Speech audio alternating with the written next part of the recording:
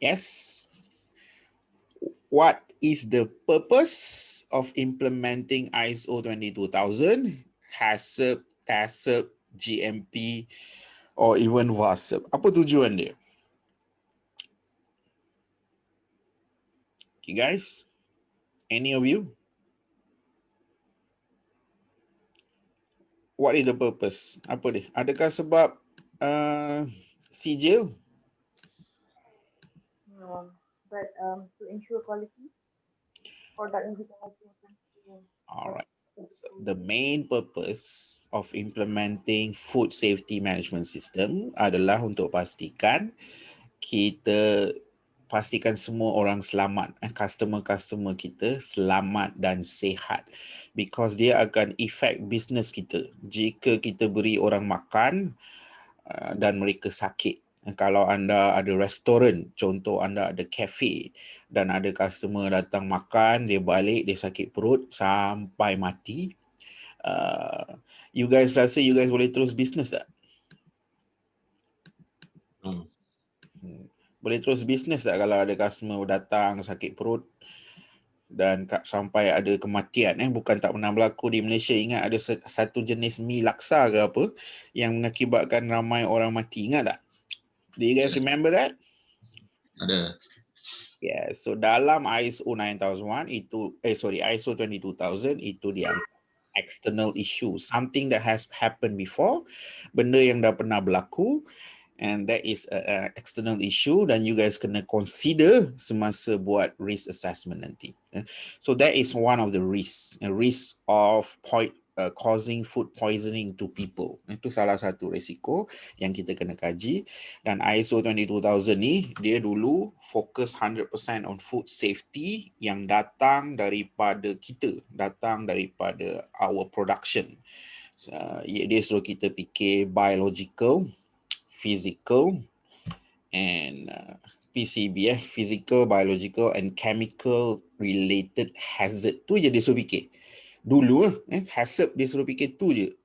Korang kena fikir, contoh kalau aku tengah buat burger, aku kena fikir apakah physical hazard yang ada dalam proses buat burger tu.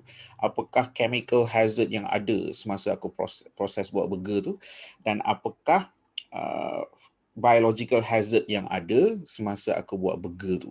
So that is how ISO want you guys to do implementation daripada dulu.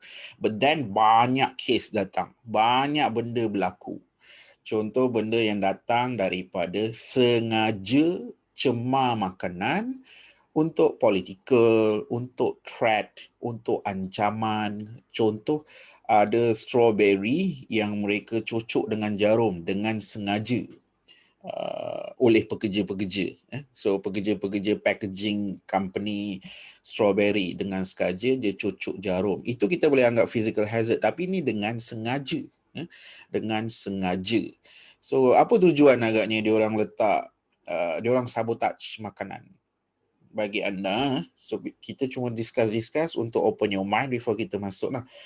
Contoh kalau saya adalah peniaga burger, kenapa agaknya pekerja saya boleh sabotage daging burger tu dengan cocok jarum? Contoh, biar je jarum di dalam daging. Why? Kenapa jadi ancaman macam tu? What is the possible cause of him or her doing that? Apa tujuan dia? So itu dia consider threat. So bagi anda, apa tujuan agaknya jika seorang pekerja buat perkara macam tu? Yes guys? Boleh faham bahagian tu tak? Faham? Alright, so itu di bahagian Taccp.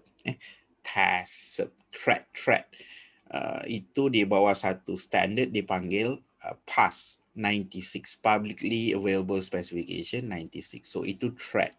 So kalau kita guna Haccp lama, Hazard Analysis Control Point, itu bukan bawah physical, biological or chemical, because you cannot see it. Sebab Haccp tu dia hanya fikir benda yang biasa dalam proses membuat burger. Dia tak fikir threat daripada pekerja.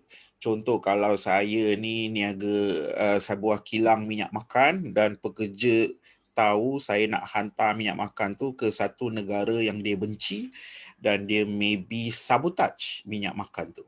So itu threat.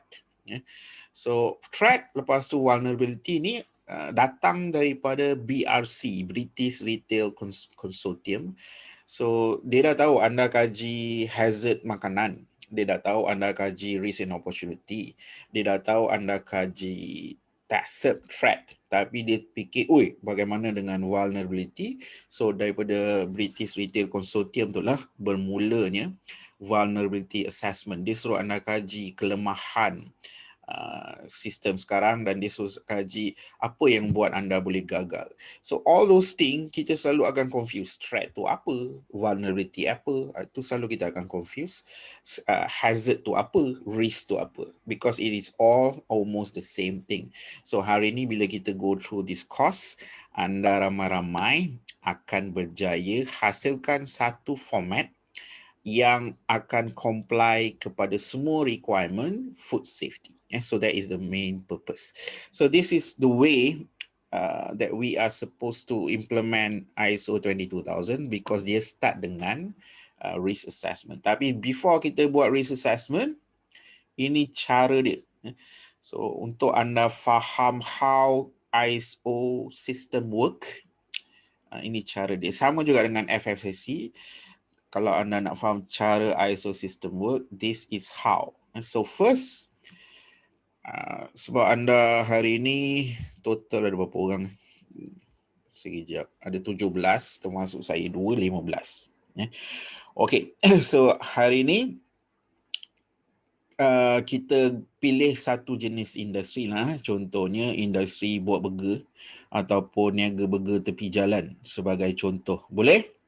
Alright, so kalau anda nak niaga burger tepi jalan, first dia suruh anda kaji the context. Okay, so you guys need to study the context.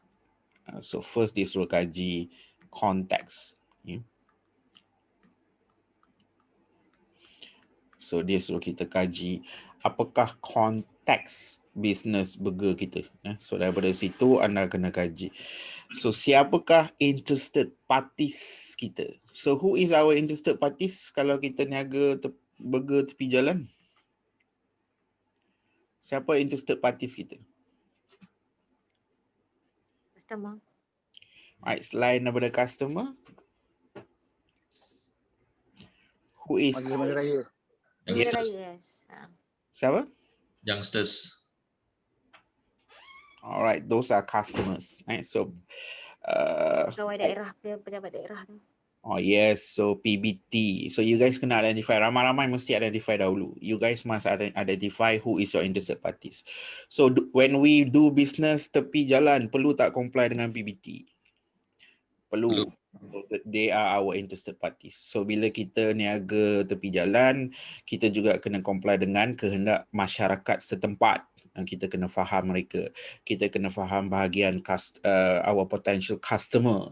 So semua those are our interested parties. Then and most important interested parties in any management system adalah customer dan juga pekerja. So all of them ni, semua interested parties ni, ISO 22000 dia suruh kita kaji what is their needs and what is their expectation. So kita kena kaji apakah keperluan mereka dan apakah expectation mereka. Alright, so apa beza keperluan dengan expectation? So how will you know kalau anda nak niaga burger tepi jalan, bagaimana anda boleh tahu salah satu interested parties anda punya needs and expectation? Bagaimana you nak tahu community punya needs and expectation? How will you know?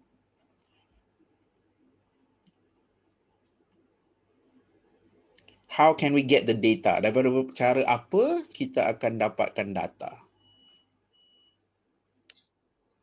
Daripada survey. Daripada survey. Alright, so we must engage with the community. Okay, kalau kita dengan pekerja kita hanya brainstorm, kita mungkin tak akan dapat data yang betul. Kita tak bolehlah hanya gerai burger kita ni, kita pun ajak kita punya tukang goreng, tukang bungkus, kita duduk dan brainstorm saja. So that is why most people that implement ISO fail. Sebab bahagian kajian interested parties needs dengan expectation ni, mereka bukan kaji betul-betul, mereka brainstorm. Something you can brainstorm, iaitu employee needs and expectation. Bila kita panggil employee tu datang, tukang goreng, tukang bungkus, dua-dua tu datang, kita ajak duduk, kita discuss dengan mereka, tanya apa kau punya keperluan, apa kau punya jangkaan. So yes, that one boleh. Tapi community, jangan brainstorm. You must do research. You must engage them. Jumpa JKKK, jumpa wakil penduduk, jumpa persatuan penduduk. So that is the best way to understand their needs and expectations. Okay. So itu yang diperlukan oleh the standard. This is what the standard tell us to do. But people who don't do this still will pass. Okay, that is why I'm doing this type of training for people to understand yang ISO bukan pasal dokumen. ISO bukan hanya tulis-tulis cantik-cantik letak tepi bagi orang lulus. Kalau you guys lulus tapi lepas tu ada orang makan burger kita dan sakit, kan tak guna. So kita punya mindset kena tukar. Okay, so every 98% of people implementing ISO dekat luar tak ikut pun tapi lulus. Okay, 98%. This is from 20 years experience. I started in 24, now I am 44. So 20 years experience telling me 98% of people who implement ISO do not deserve the cert, tapi tetap lulus. Okay, so itu yang you guys kena fikir hari ni, yang the whole course hari ni. Anda jangan fikir hanya nak belajar bagaimana nak tulis Haccp, Taccp tu saja. No, you kena faham what is the main purpose. So needs sometimes dia bagi kita direct, expectation kita kena brainstorm. Contoh kalau saya pergi kedai makan, saya order nasi goreng, that is my needs, but I expect nasi goreng itu to be tasty, and I expect the nasi goreng to be safe, selamat untuk saya consume. So that is my expectation. So itulah needs and expectation. So you guys mesti kaji dengan jelas dan ada berapa need and berapa interested party seorang peniaga burger tepi jalan. You guys must identify contoh IP and what is their needs and what is their expectation. So customer, potential customer, apa yang mereka nak daripada kita, PBT, apa yang mereka nak daripada kita, dan of course ini penting MOH, Ministry of Health. So Ministry of Health ni untuk bisnes-bisnes makanan untuk kilang, mereka dah ada set GMP untuk kita follow. So GMP is actually one of the interested parties requirement. Okay, so GMP untuk kilang, GMP untuk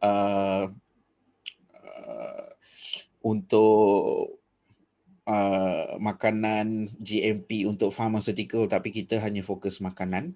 So itu kita kena faham. So one of the interested parties, so customer, PBT, MOH, and of course walaupun kita hanya niaga makanan, kita kena pastikan kesihatan keselamatan pekerja, kita pun tetap kena ikut DOSH. Kita pun tetap kena ikut kehendak DOE, Department of Environment, di mana kita ni tak bolehlah sebarang-sebarang cemar alam. So you see, bila kita kaji betul-betul needs and expectation, kita akan comply dengan banyak perkara. Okay, so we must understand all this. So community siapa?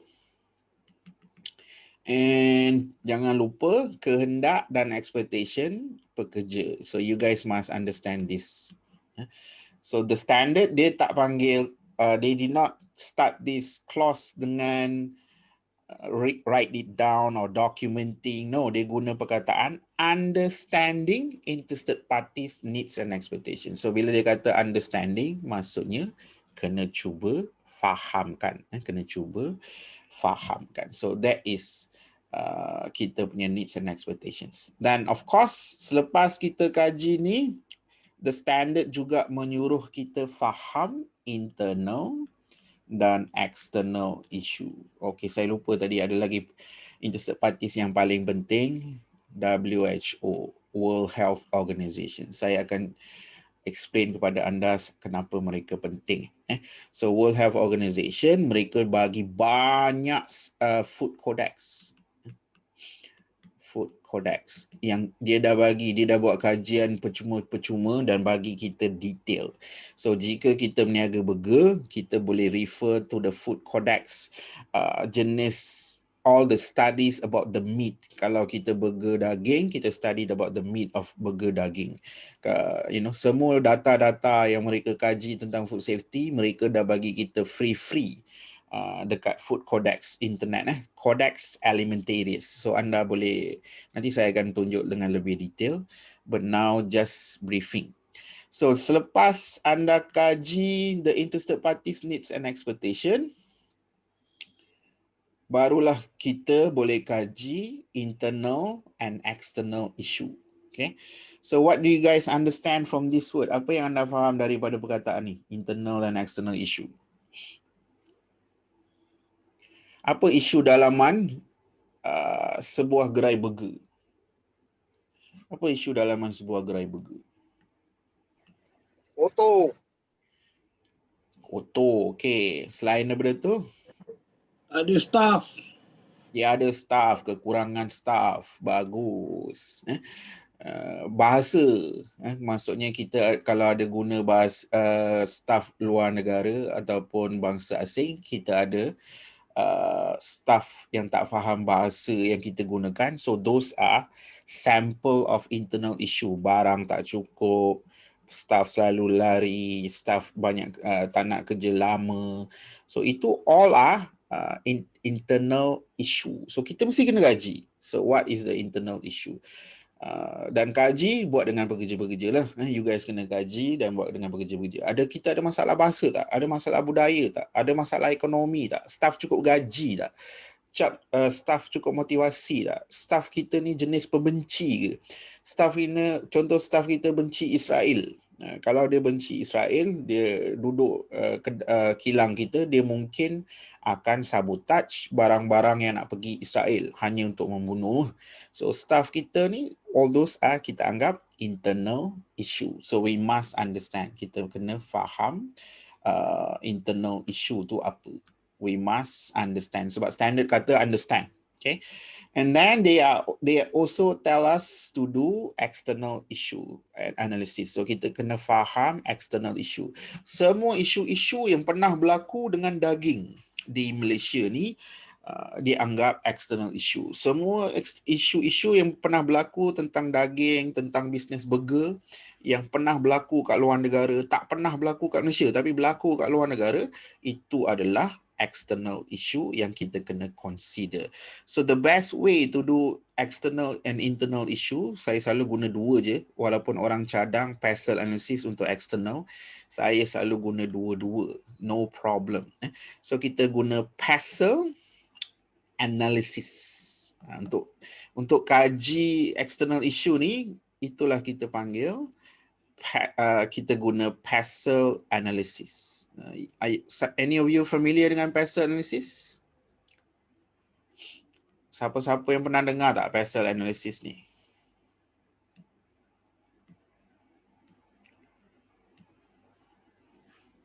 Okay guys, bagaimana? Siapa-siapa pernah dengar? Belum pernah dengar. Alright. Kalau pernah dengar, okey, bagus. So PASL ni adalah satu kajian daripada segi politik. So anda kena ramai-ramai kaji. Okay, so internal issue dan external issue. So daripada segi politik, contohnya, apakah isu dalaman daripada segi politik? Contoh kita ada kaki bodek. Ni politik dalaman lah. Kita ada kroni. So, ada kroni kerajaan yang kerja dengan syarikat kita. Contoh, dia pekerja kita yang tukang goreng burger tu, dia sebenarnya adalah anak DO, anak district anak district officer. So dia anak DO dan dia kerja dengan kita. So itu kroni tu. Susah kita nak kawal dia sebab dia boleh report bila-bila je. Tu nampak, tu satu isu dalaman. So kalau isu luaran, kita lah kroni. Contoh kita ni kroni satu parti politik, dan sebab parti politik kita menang, kita tak payah ikut kehendak PBT, tak payah, kita tak payah ikut kehendak DOE, kita tak payah ikut kehendak DOS, tapi kita tetap boleh berniaga. Itu politik. Okay, so politik luaran contohnya, jika tidak stabil, apa akan berlaku kepada bisnes burger kita, contoh. Itu politik. Dan daripada segi ekonomi, kalau dalaman, contoh gaji pekerja tak cukup, mata wang kita problem, itu adalah external issue. So whatever issue yang boleh affect kita punya food business, we have to think. So bukan hanya affect quality, dia boleh affect food safety, dia boleh affect kita punya production, dia boleh affect kita punya business continuity. So semua isu dalaman dan luaran kita kena find out dulu. So all the issues and current issue. And then E is economy, S is for social. So anda kena fikir daripada segi social, bagaimana dia boleh affect business kita ni. Contoh sekarang ada external issue baru, iaitu daging palsu. Kita dah bukan daging palsu daging kangaroo dan daging kuda yang sakit. Kita dah makan selama 40 tahun kalau kita termakan. So ada social issue di situ, dan ini of course akan affect business burger kita, dan mereka dah takut nak makan lah. Mereka tak tahu, kau cakap je lembu. Dah means ni, mana aku tahu lembu ke tidak? So mereka mula boycott. Dan jika anda berjaya buat social issues punya understanding, anda akan jadi peniaga burger yang hebat. Contoh, kalau saya nak meniaga burger di Damansara, contoh di KL, Damansara, kawasan Damansara Perdana, kawasan elit-elit, orang-orang kaya ni, diorang ni kebanyakannya dah jadi vegan. Dia ada trend kat situ. I don't eat meat, I don't drink milk, I don't eat egg, contoh. So kalau kita kaji dengan betul social issue berkaitan vegan ni, of course kita akan ubah cara kita bisnes. Maksudnya kita punya burger tidak akan ada daging, kita punya burger tidak akan guna telur, kita punya burger tidak akan guna susu, ataupun kita tak akan jual susu. Bila kita tahu, bila kita dah understand the social issue dekat kawasan kita nak niaga itu. Itulah namanya vegan. So that is external.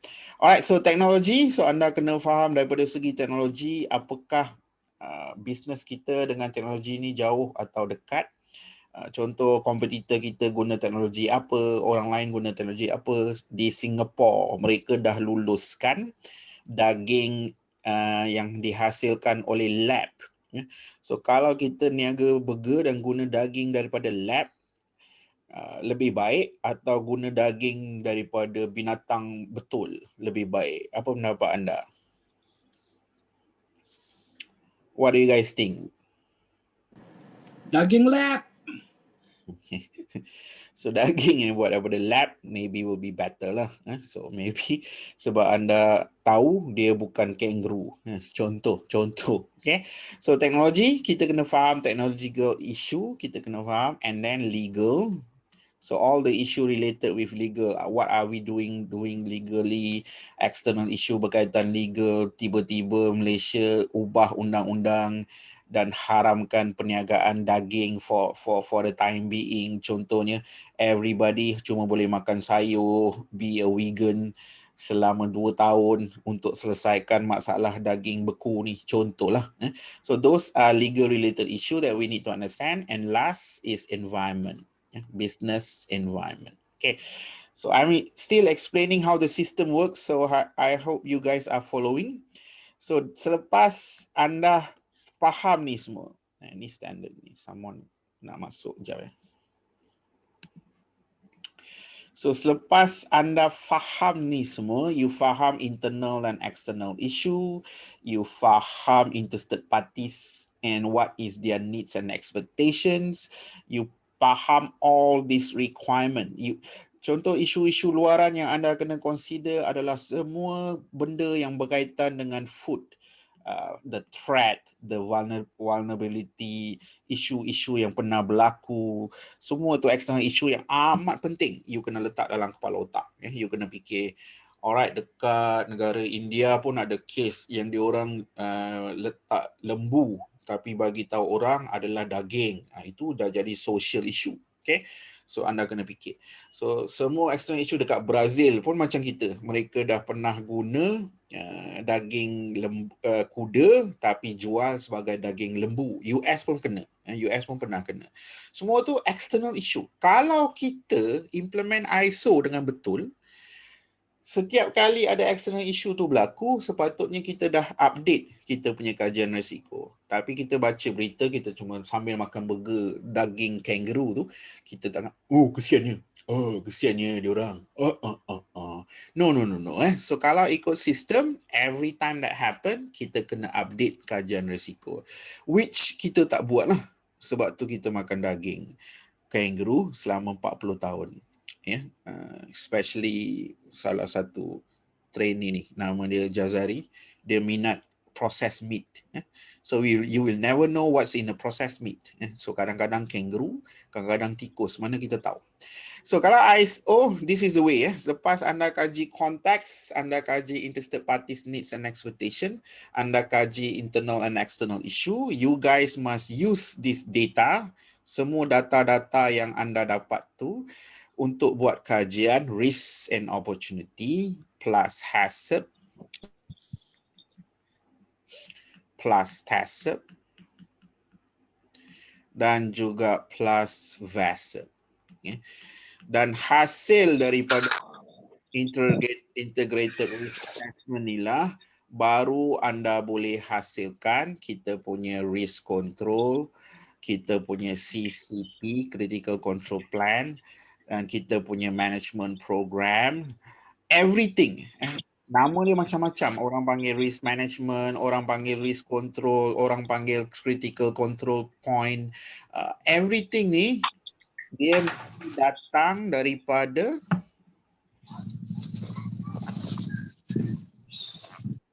alright, so semua ni dia mesti datang daripada risk and opportunity, Haccp, Taccp dan juga Vaccp. Kita hasilkan kita punya critical control point, kita hasilkan kita punya risk control, kita hasilkan kita punya risk management, risk control, dan kita hasilkan kita punya management program. Semua inilah yang jadi your punya management system. So jika daripada kajian-kajian di atas anda nak capai risk control, anda nak buat critical control point ni semua, dan semasa tu anda hasilkan kita punya checklist. Contoh, kita ada checklist, kita ada form, kita ada manual, food safety manual kalau mau, food manual, kita ada training, kita ada briefing. Everything that we do internally di dalam gerai burger kita. Kalau gerai burger kita tiba-tiba ada checklist. Sebab apa? Sebab hari tu kita dah buat kajian resiko. So daripada hasil kajian resiko, naik atas.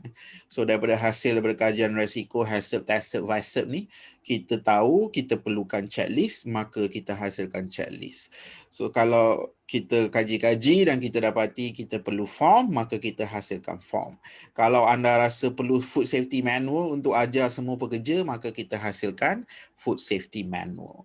Kalau kita nak buat training, kita nak buat briefing, everything that we do in our organisation, di dalam warung burger kita, semuanya datang daripada sini. Okay? Dan tiba-tiba undang-undang, ada perubahan undang-undang, maka kita kena buat balik kajian risk and opportunity. Lepas undang-undang ada perubahan, tiba-tiba ada external issue baru, ada berita tentang kematian orang yang makan daging di Australia contohnya. So itu external issue yang kita kena kaji,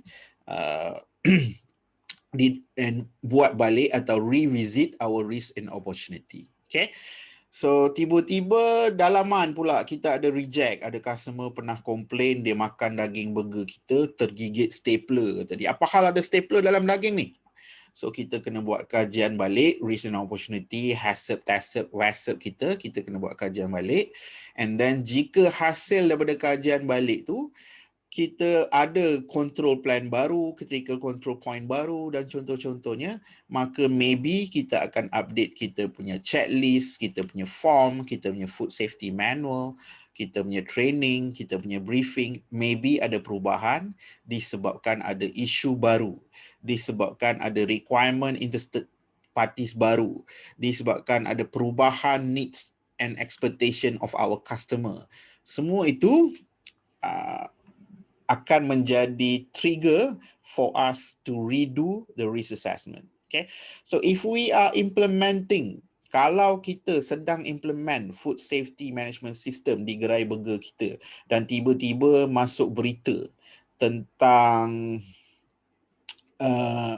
benda yang sedang berlaku lah tentang daging ni, apa akan anda lakukan di gerai burger? What will you guys do in your business? Apa anda akan lakukan?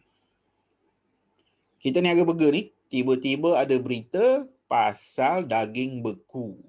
For 40 years, we've been cheated. So, if you are implementing ISO 22000 di gerai burger anda, apa akan berlaku? What will you do? Ramai-ramai kita akan buat apa? Based on that issue, apa anda akan buat?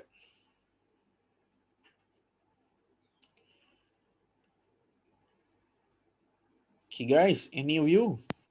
Boycott ke? Atau tak makan? Bukan. Kita kena fikir lah, alright, sekarang ni I want to still continue my business. So now lepas isu tu saya tahu socially, kalau kita ikut PESEL, PESEL, so bahagian S tu socially, people will be scared to consume beef atau kambing. Mereka dah akan takut untuk makan lembu atau kambing.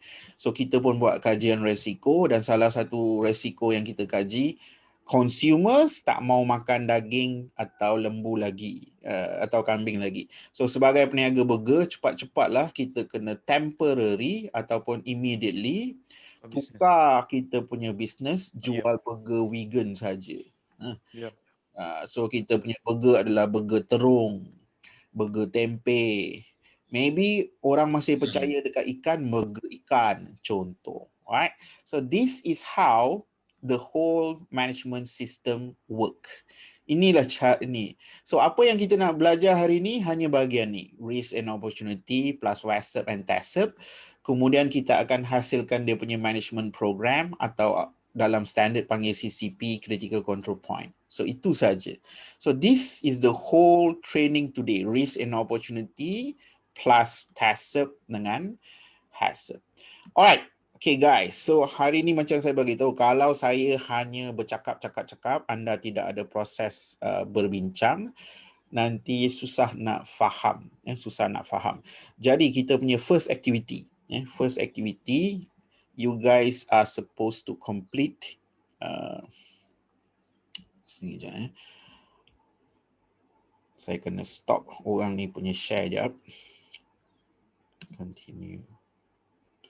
Okay, kita punya first activity, anda kena ramai-ramai buat kajian PESEL.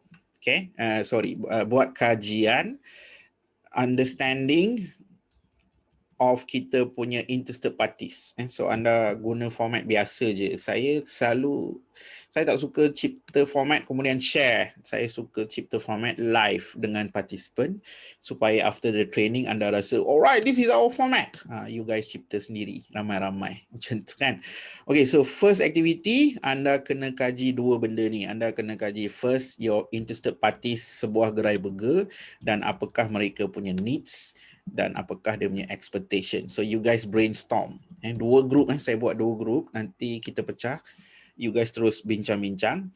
So interested parties kita, gerai burger adalah customer, PBT, community tepi yang tempat kita niaga, pekerja, kita kena ikut MOH tak?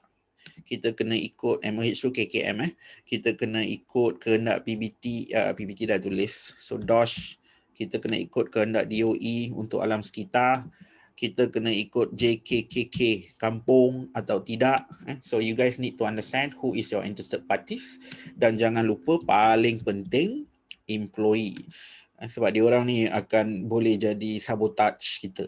Sabotage kalau dia orang tak happy, dia orang boleh letak macam-macam dalam burger daging. Bila customer makan, kita bisnes mampui terus. So you guys kena faham dia orang punya needs dan dia orang punya expectations. So customer kata needs, dia nak makan burger daging, they expect to be sedap dan selamat. Contoh PBT, dia nak kita ada lesen dan dia nak kita jaga kebersihan dan lalu lintas. Contoh, I don't understand. So you guys yang kena kaji. And then selepas anda kaji bahagian ni, needs and expectation, you guys kaji PASL pula untuk anda buat internal dan external issues. Internal dan external issues. So ni anda brainstorm apakah isu dalaman PASL. So daripada segi politik, daripada segi sosial, daripada segi ekonomi dulu, ekonomi, and then daripada segi sosial, daripada segi teknologi, daripada segi legal, dan daripada segi environment. So you guys kena brainstorm dalam 2 team. Fikir PASL analysis untuk sebuah gerai burger. So saya bagi contoh kat sini, tukang masak adalah anak adun. Contoh, tu ada isu politik tu. So kalau tukang masak adalah anak adun, apa akan berlaku? So bagaimana anda nak layan dia? Contoh, eksternal politik tidak stabil, asyik tukar. Contoh, kejap boleh makan daging, kejap tak boleh. Okay, so itu external issue. So you guys kena fikir dan brainstorm. Alright, so brainstorm these 2 things and you guys can submit to me atau akan share di dalam group. So form ni, Excel ni, you guys boleh buat sendirilah 2 team. So what will happen is, lepas saya pecah kepada 2 group, you guys terus work together. Anda terus work together and do that first. Sebelum kita cipta format Haccp, Taccp, Vaccp semua. Boleh? Can you guys do this? Saya join tim Cik Omar. Tak, saya akan pecah team. You guys akan jadi 2 team. But saya akan melawat 2 team lah. Saya akan melawat 2 team. Macam tu. Breakout room. Dia panggil breakout room. So saya akan create 2 breakout room. Saya akan create 2 breakout room. Dia akan assign automatically. Okay. So once you guys are in the team, you guys discuss. But I can go in and assist you lah. No problem. Boleh? So I will create the room now. Boleh? You guys nak 2 room ke nak 3? Sebab tak ramai ni, ada 16 saja. Yeah? 2 room atau 3? Ya, Cik Jazari just ni dia marah pasal aktiviti. You kena masuk buat aktiviti. Kalau tak, takkan faham. Kalau kita dengar ceramah je, tak buat aktiviti, takkan faham. Okay? So you guys kena do that. Is it okay? Boleh? Sekarang adalah 10.45. 10.50. Cik, boleh tunjuk Excel tu balik tak? Nak tengok sekali lagi. Okay. Sekejap, ya. I will share Excel format ni kepada you guys lah kalau you guys nak ni. So, Okay, thanks. let me share that first in the chat room.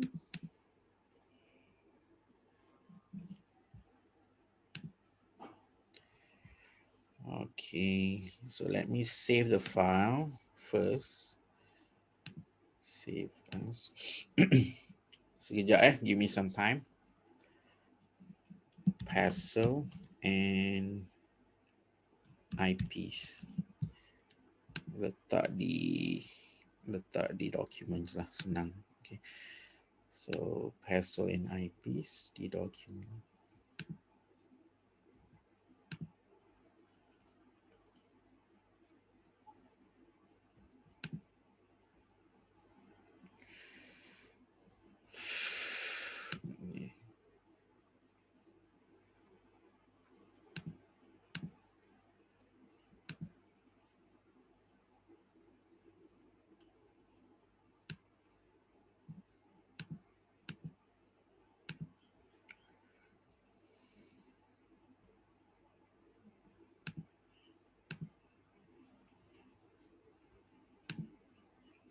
Sekejap, someone dia.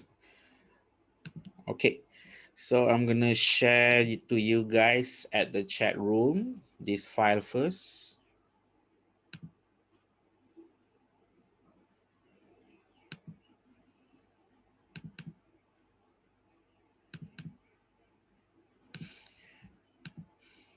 Okay, PESEL eyepiece. Nampak?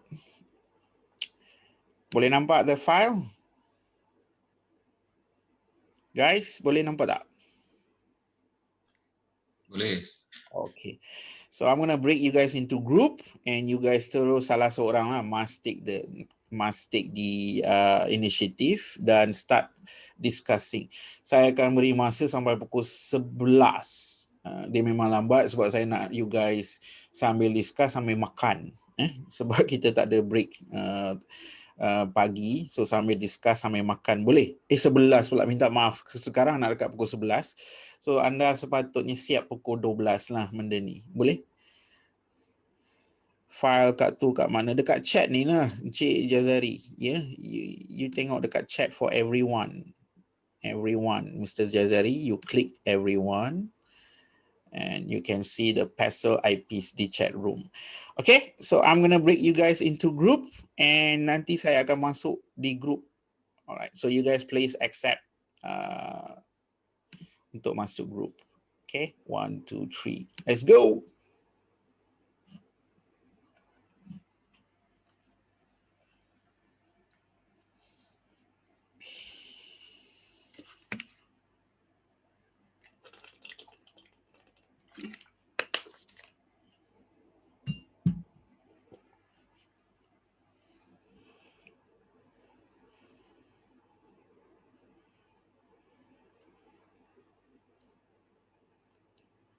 Ada tak join?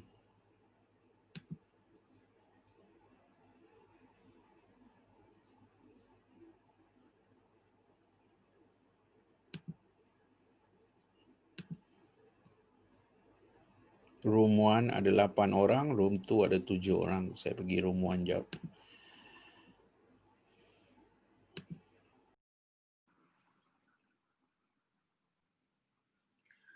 Alright guys, sini boleh. So someone should take initiative. Nadia ke, Suhaini ke, Samata ke, Syuhada atau Crystal. So take the initiative, and you guys can see the share screen button. You guys alright dalam group ni? Okay, alright. Alright, so someone. So saya pergi group 2 sekejap ya. So any problem you guys have a button. Alright. Okay, awesome. Group ni dah start pun. Alright, so Fakrin Okay, so Fakrin. Alright guys. Hi. Okay, boleh Okay. Okay. So any problem boleh panggil. I will be going.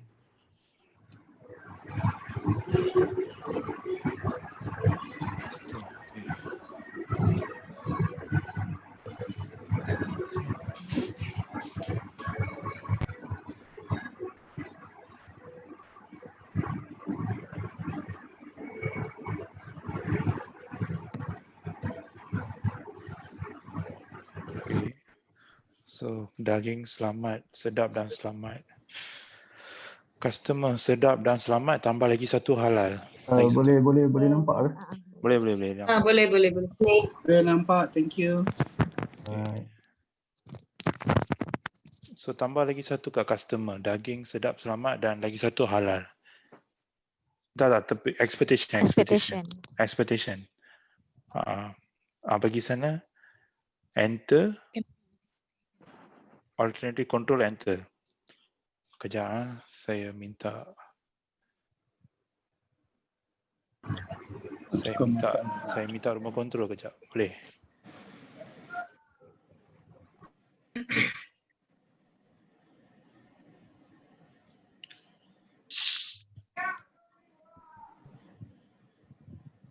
Lama. Kenapa ya? Okay.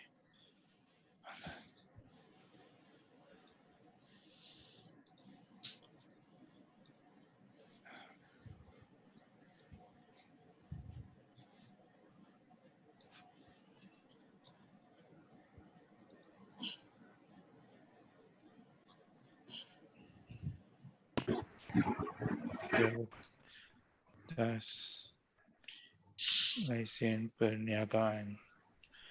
Okay guys, hari ini kita akan bincang pasal kita punya need and expectation. So untuk kedai burger ni, kita bincang ni dulu. Okay, PBT ni normally dia akan tengok kebersihan lalu lintas, lesen perniagaan, apa lagi dia akan tengok? Biasanya dia akan minta kita cek kalau pengendali makanan, dia akan cek kita ni dah dapat suntikan belum. Sertifikat pengendalian makanan kan? Bukan sertifikat, sertifikat satu hal, lagi satu adalah apa, Suntikan. injection. Suntikan typhoid. Injection typhoid. Typhoid injection.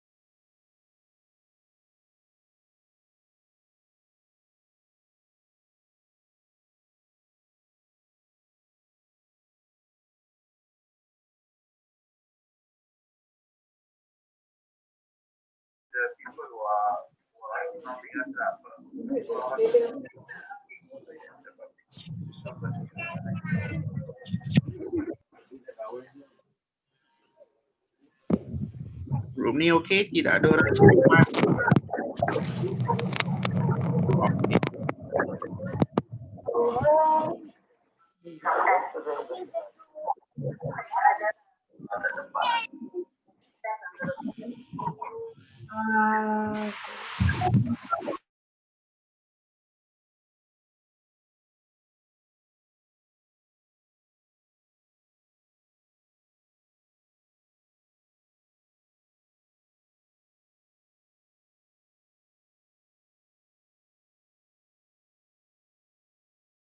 Masyarakat setempat.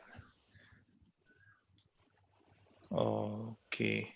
So, adakah kita punya community tu mengharapkan kita buang sampah di tempat yang betul ke? Lepas kita tinggalkan semua kan? Okay. So, expectation kita punya pengendalian Sampah. That's a good one actually. Sampah. Okay. So, pekerja. Apa pekerja expect daripada kita sebenarnya? Good salary. Okay. Betul. Gaji yang bagus. Working environment yang Working hour. bagus. Yes, I agree. Working environment. Sorry guys, saya campur bahasa Inggeris dengan bahasa Melayu sikit. It's okay. Working environment. Okay, layanan majikan. Layanan majikan. Working hour, flexible. Flexible working, not to say flexible. Means rehat yang cukup means they have some allocation for resting. Rest day. Working hour yang masuk akal. Oh, dah boleh lah. Working hours. Reform.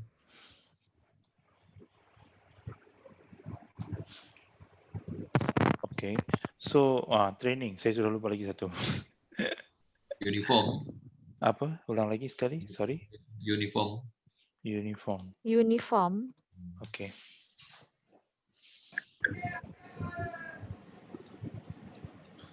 Okay, next kita pergi kepada MOH.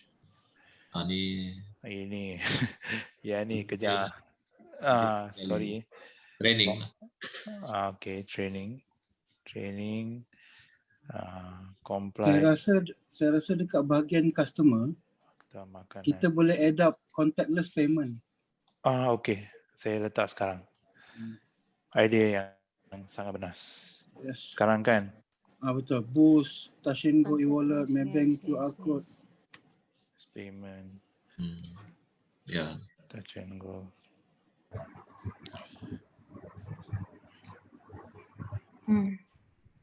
QR Pay. Oh, QR Pay.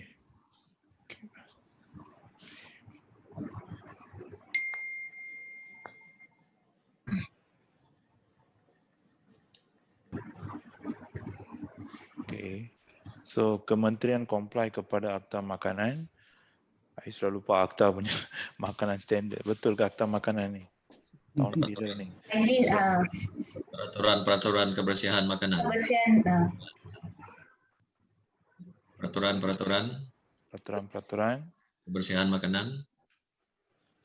kebersihan makanan. 2009. 2009. Yes. Akta Makanan 1984 ke? 83. 83. Dan peraturan 1985. Dan peraturan 1985. 85. Okey. Okey, typhoid. Yes, typhoid. And apa registration yang domestic, we have to register, right? To domestic. Fosim. Fosim domestic. Apa? Ulang lagi? Registration to Fosim domestic. Register premise. Premis makanan. Premis makanan. Premis makanan. Okey.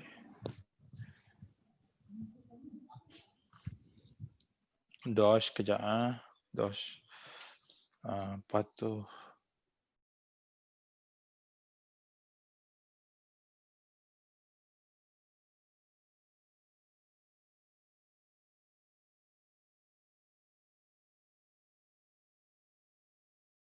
Do in the same sheet or different sheet?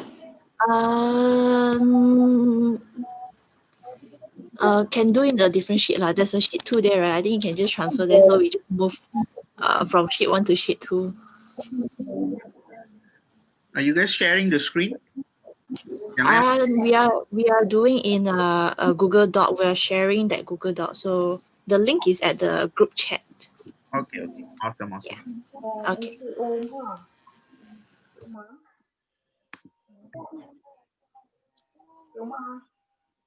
Yes. Sorry. Boleh remove saya daripada group 2 tak? Saya sebenarnya tadi masuk pakai laptop. Lepas tu Cik Umar masuk dalam group 2 pula. Oh, you apa nama? Nadia. So you nak pergi group mana? Saya kat group 1 lah, saya minta kat group 1. Oh, you nak pergi group 1 lah? Saya sekarang ni ada dekat dua-dua group. Kat group 1 pun ada, dekat group 2 pun ada. Oh, okay. Alright. Okay, thank you. Okay, no problem.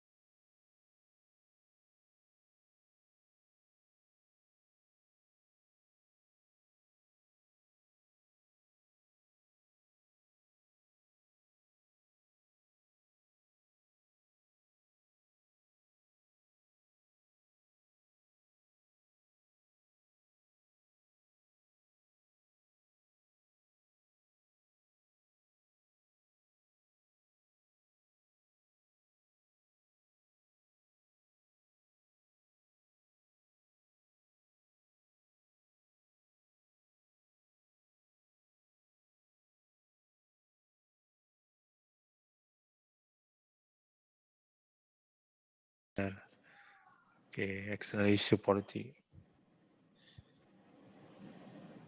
So lagi apa isu politik ah? Ekonomi lah. Ekonomi boleh kita letak daging mahal lah. Boleh. Boleh. Itu macam main issue.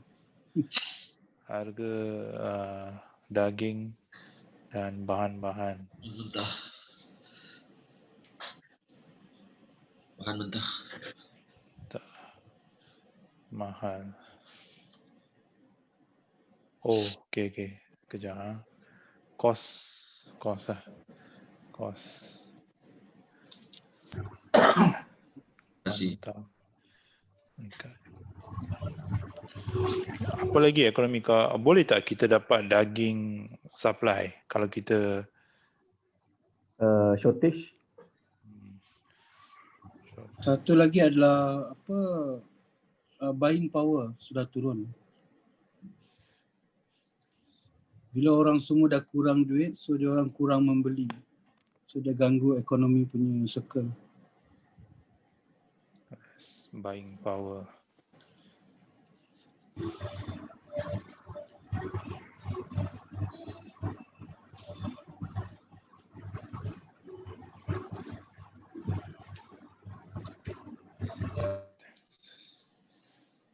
Okay.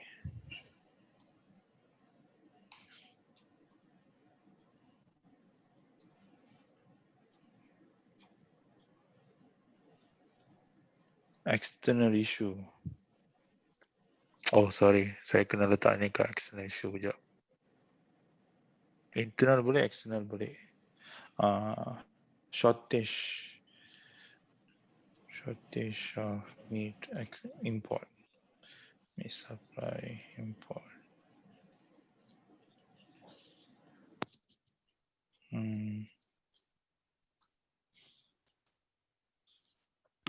Vegan group protest. Protest. Lagi apa lagi ya? External issue. Gangster collect duit perlindungan. Yes. Masuk akal. Betul. Harga minyak naik. Yeah, agree. Oil price rising, cost transportation Increase.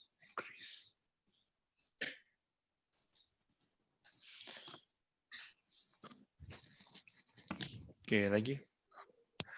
Ekonomi lagi. Okay, kot. Okay. Social. Alamak ini. Back to halal certificate dah. Ayo pening lah. Nak buat bisnes pun dah pening lah sekarang. Bomo, santau. Bomo is very serious. Kompetitor hantar santau. Satu isu yang apa pernah nak cakap. Aduh. Satu isu yang pening kepala. Itu konteks organisation susah nak masuk tu. Tu susah nak jawab lah. Pandemic ni boleh tak masuk? Pandemic boleh. I agree dengan you. Susah nak letak benda tu sebab benda ni nak tunjuk kat orang kan. Justify. Tunjuk je Omar boleh terima punya.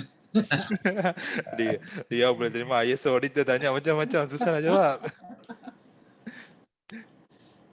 Okay.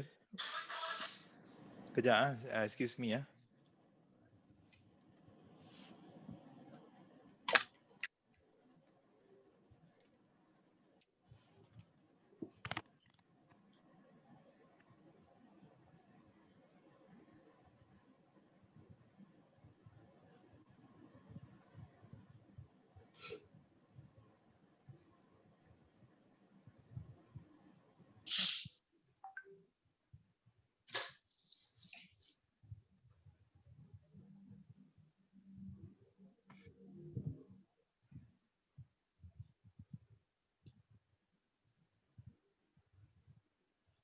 Okay, sambung balik guys. Sorry.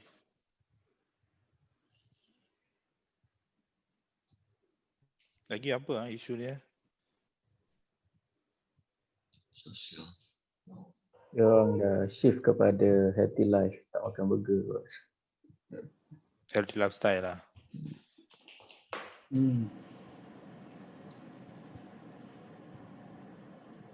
Isu ke?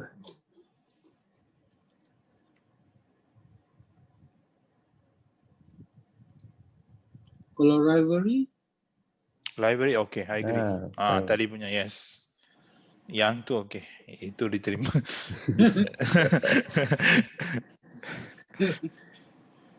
dia full contact besar dia lah, rivalry. Business library.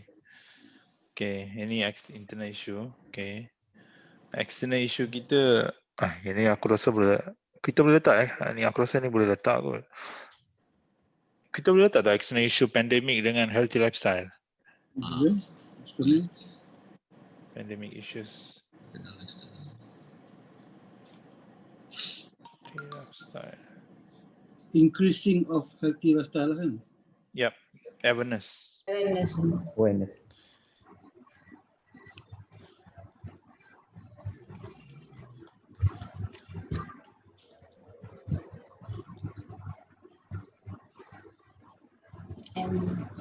And also increase in awareness on vegan meat also, it can be external issue. Vegan meat. Increase.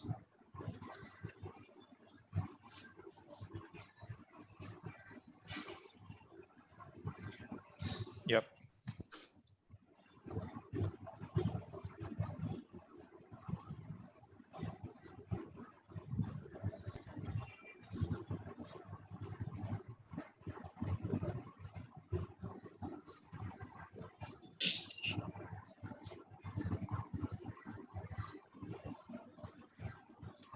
Okay.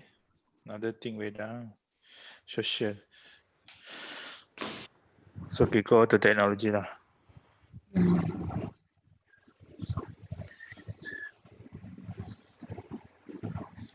You think increase of frozen burger? What do you think? Instant burger. Instant. Instant burger, okay. Instant burger. Okay. So, boleh ke kita automated burger, apa kita punya burger ni? Burger pembuatan ni. What do you think? Ada ke?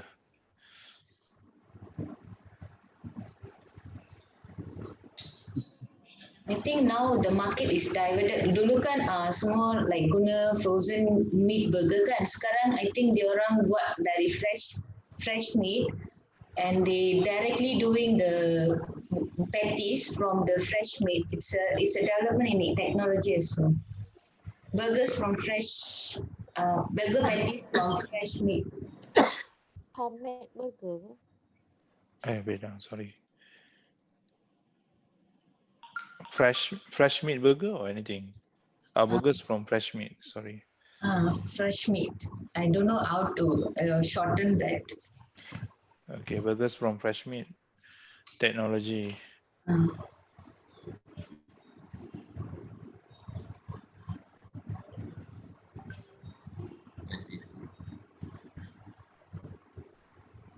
Burgers from fresh meat technology. External issues, huh?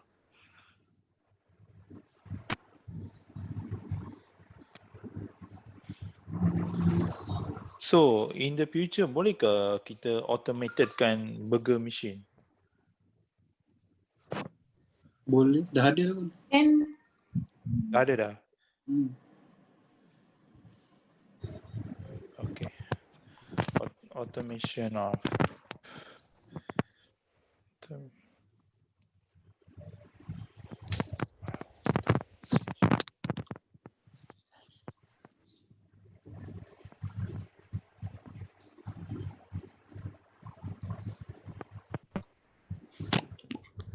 okay, legal.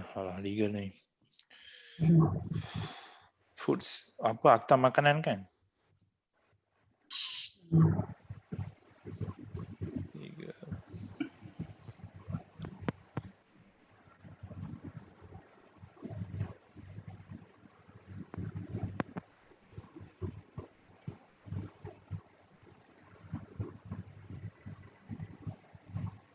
Kalau macam hawker license dia termasuk ke?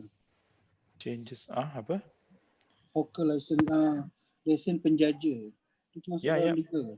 Boleh. Just legislation. Itu ada PBT ya? Under PBT lah.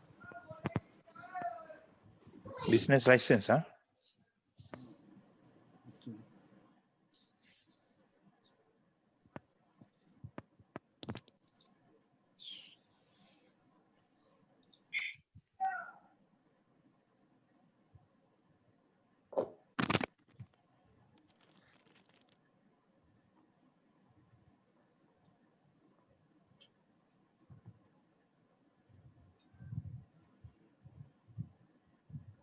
Business license maksudnya correct. Tadi ada. Ada business license Permit. permit business permit. Permit. Business permit such as environmental friendly. Tak boleh guna straw macam tu kan?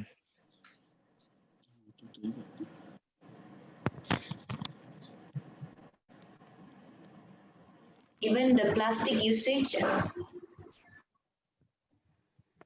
Plastic usage.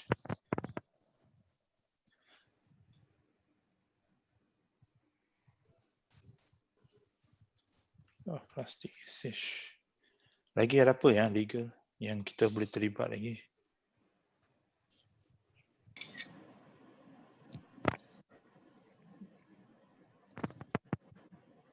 External issues, legal. Orang boleh sue kita tak? Boleh. Kalau ada masalah dengan food poisoning, anytime.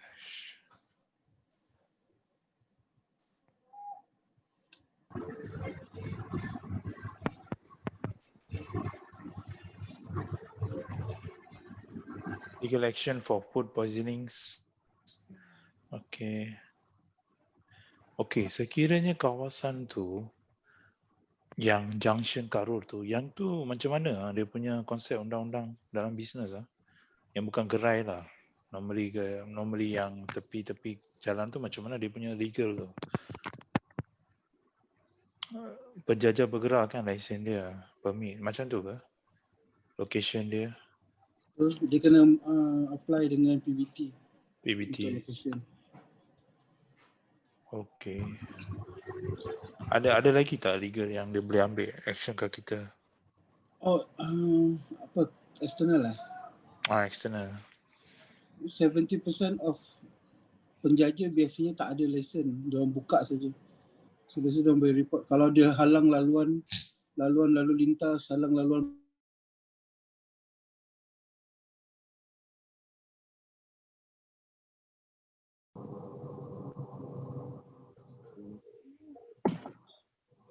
The place that we manage our business, because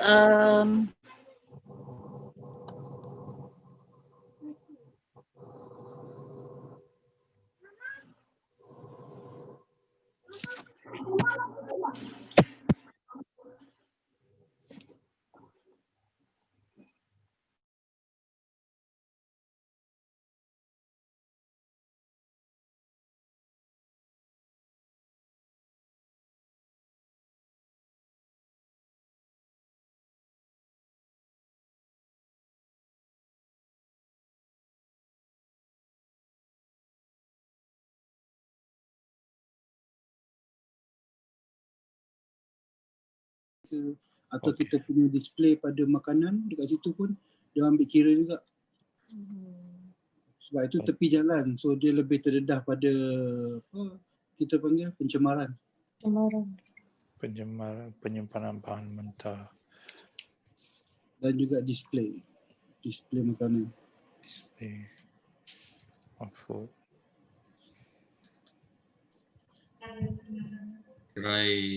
Gerai-gerai yang kotor pun boleh diambil tindakan. Internal issue. Tindakan compound dalam peraturan kebersihan makanan. Tindakan denda. Ada compound. Tindakan compound tu. Gerai yang kotor.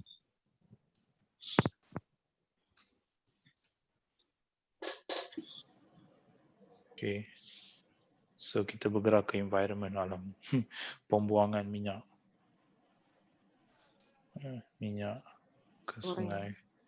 Sorry to interrupt. Ada tak anything during this pandemic kan, COVID-19, ada tak any legal requirement untuk macam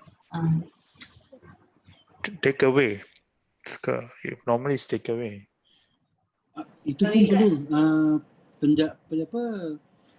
SOP kena apply pada semua stall dengan kafe, restoran. Kena scan. Yes, COVID-19 punya SOP mesti kena ada. You mesti ada scanner, mesti ada barcode. Ya. QR code mesti ada, Mas Sejahtera, yes. Lepas tu kena ada scanner suhu. Scanner. Lepas tu ada buku log lah satu. Buku log. Tempoh operasi dia ada. Dan ditetapkan. Hand sanitizer. And tempoh operasi. compulsory wearing mask tu pun. Buku log. And wearing mask is compulsory. Waktu perniagaan, I'm not sure sebab dia orang kan dah tukar sekarang kan. Social distancing.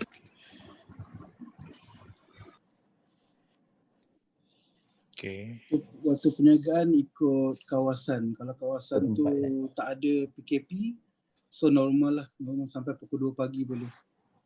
Kalau kawasan tu under PKP punya restriction, 10 malam saja.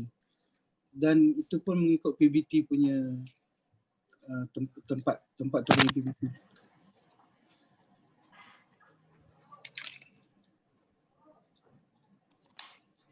Okay.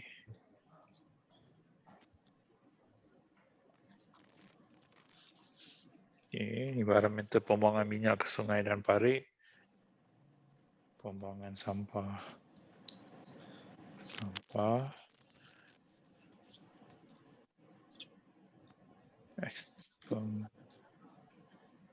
Penyumbatan.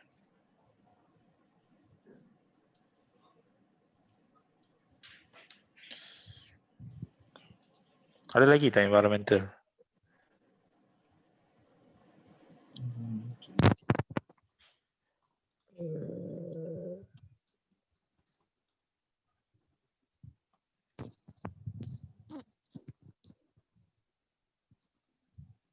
Bau ada impact tak bau? Bau ada. Tapi kalau open spaces dia kurang impact lah. Bau bahan mentah macam mana apa? Bau bahan mentah. Yang itu dah bergantung pada dia punya storage. Okay. External ada?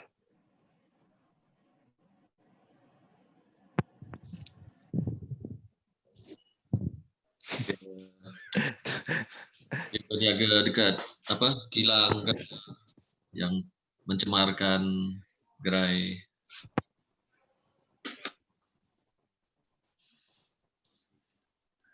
Kat depan kilang ke? Kilang yang inilah. Bahaya. Kawasan. Lokasi.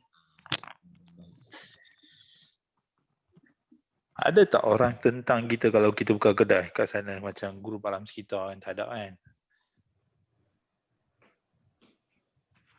Tak ada kot. Tak ada kot.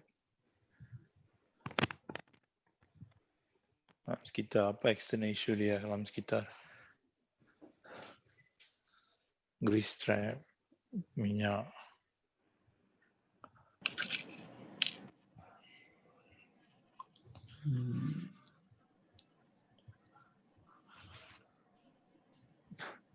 Nak cakap asap pun tak ada cakap asap. Asap tu normal. Tak ada pun asap tu sangat. Zat makanan. Environment. Adakah lokasi environment debu tu boleh ke? Boleh lah tu, lokasi gerai kan. Lokasi di tepi jalan. Di tepi jalan. Dia mesti hazardous free. Berdebu.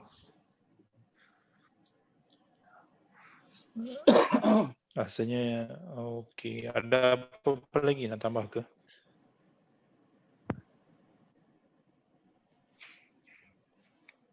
Subscriber,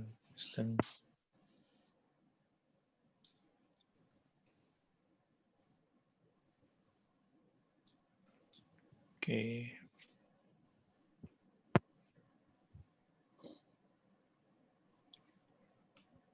So berpandukan ni kita akan buat risk assessment kan nanti untuk gerai-gerai semua kan kita IP, risk and opportunity.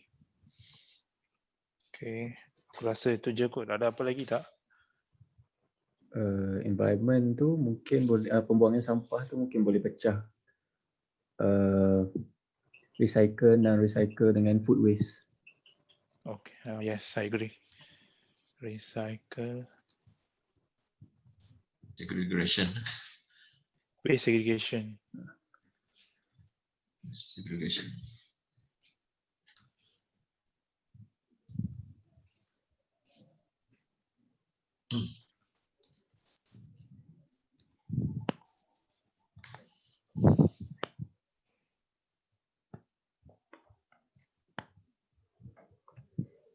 Okay.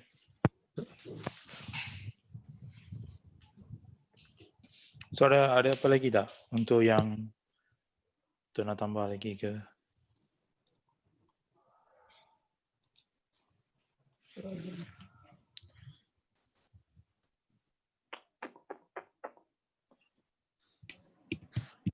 Oh, kita sudah lupa satu benda, SOP. Kejap. Pekerja kan? Tadi mana?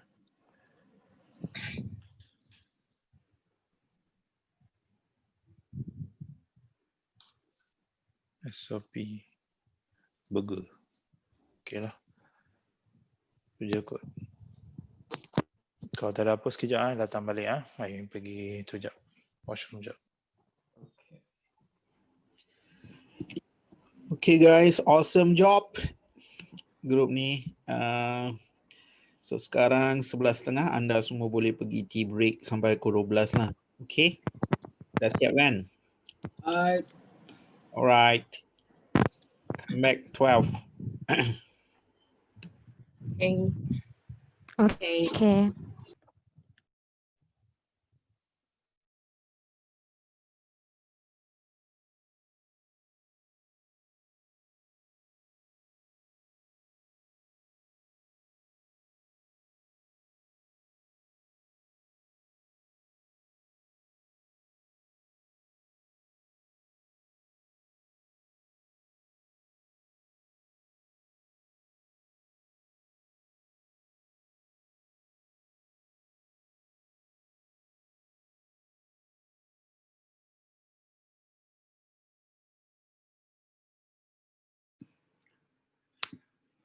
So grup ni dah ready dah siap kan?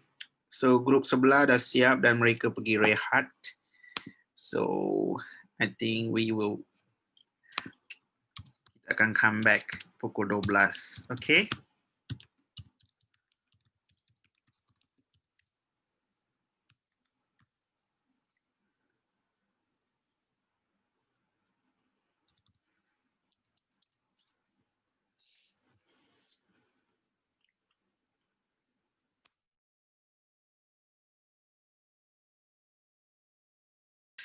Tapi Ramly Burger, bila mereka buat ISO, masa tu dia buat 9001 saja, 9001 saja, belum buat food safety dengan kami. So masa dia buat ISO 9001 saja, bila dia kaji external issue, bila dia kaji PESEL daripada segi teknologi, daripada segi ni, one of the participant dalam training tu, and then dia tu senang cerita anak kepada owner lah. Dia bagi tahu pasal vegan ni lah. Dia dah sedar yang vegan ni will take over the world dan mereka sebenarnya di plan Pulau Indah, mereka sudah ready nanti pada tahun 2020, minta maaf. I think they told me 2050, but sekarang saya rasa mereka akan cepatkan. So mereka sudah ready dengan plant-based meat. You guys pernah dengar plant-based meat? Oh sorry, saya terbagi kat Samantha seorang. Plant-based meat. Pernah dengar plant-based meat? Pernah.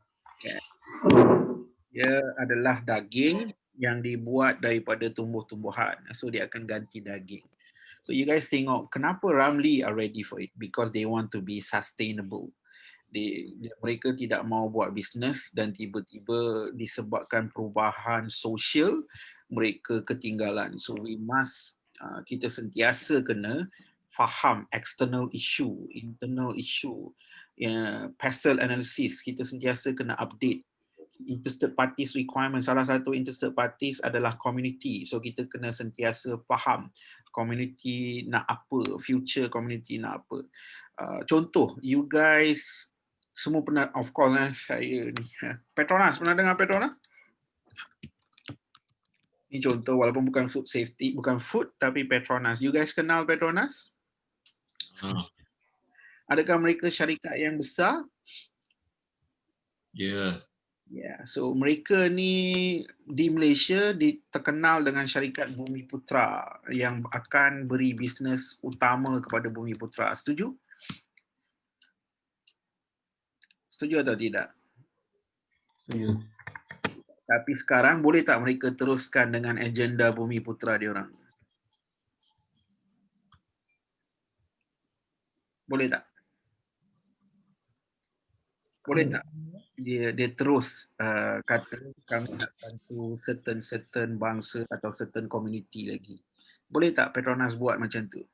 Teruskan, boleh tak? Tak boleh. Kenapa tak boleh? Sebab ada pressure daripada international customer. Okay?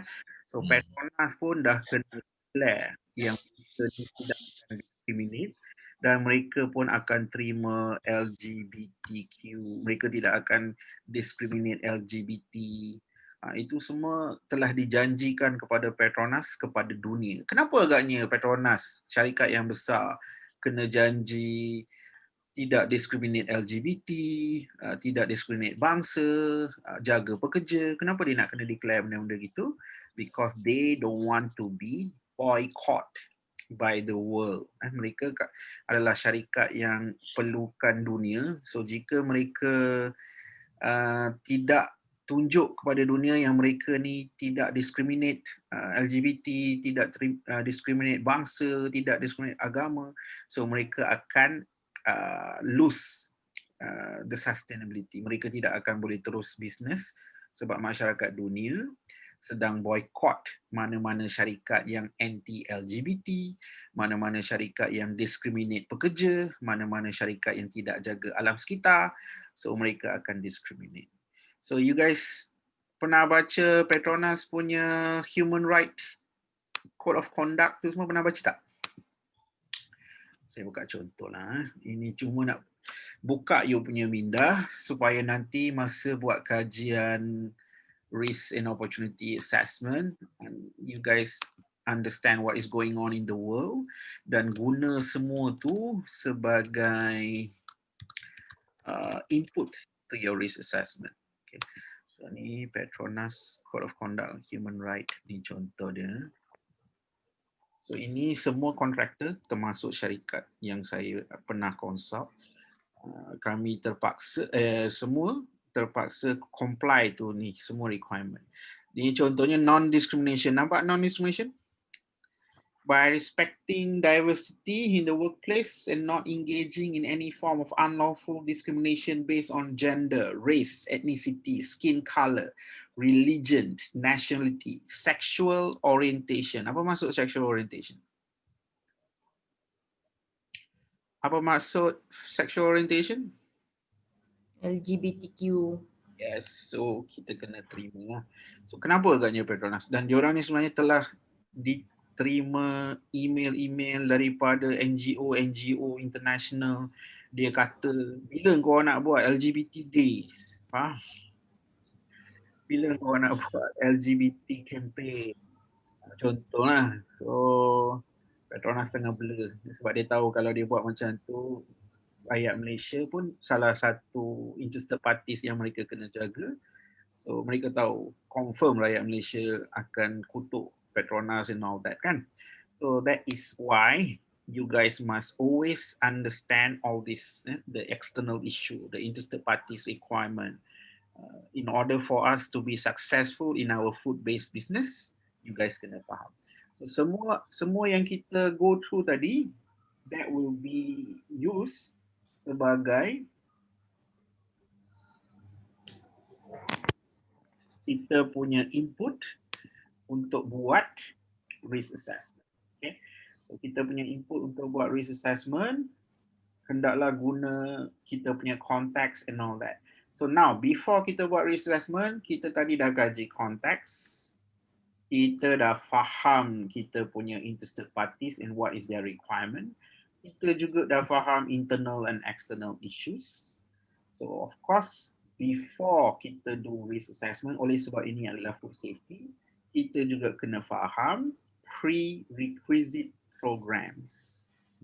Kita kena faham PRP dan kita juga kena faham food safety data yang berkaitan dengan bisnes yang kita nak buat lah. So kita kena faham. Contoh kalau kita buat burger, apakah data-data research paper pasal daging? Apakah data-data research paper pasal roti? So semua tu kita boleh cari di WHO punya website, Codex Alimentarius. So kita kena kaji ni semua. And then kita kena tahu PRP yang diperlukan oleh sebuah gerai burger, GMP dia apa. Bumbung kena macam mana, plate kena macam mana, tempat simpan macam mana, itu semua GMP. So you kena faham the good manufacturing practice requirement di Malaysia untuk kilang lah, tapi gerai burger, of course kita boleh baca juga hanya untuk identification. Contoh, macam mana kita nak design warung kita, keadaan dia macam mana, space dia macam mana nak tutup warung kita ni daripada external contamination daripada tepi jalan. So how to design our working area and all related, kita kena baca GMP.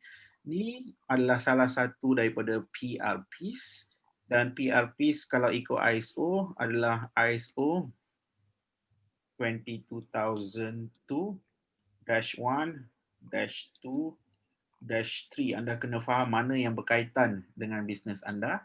So ini semua adalah input yang kita nak kena kaji dahulu. So contoh, kita kalau niaga burger, kita guna daging. So kita boleh kaji semuanya tentang daging. Kita ajak kita punya pekerja-pekerja pergi pergi study food codex. Ada pun. So kita kena study food codex dekat sini. You guys boleh nampak and go here.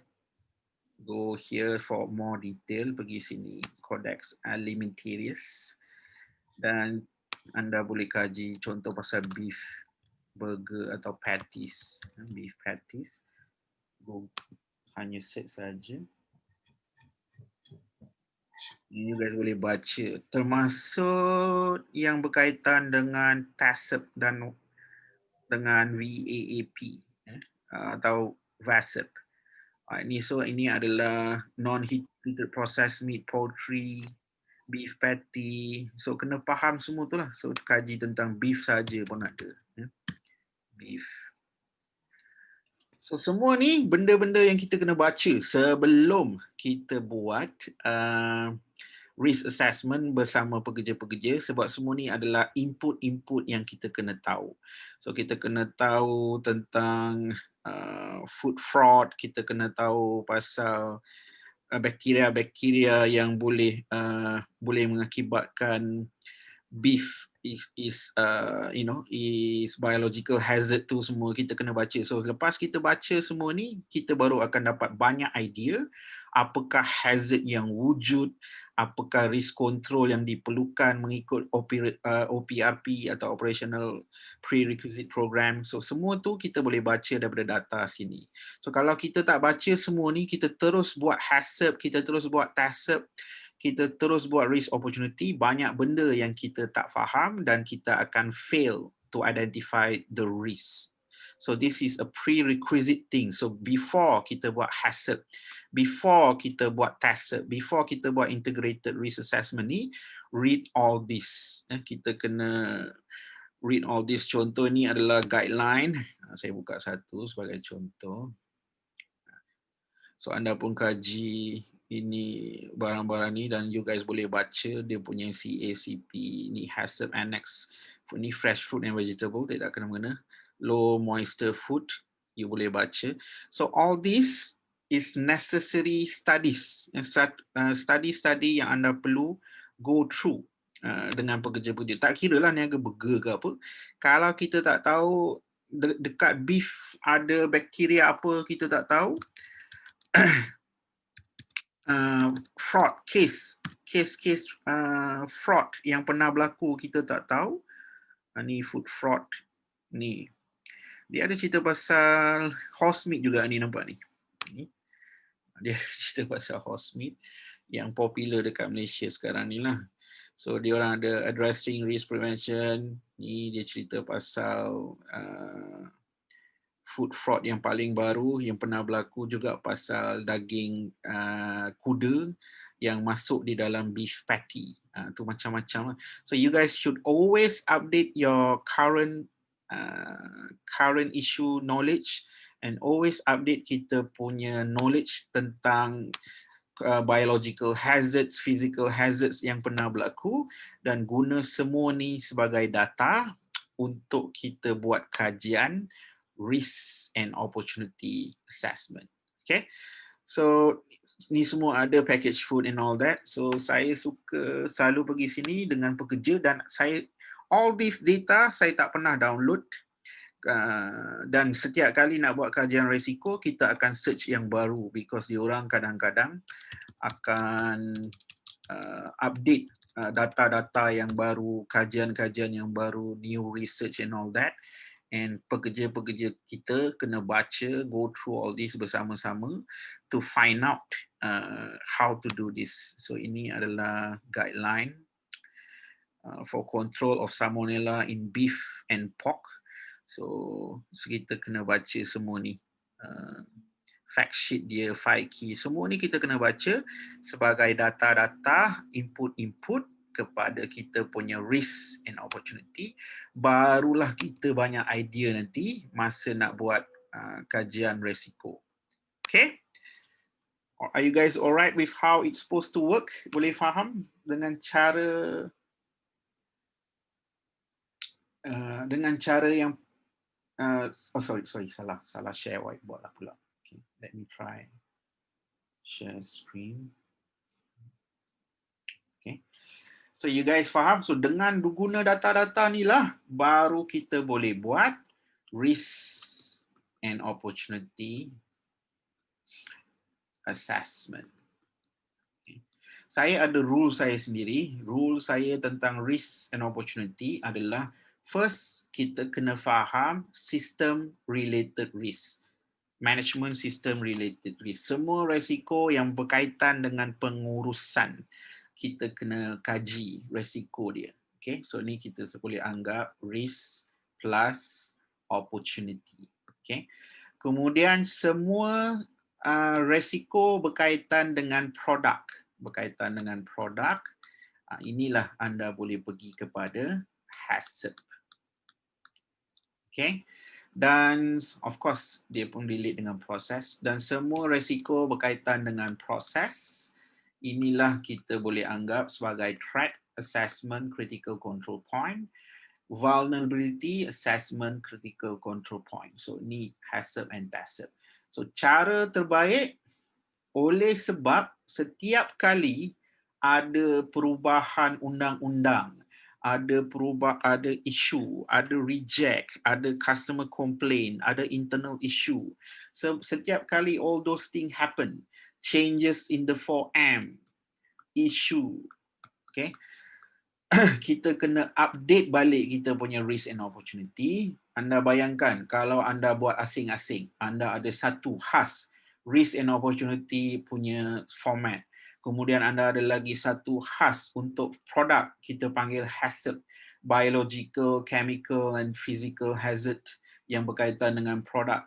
Lepas tu anda ada Taccp, threat assessment, anda ada vulnerability assessment. Kalau kita ada 4 jenis risk assessment dan kita ada 4 format, setiap kali berlakunya 4M changes, setiap kali ada isu, kita kena update atau revisit 4 format. So mana lagi senang? 1 format atau 4 format? So to you guys, mana lagi senang?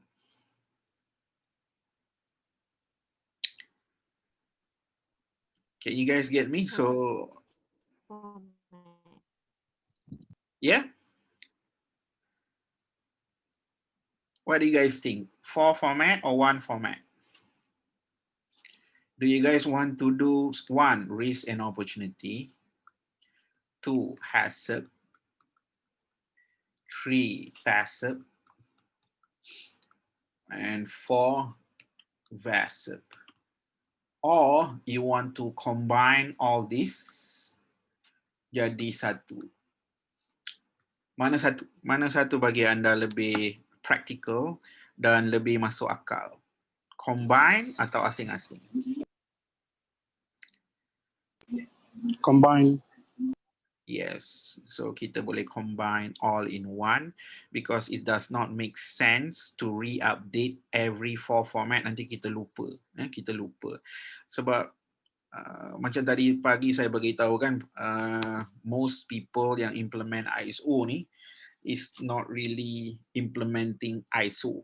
Contoh, bila ada banjir hari tu, hari tu ada banjir di Kuala Lumpur, I think bulan berapa bulan 10 ada banjir di Kuala Lumpur, efek tak bisnes burger tepi jalan? Efek tak bisnes burger tepi jalan di Kuala Lumpur bila banjir? Efek. Kalau gerai burger saya di Johor Bahru dan hari itu berlaku banjir di Kuala Lumpur, what happened? Johor Bahru. What should I do in Johor Bahru? Apa yang saya patut buat di Johor Bahru bila ada isu luar baru di Kuala Lumpur iaitu banjir? Apa yang saya patut buat? Gerai burger saya yang implement ISO ni, apa saya patut buat di Johor Bahru? What should I do?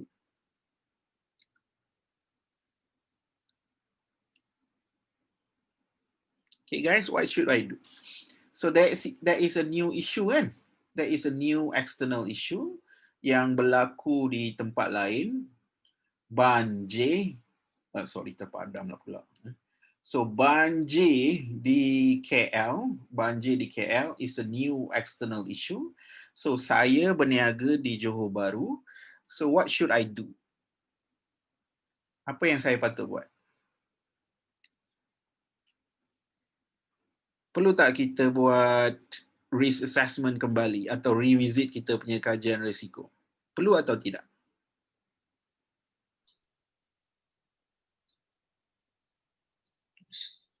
Perlu kan? Yes? Perlu kan? Perlu. Perlu. So saya pun panggil lah, sepatutnya kalau implement ISO sama juga. Walaupun isu tersebut berlaku di kilang-kilang di KL, semua kilang-kilang di Johor Bahru yang implement ISO kena anggap sebagai new external issue dan mereka kena revisit risk assessment. Okay? So mereka kena revisit risk assessment sebab ada isu baru daripada external issue. So bila mereka revisit reassessment, mereka kaji-kaji pasal banjir. Sebab banjir boleh mengakibatkan pekerja-pekerja mereka tak boleh datang kerja, banjir boleh mengakibatkan barang-barang di kilang rosak dan mereka akan rugi. So mereka buat kajian risiko baru, dan daripada kajian risiko tu mereka buat risk control plan baru atau risk management plan baru. Daripada situ mereka decide, contohnya syarikat tu decide, okay, dengan pekerja-pekerja mereka duduk ramai-ramai, mereka discuss, what will happen to us if the flood happen here? So dia orang berkata, we cannot run production, the material will be damaged, workers cannot come to work, workers can be, in accidents, workers can even die in the flood. So a lot of risk daripada isu tersebut. So mereka pun tahu cara nak kawal tu, mereka discuss, bos dia kata, macam mana ni? Banjir macam mana nak kawal, babe? So dia orang pun kaji, bos, saya dapati yang dekat KL tu banjir sebab longkang tersumbat.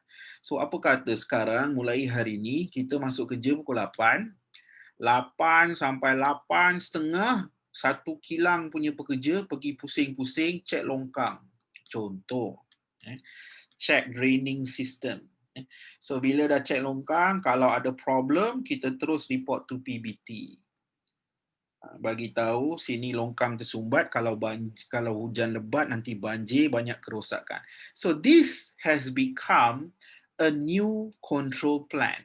So if the company decided to have it in the form of a checklist, maka adalah checklist.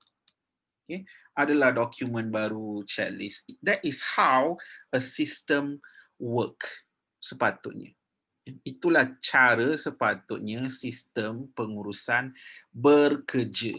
So kalau saya seorang auditor, saya pergi ke kilang di Pasir Gudang, contoh, selepas banjir di KL, sepatutnya saya tengok ada perubahan kepada kajian risiko, ada update sepatutnya. Okay, so kalau mereka tak buat apa-apa update, mereka patutnya dapat NC because there is a new risk and nobody knows about it, no action.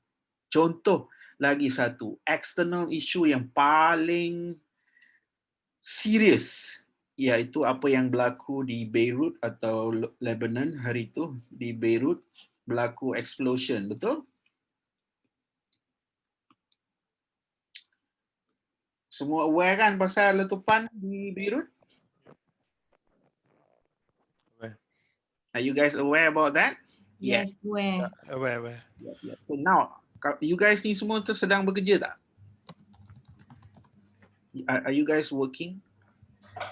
So kalau anda sedang bekerja di sebuah kilang, contohnya, tak kiralah kat Shah Alam ke, di Kuala Lumpur ke, di Johor Bahru ke, di Kedah ke, bila berlaku letupan di Beirut dan anda implement ISO, tak kiralah ISO apa, 9001 ke, 14000 ke, 9001 ke, 14000 ataupun 45 ke, whatever ISO yang you implement, termasuklah ISO makanan 22000, that thing happen in Beirut, what you guys supposed to do according to ISO? Apa anda buat? Tengok balik you punya risk assessment. Yes, kita kena tengok balik, kita kena kaji balik ramai-ramai. Sebab benda tu berlaku kat Beirut dan it is a new external issue. If you truly implement ISO properly, anda kena duduk ramai-ramai, revisit the risk assessment, and then you kena kaji lah. Alright, they are because of ammonium nitrate. So kilang kat sebelah kita ni ada ammonium nitrate tak? Kilang kat depan ada ammonium nitrate tak? Kilang yang 10 meter, kilang yang 1 meter, kilang yang 20 meter, 100 meter daripada kita ni, ada tak simpan barang-barang yang boleh bahaya macam tu? Kalau meletup boleh efek kita. We cannot just simply say, alamak itu kat kilang orang. Kalau meletup mati dah ajal lah. Can we do that?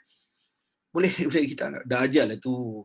We are working, we are taking the risk. How do we know whether they are keeping any explosive material or not? How do we know? We don't know. So when we don't know, it's okay. You know, bila mati kita boleh anggap ajal lah tu. Macam tu. Tak boleh kan? According to ISO, you must try your best to find out. So how, as a workers or as a company, I can find out about all that. So kita kena tanya DOSH sebab dia orang kena daftar. Yang simpan-simpan barang macam tu, kita kena tanya DOSH, kita kena tanya. Kalau dia orang daftar lah. Kalau tak, we have to try our best to find out. Because if you find out those things that happen in Beirut, we can prevent it from happening at our area. Macam tu. That is what ISO supposed to do. Now, just as a discussion, because I'm a part-time auditor, or you can say I'm a full-time auditor and a part-time trainer, or you can vice versa, part-time trainer, full-time auditor. You can say, I don't even know what is part-time or full-time for me. I don't know. But as a part-time auditor, how many factories that I audit or how many organizations that I audit to you has actually updated their risk assessment because the issue in Beirut? Anda rasa ada berapa syarikat yang buat revisit the issue after the issue happened in Beirut? Berapa banyak? None. Yep, actually none. Tak ada lah. Okay? Sebab dia orang kata mana dia kena mengena dengan kita, Encik? Faham? Kalau selagi, contoh ada satu syarikat beras yang saya dah audit selama 8 tahun berturut-turut, kilang beras yang sama. 8 tahun berturut-turut. Dan satu hari mereka sepatutnya ditarik balik JMP lepas kita orang visit JMP. Kita datang tempat dia, kita anggap you guys dah tak boleh comply lagi, dan bukan salah diorang. Ini adalah salah kilang beras tersebut. Tiba-tiba depan kilang dia ada kilang chemical baru buka. So kilang chemical betul-betul depan kilang beras. So the emissions from the chemical boleh pergi kepada beras dan mereka boleh ni. Dan of course saya datang dengan seorang auditor yang berpengalaman dengan lab, dan dia pun dah pernah baca food codex pasal rice yang boleh absorb and all this. Dia kata because you guys are open, depan tu pula packaging area kau ni terbuka dan dapat udara daripada luar, depan tu pula ada kilang baru, aku suspect kau punya beras dah contaminated dengan chemical lah. Of course mereka hantar kepada lab dan seminggu lepas tu betul. Seminggu lepas tu betul, semua beras yang mereka supply kepada market, walaupun mereka ada JMP, tapi mereka tak faham JMP itu apa, mereka tak tahu ada new issue kat depan, ada perubahan di area, sepatutnya revisit dia orang punya Haccp, sepatutnya revisit punya risk opportunity, tapi dia tak revisit, so dia just blindly jalan sampai auditor datang. So bila auditor datang nampak what the hell, kenapa ada baru punya kilang chemical kat kawasan ni? Korang apa efek dia kepada korang? Pernah baca kaji? Nothing, what can we do? Itu kilang orang. Tapi beras yang dia supply tu and now dah contaminated dengan chemical. So of course they use the data and dia saman kilang depan, dia menang lah. Dia menang. Dia guna duit tu dan mereka pindah kepada halal hub. Mereka pindah kepada halal hub di mana semua kawasan tu semua hanya food industry saja. Jadi beras mereka tidak akan dikontaminate lagi. So this is in 2018. 2018 kita jumpa isu tersebut. So now they are certified. Okay, mereka certified bertahun-tahun. Ada GMP, ada ISO 9000. Kalau mereka implement betul-betul kajian risiko, kerana ada kilang baru di depan, maksudnya a new external issue, a new interested parties that can affect us, a new issue that can affect us, bahagian environment. Dalam PESEL tu paling bawah E, environment telah berubah contohnya. Kalau mereka implement ISO dengan betul-betul, perlu tak tunggu auditor luar bagi NC baru mereka pindah? You all boleh bayangkan beras tu dah berapa ramai rakyat Malaysia makan tak? So bagi anda that you guys are attending this training, you guys think the certificate is important or the implementation? Mana satu? For food safety, mana satu? Implementation. Yes, for the implementation. So if they really do a proper implementation, you guys must understand, we came in 6 months, all right? But of course, when I say I've been auditing them for 8 years, does not mean every year is, I'm not saying other auditor problem, but some auditor, dia datang, dia tengok dokumen in place, dia tak fikir pun depan tu ada kilang baru ke apa, dia tak fikir. Tapi auditor yang datang dengan saya pada masa tu, ni saya kena admit lah, saya kena admit. Saya pun pernah datang dan kilang tu dah ada depan, saya tak terfikir. Okay, so bila saya tak terfikir, saya cuma tengok, alright, nice, oh your Haccp updated, nice, oh new machine, okay, tune on paper, love it, bagi lulus kan. Tapi auditor yang kali tu, kali yang last datang dengan saya adalah auditor yang first time audit kilang tu dulu-dulu, masa dia orang mula-mula buka, masa mula-mula dia orang dapat GMP daripada MOH punya GMP, dia yang audit, dia kerja MOH masa tu. So dia nampak perubahan and dia bagi NC. So you agak dah berapa tahun orang makan beras yang contaminated dengan chemical. Tak banyak tapi contaminated. Okay, so this is what happening. So anda bila buat kajian risiko hari ini, you guys kena fikir macam tu. Whatever that we do, dia punya purpose hanya satu, is to make sure the food that we are supplying to the market is safe. Tu aja. Jangan fikir sijil, jangan fikir auditor punya fikiran. Sebab auditor nanti datang, actually this is not a threat, this is a vulnerability. Actually this is a vulnerability, this is not a threat. Actually this is a Haccp. Why I see threat in Haccp? There should not be any threat in Haccp. You should do a new Taccp. Haccp is for Haccp, Taccp is for Taccp, Vaccp is for Vaccp. Well, I'm auditing Haccp. I don't want to see this threat here in this document. You just should highlight biological, chemical, physical hazard sahaja. Kenapa ada benda-benda ancaman dalam dokumen ni? Itu auditor-auditor yang akan menyusahkan anda capai objektif. Objektif kita hanyalah pastikan makanan kita sihat dan dokumen yang kita nak cipta, format yang kita nak cipta, patut pastikan benda itu berlaku. That's it. Okay, jangan listen to them because dalam ISO 22000 tak ada pun yang Haccp tu tak boleh gabung dengan Taccp, tak ada. Malahan kalau you baca the whole ISO clause, memang dia suruh kita kaji dan integrate. Okay, so itu yang anda kena open up your mind. Okay, itu yang anda kena open up your mind. Alright, so this is what we need to do. So kita kena gabungkan risk. Kita kena gabungkan Haccp, risk opportunity, dan juga Taccp dan Vaccp. Kita kena fikirkan 3 jenis risiko. Risiko yang boleh efek sistem pengurusan dan daripada efek sistem pengurusan boleh efek juga food safety.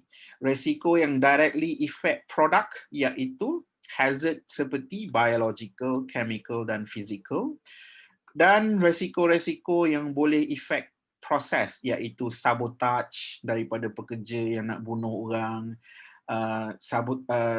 vulnerability, maksudnya bukan sabotage tapi orang-orang yang sengaja tukar data jadi fraud untuk tipu kita supaya dia menang daripada segi ekonomi.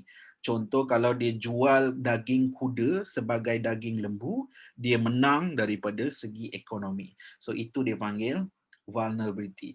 So itu yang kita kena fikir dan kita jangan fikir pecah-pecah. Jangan hari ni fikir Haccp, besok Taccp, lusa Vaccp, lepas tu risk opportunity. Kita tak mau. So kita kena fikir pecah-pecah. So are you guys familiar with the 3 hazards of Haccp? Apa tu the 3 hazard of Haccp? Physical, chemical, and biology. Yes, physical, chemical, and biological. So kita kena kenal pasti physical, chemical, and biological hazards. Okay, biological hazard is bacteria, salmonella, and all that. Chemical adalah chemical hazard yang boleh efek makanan kita, yang mungkin ada chemical di tempat kita buat kerja, mungkin dekat mesin tu ada chemical yang boleh drip into our food, ataupun kita punya food related product. Kemudian adalah physical hazard, hazard yang datang daripada besi ke kaca pecah ke apa saja yang boleh masuk kepada makanan, kita panggil physical hazard. Chemical hazard, dah faham. Biological, bacteria, yeast, problem daripada serangga, manusia yang touch the food. So semua tu dia panggil physical and chemical biological hazards. Kemudian anda kena fikir tentang threat. Threat ni ancaman daripada pekerja-pekerja, dan saya boleh bagi contoh. Bukan contoh, saya buka the standard lah. Okay guys, sorry. So contoh, bukan contoh, standard yang anda kena baca untuk threat adalah PAS 96. So ini Guide to Protect. Let me try buka lebih besar. Okay. So Guide to Protect and Defending Food and Drink from Deliberate Attack. So ini Taccp. So anda boleh, diorang pun sama juga, tidak ada format tertentu, but dia cuma bagi tahu cara-cara nak buat Taccp ni, dan anda boleh download this for free. Cari ya, PAS 2017. PAS 96 2017. So ni kita buka case-case yang mereka guna untuk case study supaya anda akan nampak banyak idea. Okay, so contohnya okay, nampaknya lagging dia boleh tahan bagus. Okay, ni case dia. Major British reported several found glass fragment. Nampak tu? Ada glass fragment and sewing needle inside the wrapper of loaf. Agaknya you guys, adakah ini hanya physical hazard biasa atau pekerja letak? Malicious contamination. Okay, malicious. Ini ada orang tak puas hati dengan bos, niat dia buruk dan dia letak glass besi, kaca, pecahan kaca dengan jarum dekat wrapper of loaf. Itu malicious. Dan ni sebab local election, dia contaminate food dengan salad bar. 751 orang kena salmonella food poisoning. Sebab ini threat daripada politik. So maksudnya mereka letak ni semua, contohlah kalau saya adalah sebuah parti politik dan saya jaga pasi gudang, tiba-tiba saya menang. Jadi pihak lawan dia kata Omar ni bangang, tak gerti jaga. Buktinya adalah tengok ramai orang makan dan sakit perut sebab air tercemar. Padahal yang cemar air itu adalah mereka. Itu pun dipanggil sabotage. Okay. So ni case 8, ni diorang withdraw produk bila dia kata contract replace dengan mineral acid. Dan ini adalah satu threat yang di mana mereka bagi note. Dia bagi note. Apakah note dia kat sini? Yang dia akan, kalau diorang tidak comply dengan demand. Sama juga ada dulu case yang saya baca, beer. Sekejap ya, ada orang chat ke? Yes, intentionally. Yep.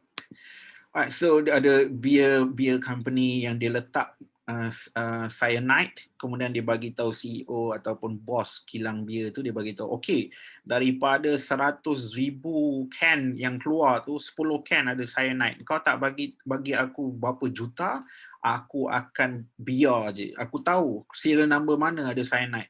Kau tak tahu. Kalau kau tak bagi, biarlah ada orang mati dan kau akan kena saman. So CEO tu sebenarnya dia hapuskan semua. Dia tak bagi orang tu semua, tapi dia hapuskan beratus-ratus ribu can. Dia tak pedulilah, rugi. Tak peduli daripada bagi mamak tu duit, kata dia. Alright, so ni case 9. So anda boleh baca all this threat, extortion. Ni was convicted extortion contaminating baby food with glass and demanding money from the multinational manufacturer. So ini 1990. 2008, after being convicted threatening to bomb supermarket and contaminate its products. So macam-macam case study untuk threat, counterfeiting. Okay. So ini pun boleh kata untuk vulnerability, iaitu kelemahan. So anda, kalau kita asing-asing semua, kita hanya buat Haccp untuk food related hazard yang datang daripada kilang kita. Kemudian kita kena buat lagi satu Taccp, kemudian buat lagi satu Vaccp, kan susah. So kita sebenarnya hari ini akan cuba gabungkan semua. So kita akan cuba gabungkan semua jadi satu. Okay guys, boleh faham? Before kita rehat pukul 1 sampai pukul 2 kita rehat. before kita rehat, saya nak create the form with you guys. Contohnya, kita create the form with you guys, but of course, bukan terus start isi nanti. Kita akan sama-sama create dia punya rating matrix dengan cara dia. Kita kena buat turtle diagram. Tu semua lepas pukul 2 lah, dalam masa 2 jam. Don't worry. So, bagaimana agaknya rupa Haccp, Taccp, risk opportunity yang kita kena buat? As you guys know, Haccp dia mulakan dengan process flow. So maybe first column kita adalah process flow.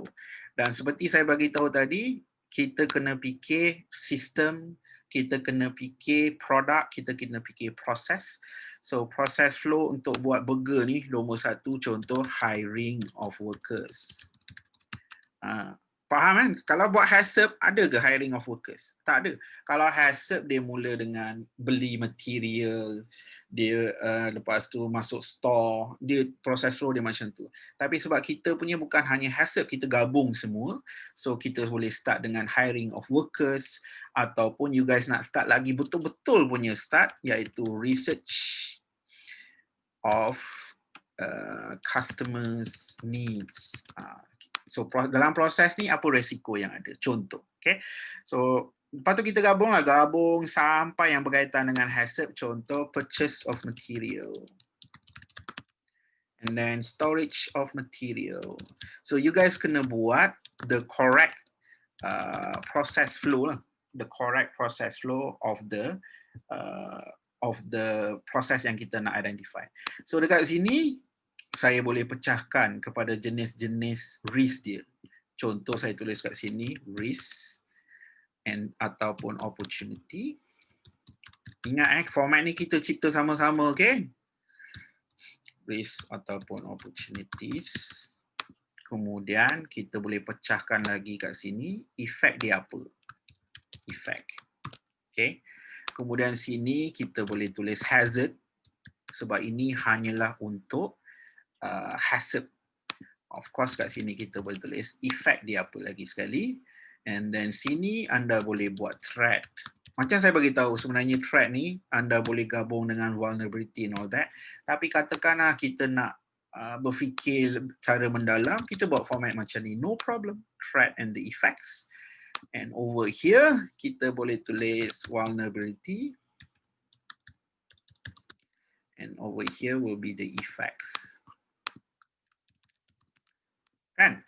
So this will be our format. Atau you guys rasa no lah, this will be very tedious, ini susah ni nak tulis banyak macam gini. So sebenarnya macam mana anda nak buat? Boleh buat terus macam gini.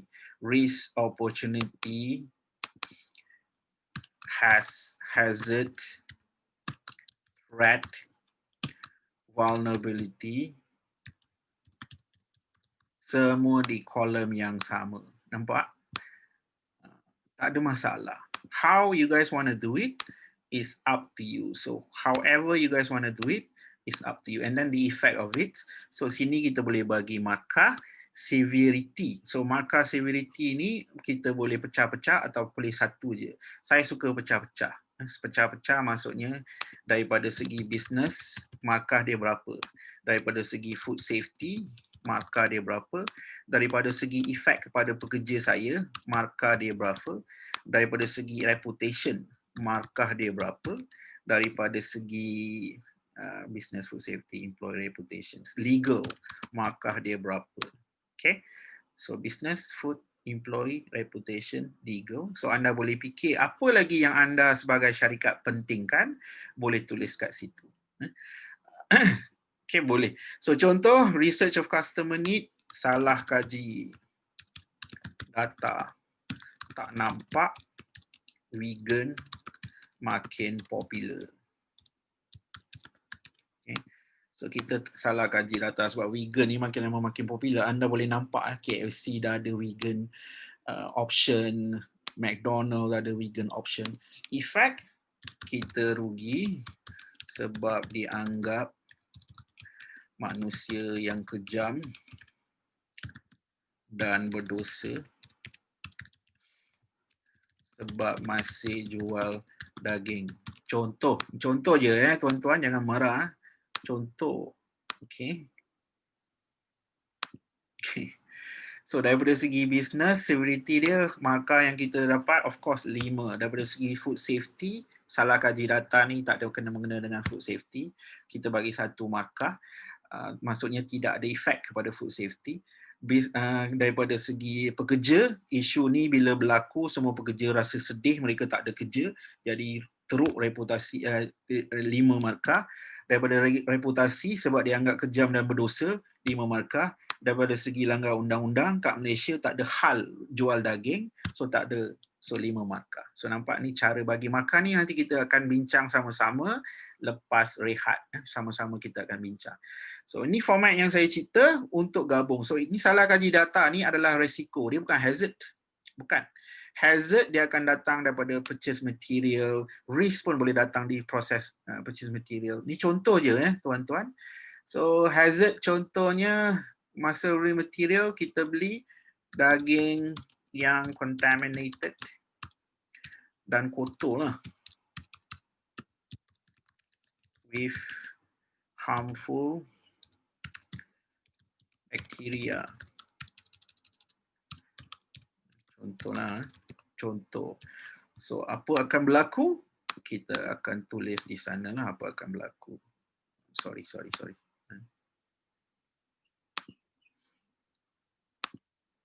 So efek dia, customer terus mati. Food poisoning lah, customer mati sebab food poisoning. So kita kena fikir dia punya effect to our business. Of course, terus rugi. Kita kena fikir kita punya food safety. Of course, orang mati 5 markah.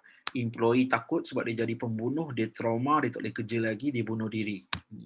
Reputasi masuk surat khabar, satu dunia tahu kita jahanam. Legal kita boleh masuk penjara sebab tak jaga food safety sampai customer mati. 5. Okay, so ini adalah markah severity dekat atas ni, severity. Over here, saya punya kolom akan cerita pasal potential cost. So anda dengan pekerja-pekerja anda brainstorm ramai-ramai, kemudian fikir apakah kemungkinan cost yang boleh mengakibatkan perkara ni berlaku. Bagaimana kita boleh salah kaji data, contoh. So ramai-ramai fikir kurang research tentang social semasa buat pestle analysis. Okay, so sebab kita kurang research sebab kajian social ni, kita lack to get this data, kita tak tahu. So apakah ni potential cost dia? Sekarang kita kena fikir kemungkinan berlaku potential cost ni, anda kena fikir ramai-ramai. Ini pun ada rating table dia. So ramai-ramai duduk fikir, alright lah brother, kurang research ni. Betul lah, tempat kerja kedai burger kita ni memang kurang research. Pekerja-pekerja pun semua tak tahu pun, asyik tengok YouTube Akademi Fantasia, asyik tengok benda-benda tak berguna, jadi kita tak update kita punya knowledge. Contohlah ni contoh. Jadi kemungkinan research ni kurang research ni amat tinggi, saya bagi 5 markah. Kebarangkalian atau likelihood kita kurang research, 5 markah. Okay, so over here anda boleh tulis semua current control yang ada. Ni contoh. Current so current control yang ada di syarikat kita, this is mesti sekarang. Bagaimana nak elakkan benda-benda ni berlaku? So anda kata kami ada weekly information sharing. Contoh, kita duduk ramai-ramai setiap minggu, ajak pekerja-pekerja duduk, kemudian discuss, semua orang bagi tahu, kau tengok berita itu. Senang cerita, kalau zaman dulu dia panggil gossip kan. Gossip. Kita duduk ramai-ramai minum kopi. Kau tahu tak, sekarang ni ada gerakan vegan lah, orang gila lah, itulah inilah, tapi dapat informasi kan. So dengan menggunakan current control, kita ada information sharing atau gossip weekly. dan anda kena bagi markah sama ada apa yang kita lakukan sekarang ini iaitu dengan information gosip boleh tak elakkan perkara ni daripada berlaku, dan anda kaji-kaji dapati yalah dengan information sharing weekly ni kita update kita punya knowledge, so kita boleh bagi markah detection sebagai very effective. Efektif 1 markah, tak efektif 5 markah. So anda rasa gosip ni bagus, kita bagi 2 markah. So sekarang saya mula ambil dia punya RPN atau Risk Priority Number. Kalau dah pernah Haccp dia panggil Critical Control Point kat depan, tapi dia punya signifikan atau tidak resiko tersebut, kita kena bagi markah Risk Priority Number. So kat sini cara saya adalah ambil yang paling tinggi iaitu 5, kali dengan potential occurrence iaitu 5 kali 5, 25. 25 kali 2, 50. So walaupun current control kita amat bagus, tapi oleh sebab occurrence dia kemungkinan berlaku amat tinggi, sebab kita kurang research, jadi kita punya markah tetap 45. So saya punya cara adalah jika lebih 45 ke atas, kita kena buat risk control atau OPRP, Operational Prerequisite Program, yang di mana kita akan fill up dekat sini. Okay, so this is the way saya boleh gabungkan. But of course, kalau anda gabung macam ni, anda mungkin lupa to study further. That's why anda boleh berfikir macam ni, ajak pekerja-pekerja anda fikir macam ni. Okey, mari kita fikir hazard dulu. Hazard yang relate dengan biological semasa proses purchase of material. Hazard yang relate dengan chemical semasa purchase of material. Hazard yang relate dengan physical semasa purchase of material. So kita bincang ramai-ramai. After kita bincang ramai-ramai semua hazard yang berkaitan dengan food safety sebagai hazard semasa proses ni, kita ramai-ramai bincang pula tentang threat, purchase of material. Threat dia adalah supplier sabotage material kita. Contoh, dia celup daging dalam cyanide. Contohlah. Ni kena fikir ramai-ramai. Contoh. So itu adalah threat. Okay. Kemudian vulnerability ni jangan fikir dulu lah. You fikir semua. So konon-konon dah habis BCP kat sini. Biological, chemical, physical. Kemudian anda fikir threat. Semua threat. Bukan hanya satu. Semua threat yang mungkin berlaku anda tulis kat sini. Sabotage salah spell. Okay, betul. Lepas tu you guys tulis di sini tentang vulnerability. Supplier, tipu, label, halal palsu, contoh. Itu vulnerability, kan? So of course it's also a threat, tapi diorang nak guna nama Vaccp pula macam tu sebab saya pun tak tahu, but you know it's good way to think. Salah satu cara yang bagus. So you guys nampak cara nak gabung threat, risk and opportunity dan juga Haccp and Vaccp. Dan of course dalam risk opportunity management system, purchase of material ni anda kena fikir risk yang berkaitan dengan sistem. Contohnya sistem issue. Kita punya purchaser kurang ilmu. Okay. Jadi itu adalah systemic issue. Nampak?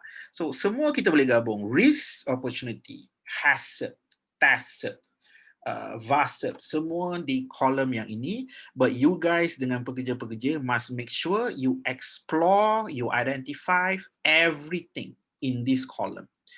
So kalau you guys rasa no lah ni nanti saya akan lupa, anda boleh buat risk satu. Kemudian buat lagi satu kolom Haccp, buat lagi satu kolom threat, buat lagi satu kolom vulnerability, dan anda boleh buat kajian cara tersebut. Or you just do this. You just do this and you guys always remind your employee yang ataupun you punya food safety team ramai-ramai, always remind them, okay guys, first let's go through risk related to our system. Then let's go through the risk yang the hazard that related to this process. After that, the vulnerability of this process and the threat to this process. Let's do this. So ramai-ramai boleh bincang dan buat format yang simple macam ni, tapi dia comply kepada Haccp, Taccp, Vaccp and risk and opportunity. Okay, so is that okay with you guys? Anda boleh faham bahagian presentation tadi? Kalau faham, lepas lunch kita boleh start. Kita akan start the activity. Buat turtle diagram, buat risk rating, and then terus buat risk assessment. Are you guys okay? Okay. All right, awesome. Okay. Okay, so we stop and then we come back at 2 o'clock. I will not leave this room. I will only stop recording. So lepas makan dan solat kita jumpa pukul 2. Kalau kita drag sikit habis 4:30 pun tak apa. Okay? Okay guys, see you at 2 o'clock. Have a good rest. Okay. Alright. Akan buat the whole thing lah. Saya rasa I don't think we need to break into group. There is only like 12 or 13 or 14 of you right now. So kita hanya perlu hold on, am I recording? Oh, yes, I am recording. So kita hanya perlu, I think, do it together lah. Ramai-ramai kita buat sama-sama. Right? First, but of course you guys understand the 7 principle of Haccp tu semua. First you kena, okay, first of course process flow. Tapi before that, kalau kita fikir 12 step, first adalah kita kena create the team. So team yang kita nak buat integrated risk assessment ni, senang cerita, tak kira lah Haccp, Taccp, risk and opportunity, ataupun vulnerability assessment, team yang kita nak buat ni hendaklah multidisciplinary. Dan multidisciplinary maksudnya janganlah hanya department tukang goreng burger je yang buat risk assessment ni. Kita kena panggil tukang goreng, tukang sales, yang buat marketing, yang buat pembelian, procurement, dan juga lagi bagus kalau kita boleh bekerjasama dengan supplier. Sebab contoh kalau kita niaga burger, kita maybe pakar roti dan tahu sedikit pasal daging, tahu sedikit pasal cheese, tahu sedikit pasal sos, kan? Tapi kalau kita ni seorang businessman yang bagus, kita nak beli daging daripada orang yang expert pasal food safety daging. So kita boleh panggil dia. So kita pun boleh belajar daripada dia semasa buat kajian risiko ni. Dia boleh cerita tentang hazard biological yang mungkin kita tak pernah nampak. Dia boleh cerita tentang hazard chemical yang kita tak nampak. Dia boleh cerita pasal hazard physical yang kita tak pernah tahu. So those suppliers can help us. So kalau mereka nak terus berniaga dengan kita, mereka nak terus kita beli dengan dia, they want to be a part of our expansion. For example, kita nak berniaga ni sustainable, kita nak jaga quality, nak jaga alam sekitar, nak jaga pekerja, nak jaga food safety. So dia sepatutnya join kita lah. So jadi masa set team ni penting. Jangan food safety team anda tu hanya satu level. Jangan hanya manager level, jangan hanya engineer level contohnya. You guys kena panggil semua level. Jadi lebih banyak idea, lebih banyak tu. Dan of course research dekat food codex yang free tu, percuma tu. Contohnya saya ni sekarang am brewing kombucha dan kefir atau kefir sebutan dia lah. So kefir atau kefir macam-macam orang sebut. Dan saya rajin lah sebab kefir susu saya belum buat. So kefir susu is part of our plan nanti, kefir susu. Dan bila dah, hold on, mana saya punya tadi, saya rasa ni nampak ni. So ini tentang kefir susu. So sebelum saya nak buat bisnes kefir susu, sebelum saya start fermenting my kefir with my kids lah, dengan anak-anak saya suruh mereka download this kefir milk punya guidance daripada food codex. Kemudian kita akan baca dan fahamkan. Dan of course kadang-kadang apa yang you baca di food codex ni, you akan macam, alamak dia allow certain acid, alamak dia allow benda ni, dia allow benda tu. Kita yang nak buat kefir cara natural ni pun tak nak guna sweeteners, tak nak guna tu, just like that, but they allow, they allow. Does not mean it will be healthier, but it's just a bit safer. Contoh, Tapi at least kalau saya dah tahu requirement dia and all that, kita boleh hasilkan kafe yang selamat untuk consumption for the public. So this is standard for fermented milk. So anda boleh cari tentang water kefir, anda boleh cari tentang kombucha, semua ada. Contoh ni adalah kefir air yang saya buat ni. Anda boleh nampak kalau you guys tengok my face lah, kefir air. So kefir air ni hanya ada atas table saya, sepatutnya hantar ke kedai, but I'm still testing it. Yes, sebab takut rasa dia kurang sikit yang ni batch ni. Okay, so kalau bagus baru saya hantar. So this all type of business yang saya buat is the most challenging. Cafe kombucha is the most challenging sebab data dia, the risk is really high. Kalau salah brew, alkohol tinggi jadi tak halal. Kalau salah brew terlalu banyak yeast jahat jadi tak sihat. Okay, so that is cafe. So before I do that business, saya akan buat kajian risiko bersama-sama dengan my kids so that they will learn something, and daripada situ kita akan buat kajian risiko dalam bentuk table-table ni. Dan before anda buat kajian risiko yang berkaitan dengan threat, yang tadi tu kita boleh kaji Haccp, kita boleh kaji hazard berkaitan chemical, biological and physical, kita boleh tahu tu semua. Tapi tentang threat, anda kena cari data-data ancaman-ancaman. So contoh kalau dekat US banyak, dekat luar negara ni banyak syarikat-syarikat yang kerja dia kumpul data je. Contoh kita nak kena beli data dengan dia kumpul macam crime rate kawasan kita ni apa, swasta tu, swasta, apa nama dia? Something saya lupa. Sekejap, saya search balik. So dia ada satu macam syarikat atau website swasta yang kumpul-kumpul data, dan daripada kumpul data-data tu kadang-kadang is very discriminating. Saya pernah baca dia akan cerita okey kelompok okey, so jangan salah faham, saya cuma cerita apa berlaku. Kelompok Islam kat mana, kerja mana, yang dengar ceramah agama dekat masjid ni, yang bila apa imam dia dianggap ekstremis ni, berapa mana demografik dia, siapa budak tu, kawasan mana. Jadi bila diorang ambil pekerja-pekerja kilang makanan ni, dia ambil pekerja, oh kau duduk kawasan ni, kau pergi masjid ni yang selalu cerita pasal Israel pasal barang aku pergi Israel ni, macam mana kau nak kerja dengan aku macam tu lah. So dia tak akan ambil pekerja tersebut. Okay, so itulah dia ada website-website macam tu. Tapi kita ada Department of Statistics. Anda boleh cuba cari data-data yang anda mahu. Contoh ni crime statistic, dia mungkin kena mengena dengan threat kan. So kajilah tentang crime statistic kita ni, tentang threat, negeri mana yang population dia punya crime index ratio adalah paling tinggi. Okay, tengok kat sini, wilayah Persekutuan Kuala Lumpur crime rate tinggi per ratio per 100,000 ni. So mungkin discriminating lah. You will use the data to be discriminating, but you're not supposed to. Tapi it just give you some idea of the risk.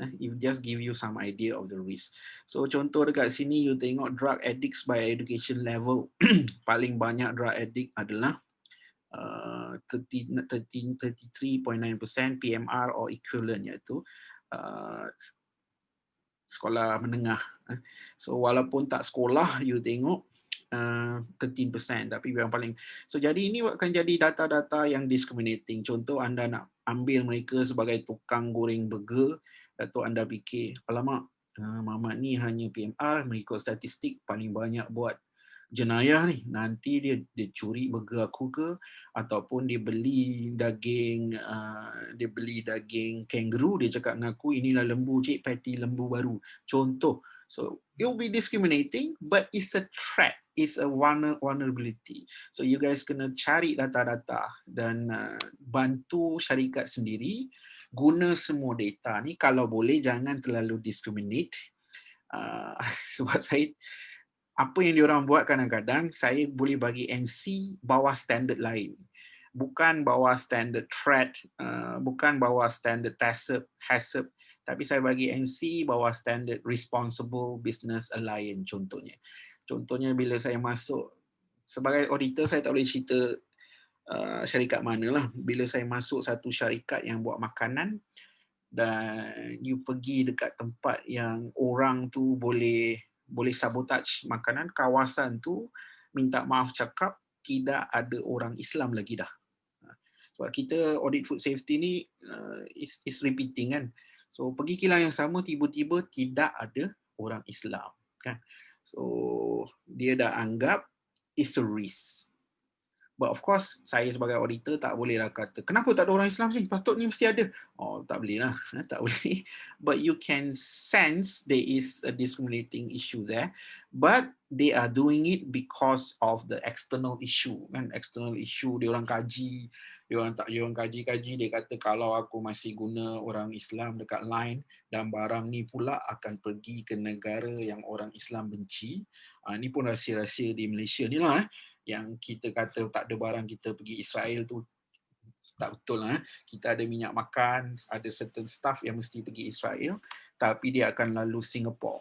So kalau pekerja tu tahu, bagi dia orang lah, kalau pekerja tu tahu barang ni nak pergi Israel, jadi aku boleh sabotage dan bunuh orang. So jadi dekat line tidak ada pekerja-pekerja macam tu. Discriminating and against responsible business alliance code of conduct.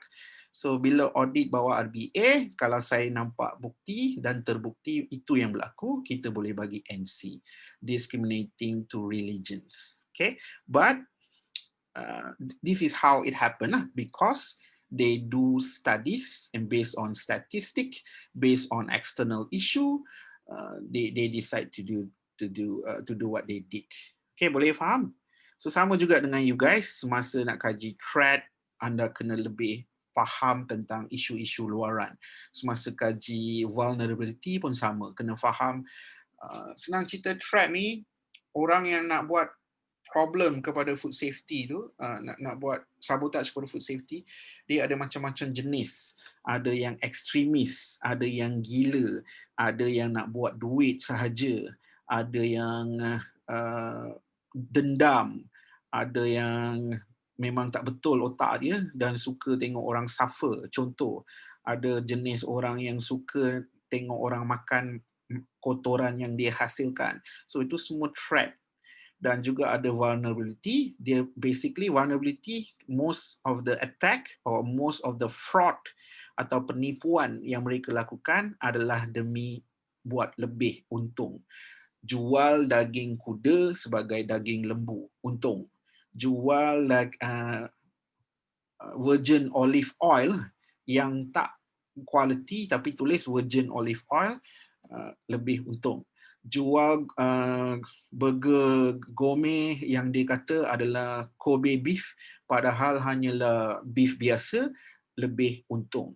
So those are food fraud, itu bawah vulnerability, food fraud. So ada lagi food threat, itu bawah Taccp. Okay, so itu yang anda kena fikirkan semua. Hazard, ketiga-tiga hazard, safety quality, food safety related hazard, chemical, biological, physical. Kemudian anda kena fikir threat dan anda kena fikir fraud of vulnerability, and semua tu kita lump together into one format. Okay, then some of you very good. Tadi masa saya lompat ke bilik, dia orang dah kaji contoh-contoh isu yang ada. Adalah gangsterism. So siapa yang pernah kerja dekat construction, kadang-kadang you akan tahu construction site ni kadang-kadang dia memang ada kedai makan ataupun kantin. Dan saya pernah audit satu construction site dan ni kena-kena makanan sebab kantin tu adalah gangster. Maksudnya gangster tu bagi tahu kalau kau nak buka, kalau kau nak jalan industri construction kau kat sini, aku tahu kau ada 12,000 pekerja, dia orang ni mesti nak makan kan. So kalau dia orang nak makan, akulah supplier makanan. Kantin ni aku punya. So you guys boleh faham food safety yang dijalankan gangster tak? Boleh bayangkan tak? food safety? Adakah mereka fikir pasal hazard chemical, biological? Diorang fikir tak? Dan diorang ni siap pergi pukul pekerja-pekerja asing yang masak dekat kotai. Sebab dia kata, apa hal kau masak? Ada kantin kan? Macam tu. So kenapa dia pukul pekerja asing yang masak kat kotai? Apa tujuannya? Kontrol ekonomi. Yes. So itulah sebabnya bila kita buat Haccp sahaja, tak fikir pasal threat, tak fikir pasal vulnerability, anda akan miss out many things. Miss out yang risk atau isu yang ultimately akan affect food safety. Sebab tu kita gabung semua so that we can at least try our best to prevent everything. Okay, so first, of course, the process flow, and then the way we think. You guys must train the food safety team yang multidisciplinary itu, berlatar belakang macam-macam background tu, termasuk supplier. Semua orang mesti faham cara kita bagi markah.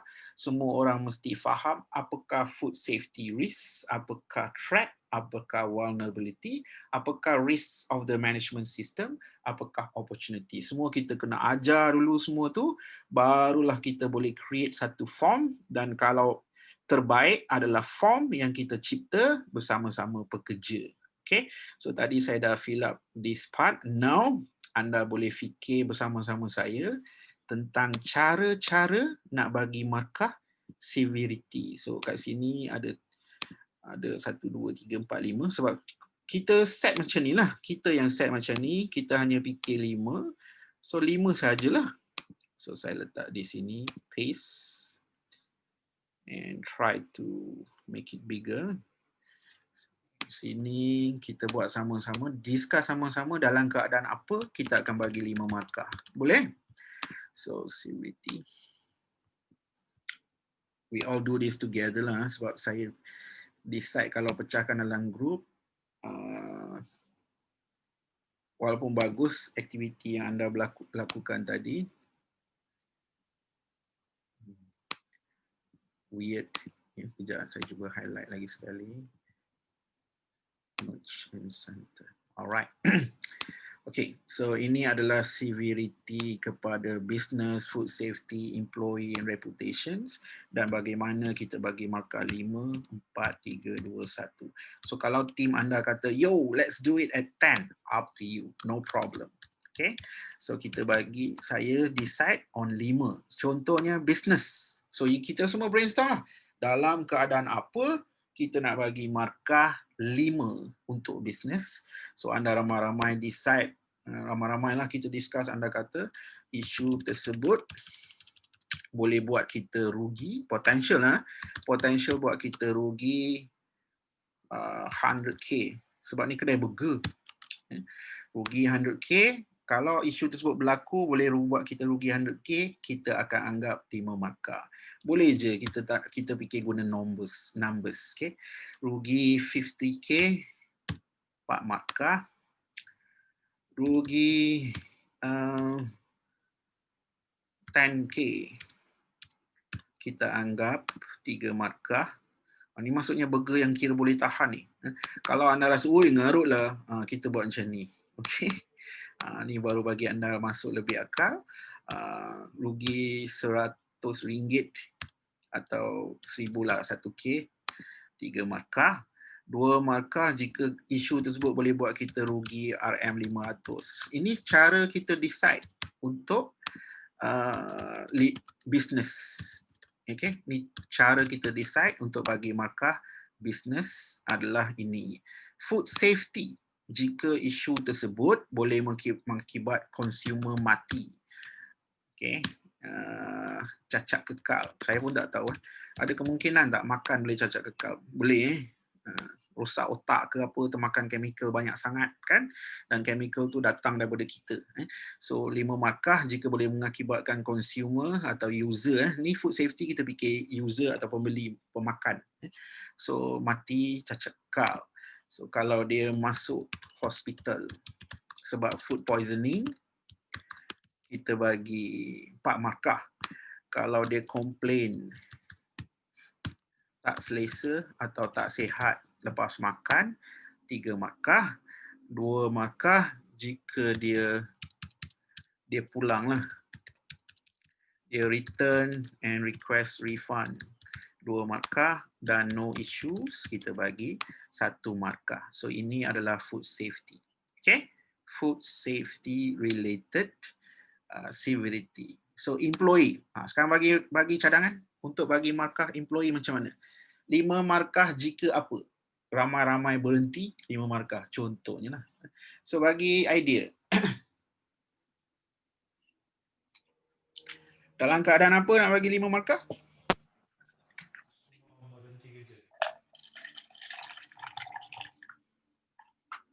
Yes, anybody? Employee buat strike. Dia mogok ramai-ramai mogok. Salah. So dia mogok ramai-ramai, kita bagi 5 markah contoh. Okay. So turnover rate tinggi, ramai berhenti keluar masuk, turnover rate tinggi, kita bagi 4 markah.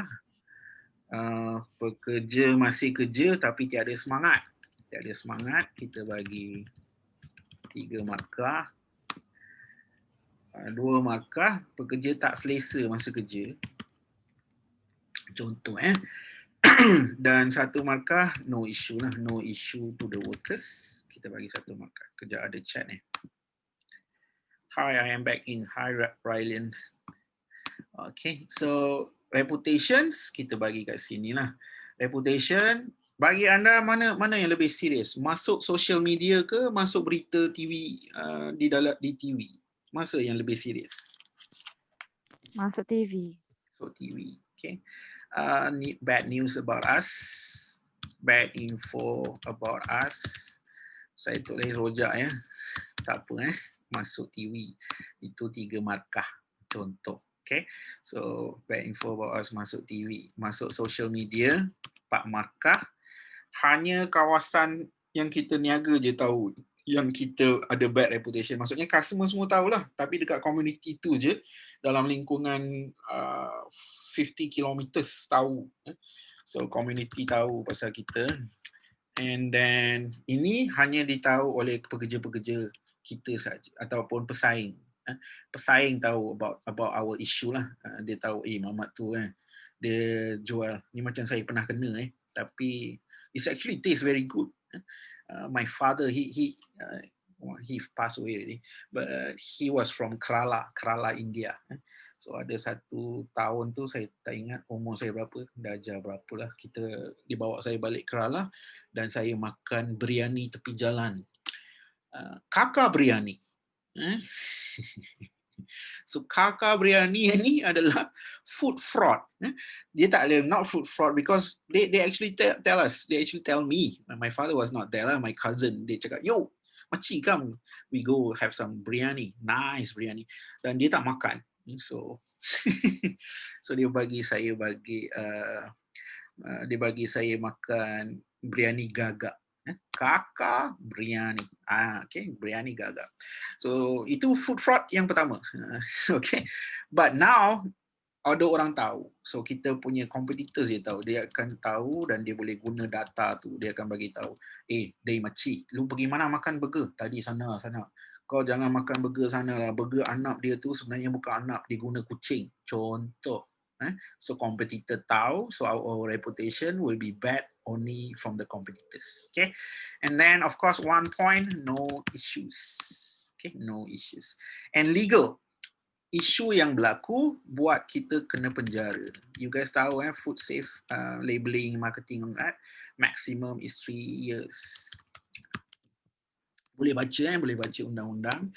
So kita boleh kena penjara 3 tahun dan denda atau kedua-duanya hanya kerana jika label tak betul. Ini contohlah macam Nilofa, dia tulis susu pisang.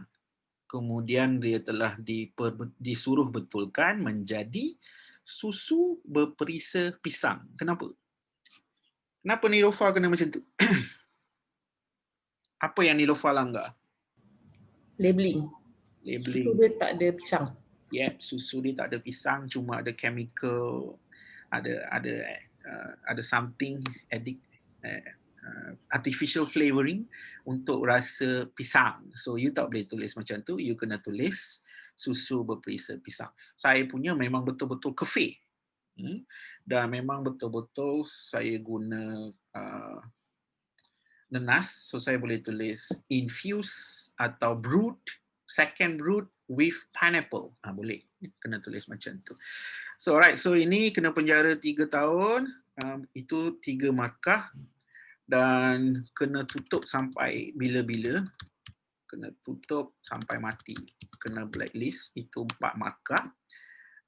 So kita boleh bagi markah tentang macam tu. Dan legal saman, kita kena saman 1 juta 100k. 4 markah, tutup 3 hari, tutup 2 minggu selalunya sebab foto. And 8 no issue. So this is how we are going to do rating. Sorry guys. Hold on, dia menggila sekejap. Okay, so ini adalah cara kita nak bagi rating on business, food safety, employee, reputations, and legal. Okay, so you guys can see that 5, 4, 3, 2, 1. This is the way. Alamak, salah, cancel. So this is the way that we are going to give points. Inilah cara kita nak bagi markah untuk keadaan-keadaan macam ni. Strike, food safety, employee, bad reputations and all that. So kita boleh guna this method. Okay. So 5 markah jika perkara ini berlaku dan akibatnya ini contoh. Okay. Now kita kena buat lagi satu rating table yang biasa orang panggil likelihood. Kita boleh panggil occurrence. So 5, 4, 3, 2, 1. So 5 markah jika might happen every day. Ni saya punya je. Macam saya bagi tahu, kita patutnya discuss ramai-ramai jadi banyak idea. So but now I'm just going through you a bit fast. Then might happen every week. And might happen, mungkin berlaku every month, itu 3. Rarely might happen every year once lah, every year once. Okay. Will never happen. Will never happen. Kita bagi markah 1. So this is occurrence table. Okay, occurrence table. And then you need another rating table. We call it detections. So detections ni dia terbalik. So you guys can remember when you create this is by your team. So your team mesti decide sama-sama. So detection adalah current control. Current control is perfect atau error proof. Okay, maksudnya kawalan yang kita ada ni dia terlalu bagus sampai perkara itu tak mungkin berlaku. Okay, current control will only detect but not prevent. 100% boleh detect. Contoh, kawalan yang kita ada ni walaupun tak boleh prevent, tapi jika berlaku, kita boleh tangkap. 100% boleh tangkap. Barulah saya setuju bagi 2 markah contohnya. So kalau current control tak boleh hanya boleh prevent 50%. Hanya boleh detect 50%. Dia tak boleh prevent tapi dia boleh 50% dia boleh detect. Maksudnya kalau berlaku lebih ada 50% peluang untuk kita tangkap benda tu, untuk kita sedar. So saya akan bagi 3 markah. Jika kawalan sekarang amat bagus. Okay. current control boleh detect jika berlaku hanya 30% contoh. So itu kita bagi markah ni, dan 5 markah current control cannot prevent or detect 100%. Maksudnya tak bagus langsung, barulah saya akan bagi 5 markah. So you guys see how our rating table. So ini adalah cara kita nak buat rating table. So this is to me is acceptable. I will share with you guys because we are supposed to do this together. Saya nak suruh anda pecah into group dan buat ni, tapi masa pendek. So saya nak bagi aktiviti seterusnya pecah into group, dan format ni saya akan share di di chat nanti. Alright, now sekarang kita boleh buat risk assessment dan kita boleh fikir, of course dalam training ni sebab masa pendek, daripada process flow of our burger business, you guys pilih satu atau cipta satu proses saja, tapi proses yang anda fikir tu saya nak tengok proses berkaitan risk, proses berkaitan dengan proses tu punya risk berkaitan sistem, proses tu Haccp, iaitu 3, saya akan buat contoh lah, dan kemudian threat dan ni, hanya sebagai contoh. You guys know there is a lot more, tapi demi training kita hanya buat sebagai contoh. Jadi memasak burger, memasak burger, saya fikir first, saya nak fikir risk, saya nak fikir hazard. Jadi saya nak fikir tentang physical hazard, chemical hazard dan biological hazard. So saya tulis kat sini physical hazard adalah batu dalam daging.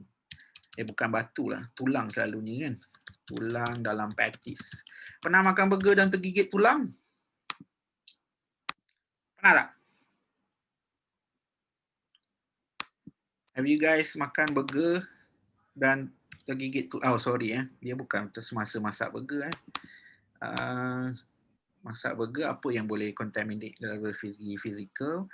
Sudip pecah besi dan lekat di daging. Pernah makan burger dan termakan besi? Pernah tak? Tak ada. Tak pernah. Okay. So chemical, contohnya chemical hazard semasa masak burger adalah chemical apa yang kita guna masa masak burger. So of course you guys kena brainstorm ramai-ramai. So Teflon daripada periuk, daripada pan. Oh, hebat ni. Teflon dari pans, daripada cooking pan. Okay. Biological, contaminate daripada tukang masak lah. Bakteria dari tangan tukang masak, kotor-kotor bakteria. So those anda kena fikir dia punya risk, dia punya effect. Okay, so ini saya dah cover Haccp. Now saya nak anda fikir semasa masak burger daripada segi threat, iaitu Taccp. Anda fikir kat sini tukang masak letak racun, contoh. Vulnerability, ini anda kena fikir semasa proses masak burger, tapi of course the risk yang boleh datang daripada supplier side pun boleh fikir sebab dia tentang vulnerability, sampai kepada market pun boleh. Contohnya dia vulnerability adalah salah satu fraud. Ni fraud yang serius, iaitu macam tadi tu saya makan biryani, kakak biryani, because I don't really understand Tamil masa tu. Kakak biryani kan, saya ingat, ini dia mak kakak. Lepas tu mamat tu, saya punya sepupu, dia translate sebagai pigeon, brother, pigeon. Oh, merpati. Padahal bukan. So ini kita boleh tulis vulnerability adalah daging, tapi kita punya tukang masak tulis dekat label sebagai ayam. Nanti orang dah gigit, dia akan rasa, oi, what the hell man, kau bagi aku daging tapi tulis ayam. Itu vulnerability. tidak sengaja punya fraud ataupun sengaja punya fraud disebabkan kita punya tukang masak maybe racist. Mana saya tahu. So those all this possibility. So sudip, teflon, bakteria. So this is Haccp. Kita boleh colorkan kalau you guys nak lebih faham nanti. Haccp adalah kuning. Thread adalah merah contohnya. Vulnerability, you guys boleh fikir biru ke apa ke, up to you. Dan kemudian risk daripada system base punya risk, tukang masak tidak mahir. So dia tidak mahir, apa akan berlaku? So anda kena fikir, kalau dia tidak mahir, apa akan berlaku? Okay. Range contoh. Tapi of course, bila buat betul-betul bukan macam ni. You guys tak boleh fikir, jom fikir satu. No. You guys kena open. Let the whole team fikir macam tu. So, daging tulis ayam tukang masak tidak mahir, apa akan berlaku? Itu risk daripada system based risk and opportunity. Fraud, threat, Haccp. Dan kadang-kadang ada opportunity, you guys kena fikir apa opportunity semasa masak burger. Itu benda-benda yang boleh improve kita.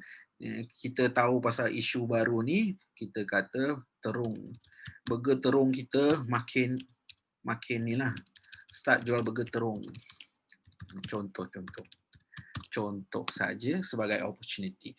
So now anda boleh guna my table tadi untuk buat ni. So kalau sudip pecah besi dan lekat di daging, apa efek? Customer makan.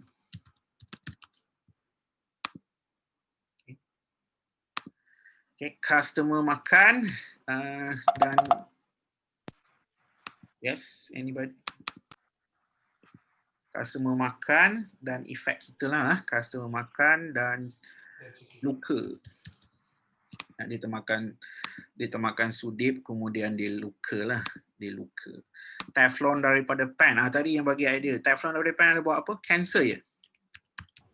Yes. Yes, cancer tu pemakan. Okay. So cancer tu pemakan. Okay. So bakteria daripada tukang masak, food poisoning. Okay. Poisoning. So kita kena tulis tukang masak, consumer boleh mati. Daging tulis ayam, consumer boleh ngamuk. Tukang masak tidak mahir, macam-macam isu boleh. Food poisoning and all that. Let me see, ada chat kat sini. Yes. Yes, eggshell consider a physical contaminant. Yep, physical. Sebab makan eggshell lah, itu tak pandai pecah telur kan. Physical hazard. It's not really serious. Actually, eggshell has a lot of benefit. So just chew it lah, bagi tahu customer kan kalau dia complain. Hey, got eggshell here. Just chew it. It's good for you. Contoh kan, no problem. So tukang masak tidak mahir macam-macam boleh lah. Kita boleh fikir dia boleh jadi hangus atau kurang masak. Dan bila hangus kurang masak, burger not really harmful sebab kebanyakan burger dah masak dah pun. Tapi kalau you buat your own burger ayam contohnya, you make your own patty, nanti orang tu boleh kena macam-macam biological hazards, salmonella and all that daripada burger daging tak masak. Start jual terung, of course tak ada efek, kita cuma kaya. Itu saja. So itu adalah cara nak tulis customer makan luka. Now anda fikir daripada segi bisnes. Kalau ada customer yang makan besi, apa efek dia? Efek dia, kalau customer makan luka, apa efek dia kepada bisnes? Adakah dia boleh mengakibatkan kita rugi 10K, rugi 5K, rugi 1K, rugi 500 ataupun tiada kerugian? So you guys kena fikir the total effect to the organisation, kepada syarikat atau burger anda.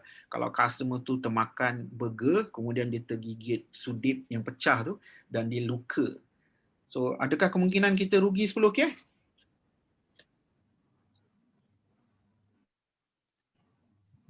Ada. Okay, so kalau semua kalau viral. Yes, viral ataupun orang tu saman kan. Viral pun boleh efek kita punya reputasi and all that. So senang kita bagi markah.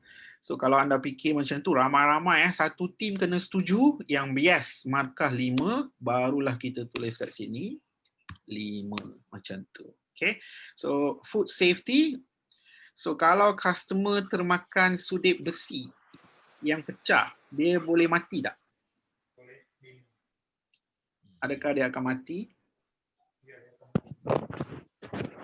What do you guys think? Kemungkinan boleh tercekik. Tercekik, kemudian mati. Masuk hospital lah. Yeah. Alright, so you guys discuss, semua setuju, masuk hospital. Tapi kalau Surya or anybody dia ada challenge, you guys kena bagi dia orang ni cerita, bagi data, bagi ni sampai it must be a consensus. Semua dalam food safety team ni semua setuju, 4 markah baru letak. Dalam risk assessment tak boleh ada seorang buat decision. Tak boleh kata no, I am higher position than you, listen to me. 4 point, tak boleh. So you guys kena discuss ramai-ramai dan katakan anda semua setuju, hanya efek hanya efek masuk hospital, so kita bagi 4 markah. So adakah isu tersebut jika berlaku boleh membuatkan pekerja kita mogok? Tak. So kita kena fikir, adakah isu tersebut boleh membuat pekerja kita tiada semangat, tak selesa, turnover high, mana satu? Lepas dia kena marah dengan customer lah, of course dia kena marah. So adakah boleh effect turnover kita high, employee turnover tinggi, contoh. So anda kena brainstorm ramai-ramai dan ialah Haccp kena marah je pekerja aku, ramai berhenti keluar masuk. So 4 markah contoh. Okay, so now is the point for reputation. So kalau ada orang makan burger kita dan dia termakan besi, anda rasa boleh masuk TV tak? Ada. Okay, so boleh masuk. TV, so saya akan bagi 5 markah. Bad reputations masuk TV. And of course, last legal. Kalau ada customer makan besi, will there be any legal action from the government to us? Boleh, yes. Mana satu? Kena penjara ke, kena tutup sampai tak boleh niaga sampai kita mati ke, kena saman ke, mana satu? Might happen. Kena saman lah saya. Saman, so 300. So kita hanya letak 3 markah di sini. Okay, now ini baru satu, saya bagi contoh satu je. Yang ni sudip pecah. So sekarang anda kena discuss ramai-ramai, fikir kemungkinan berlaku apakah punca yang boleh mengakibatkan sudip pecah lepas tu masuk pula kat daging. Apakah kemungkinan punca dia? What is the potential cause? Sudip dah lama. Sudip lama. Okay. Ataupun dah rosak lah dia punya. So sudip dah lama, dia jadi brittle, dia pecah. So kemungkinan ni kita kena fikir ikut kita punya current situation dekat tempat kita. Kita kena fikir, aku ni memang teruk, biar je sudip lama. Ataupun kerja aku ni teruk memang, jenis nampak sudip dah jahanam pun dia pakai. So potential of kita guna sudip lama ni tinggi atau rendah. Tengok perangai kita, tengok perangai pekerja kita, tengok current system.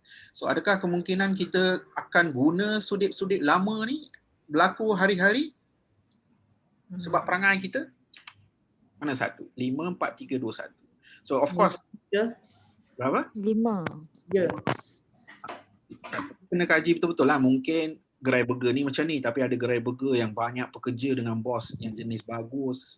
Ada checklist ke apa, nanti kita fikirkan checklist dia. So anda bagi 5 kemungkinan guna sudip lama ni tinggi sebab perangai kita memang teruk. Contoh. Sekarang anda fikir current control. Kalau current control ada contoh, kita ada checklist. Ni sekarang bukan future. Checklist check equipment sebelum start.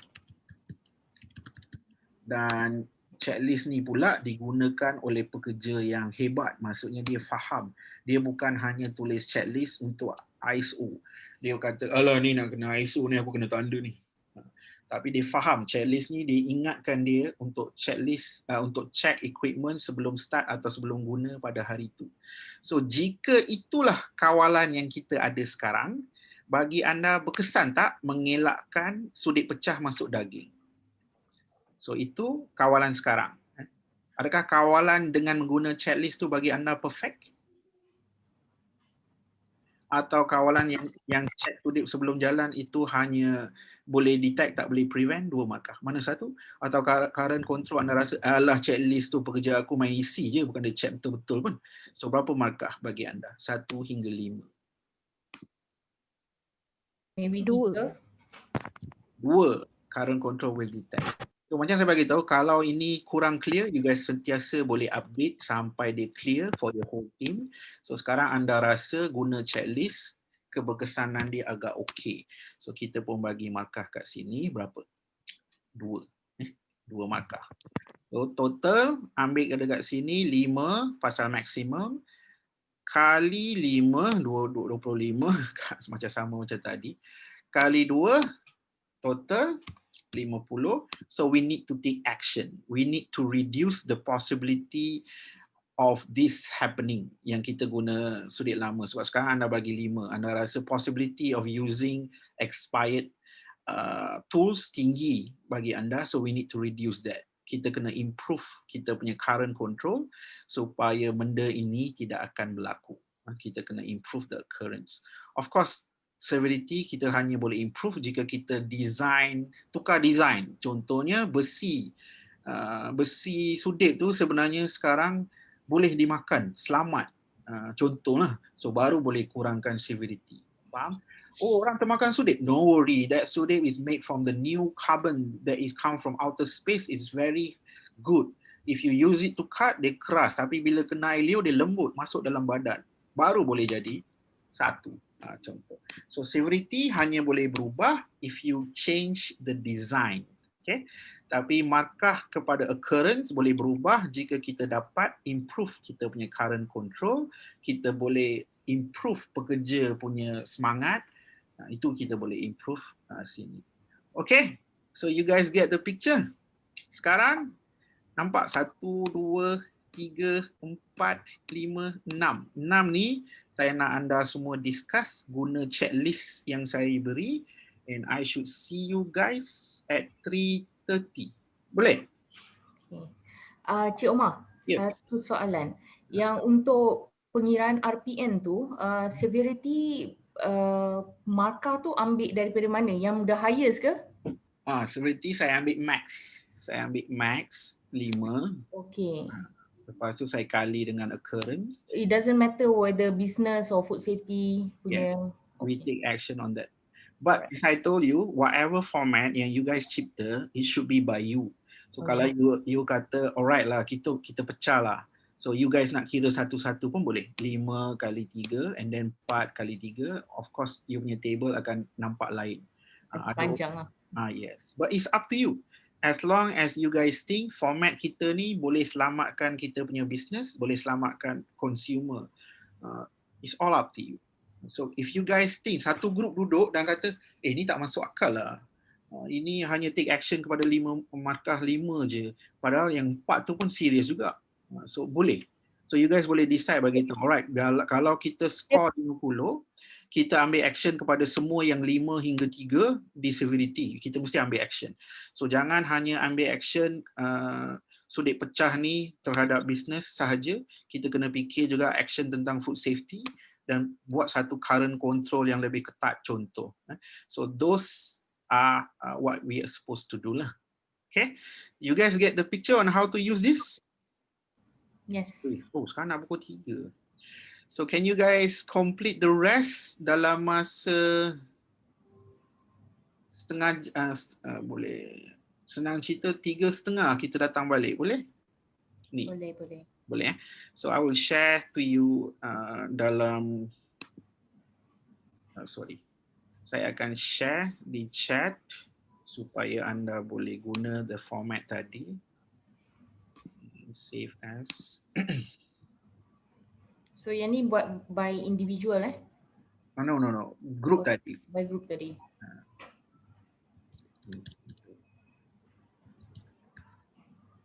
Okay. Sekejap ya. Saya share di chat.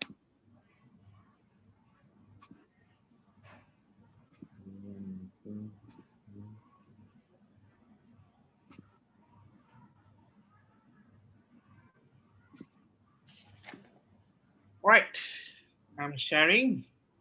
Dapat di chat everyone? Boleh nampak di chat? Okay. Alright. So come back 3:30 kita terus sambung risk control. Saya akan sambung dekat format yang sama, risk control. Okay guys, so I'm gonna do the breakout room. You guys will go back to your previous team and do the same thing and work together. Thank you very much.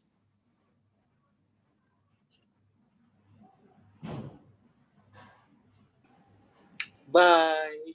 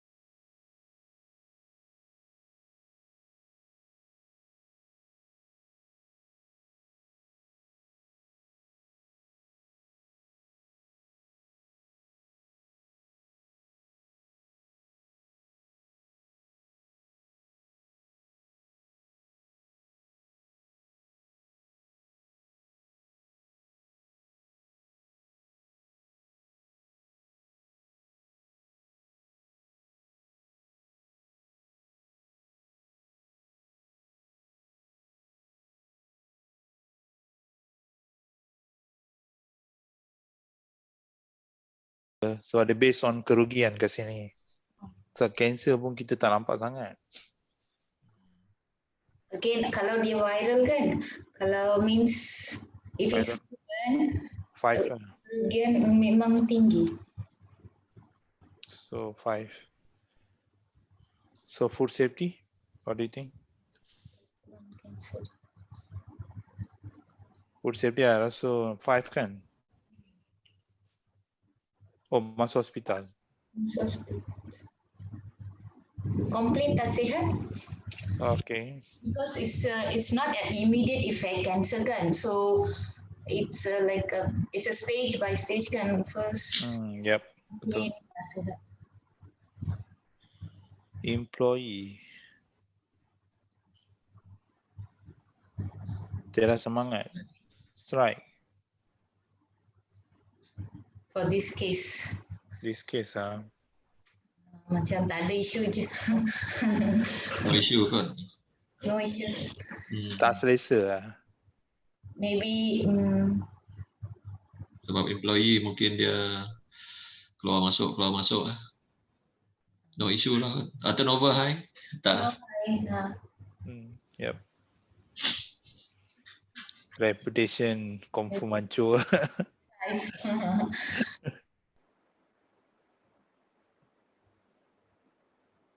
This one yang tadi tu kita punya file tu.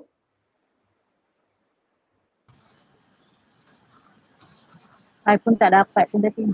Kejap. I copy paste from the file yang I get. Okay. Yeah. Tak dapat file yang saya share dekat chat. Tak ada. Tak dapat. Diorang join terus kot sebelum buka chat tu. Oh, saya cuba share kat sini lagi sekali. Tengok boleh tak?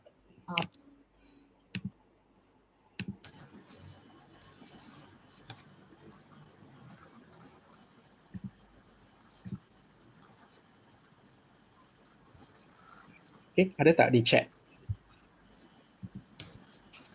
Tak ada. Ada. Ada. Tak ada. Nampak tak ada I tak dapat. Yang cakap tak ada tu siapa? Saya boleh send direct to you. Siapa nama? Samantha. Samantha. Me too. Oh, kalau direct message tak boleh send file. Samantha tak boleh. So yang dapat tu boleh share screen tu? Why guys? I try to share but dia tulis tu network disconnect. So Oh, okay. Alright. So who is presenting? Samantha, is it? No. Siapa yang Miss present? Su. Suhaini Yeah. Suhaini I just redraw. I pun tak tahu betul ke tidak. How about I email to you? Can I email to you a copy? Yeah. Okay. Sure. So as in the template now, is it okay? Yeah, it's okay, but we're gonna take you guys longer time to complete kan? Dah siap dah ni. Copy paste dekat yang file kita pakai tadi. Oh, boleh copy paste kalau boleh continue lah. No problem. Yeah. Okay, I go to other room.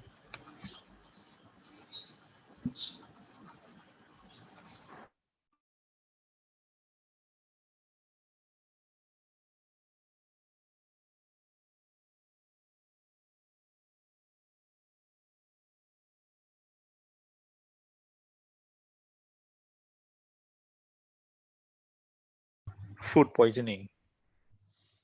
Business 5. Food safety. Masuk hospital lah, number 4. Yeah, number 4. Employee, I think number 4. Oh. 4. Kalau pecat. Reputation 5 lah. Reputation legal 5. Hygienic practice lah. Improper hygiene practice.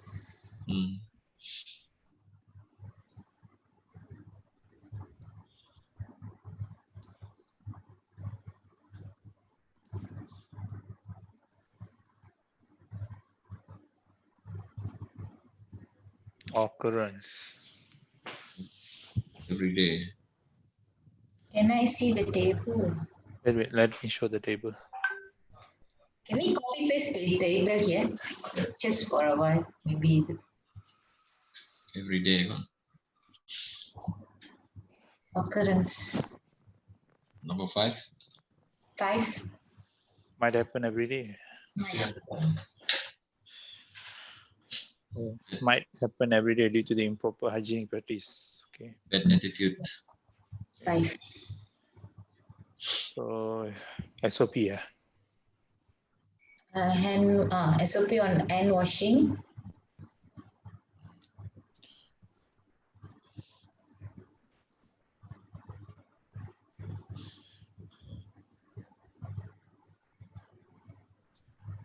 Detection.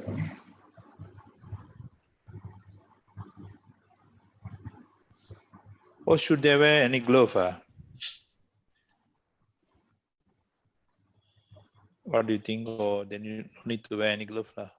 Maybe 2. We can put 2 points. This is current control, right? Yeah, this is a current control.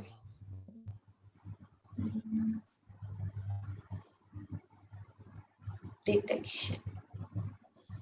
Maybe you can put the wearing glove, plastic glove, the plastic glove.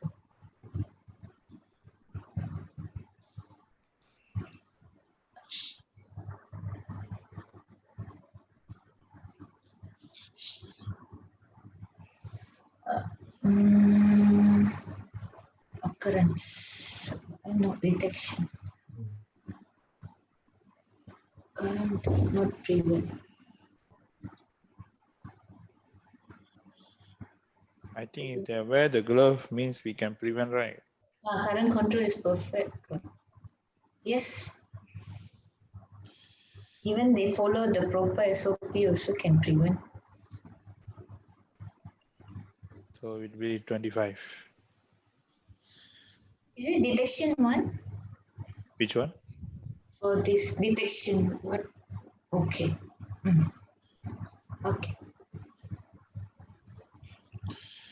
Okay. Tukang masak letak racun. Alamak. Right.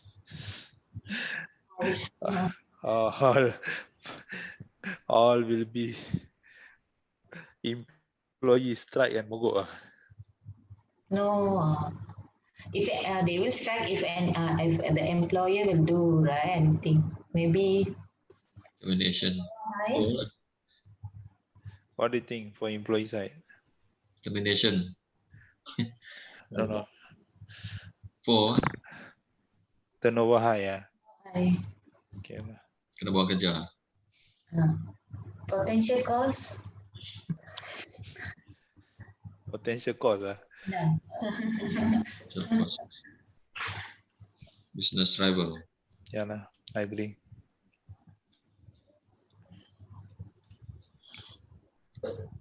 Ataupun tak ada bonus naik.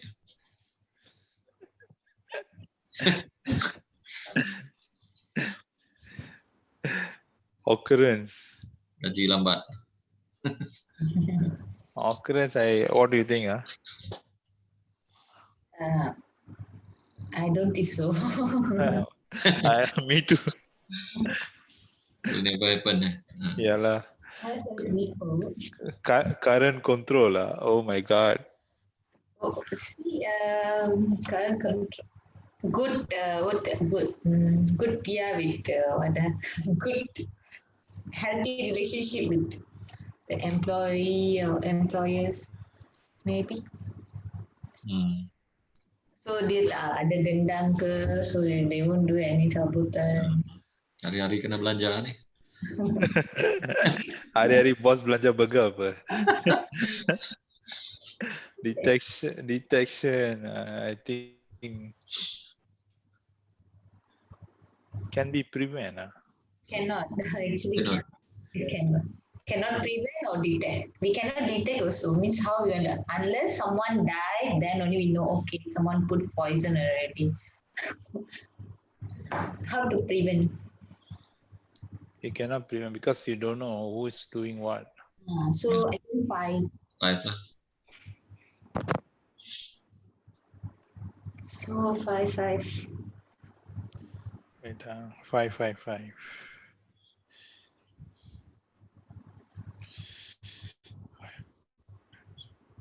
How much?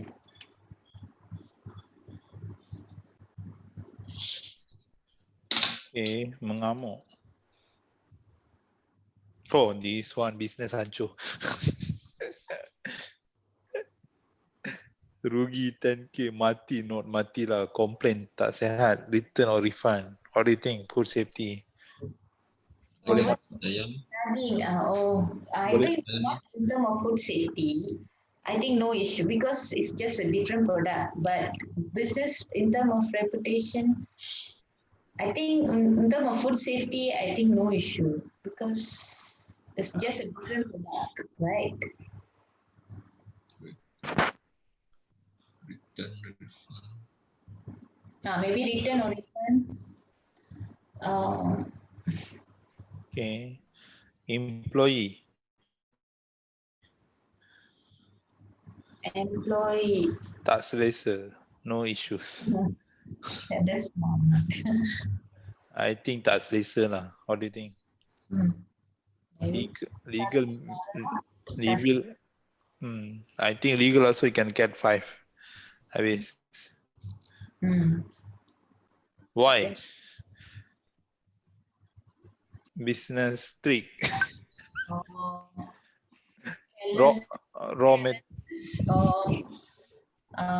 Potential cost.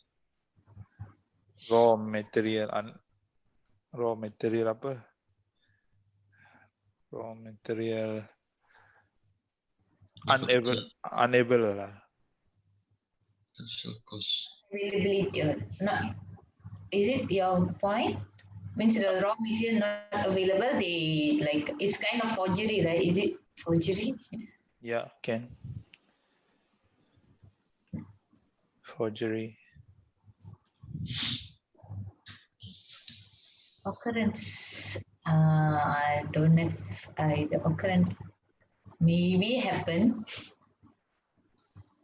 but jarang lah because you can easily identify what there is different color, right, between burger daging.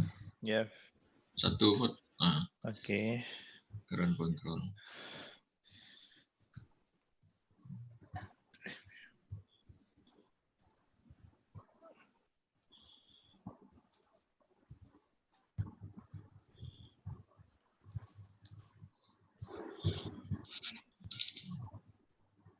But normally we can see, right, the raw material packaging kan? Oh, for whether it's daging or yeah. Yeah. Detection. And from the even the appearance also, from the appearance also we can detect whether it's ayam or daging.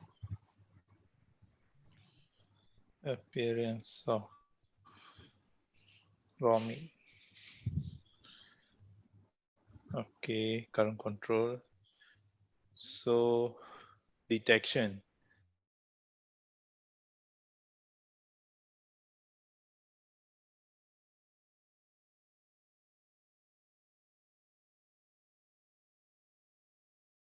Dalam konteks bisnes, kalau berlakunya food poisoning, ada orang datang makan tempat kita, lepas tu sakit perut.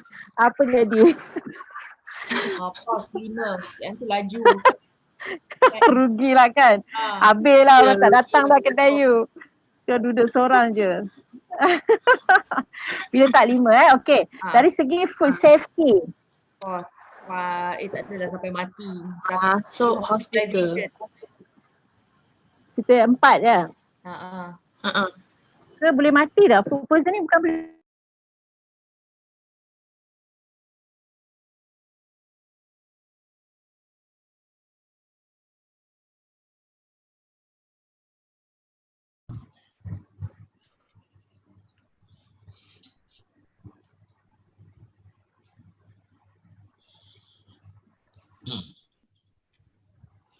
Okay. Occurrence. Maybe might happen every week. Every week. Every month. Oh. True or If they are doing in rush, macam they are doing in rush, or they can have a plan, macam banyak order kan, they can, some burger might not well cooked, might happen every week, every day also can. so we can put every week lah. Can, depends, macam maybe weekend they have many orders, it can happen. Yep.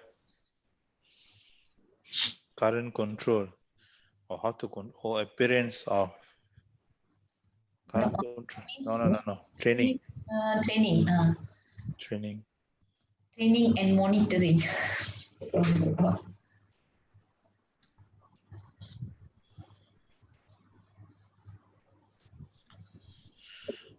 Detection, I think second. What do you think?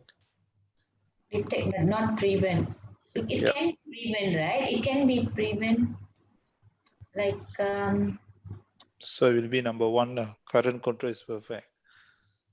Error proof. not prevent or detect. Maybe one. Current will only detect but no prevent. Will only detect but no prevent. Maybe not prevent. It can be prevent. If you detect, it can be prevent.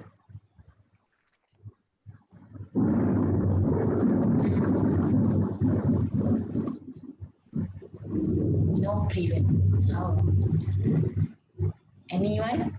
Anyone have any idea?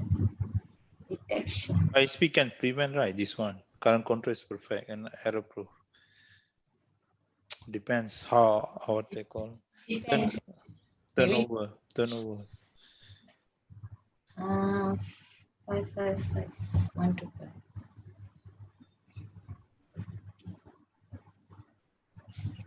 Start jual terung. Alamak. Jual terung burger boleh ke? Jual terung. Kait. For opportunity, tidak perlu bagi markah on the severity. Ni ya. Tak perlu. You just need to, nanti kita kena buat action nantilah, action plan to take on the opportunity.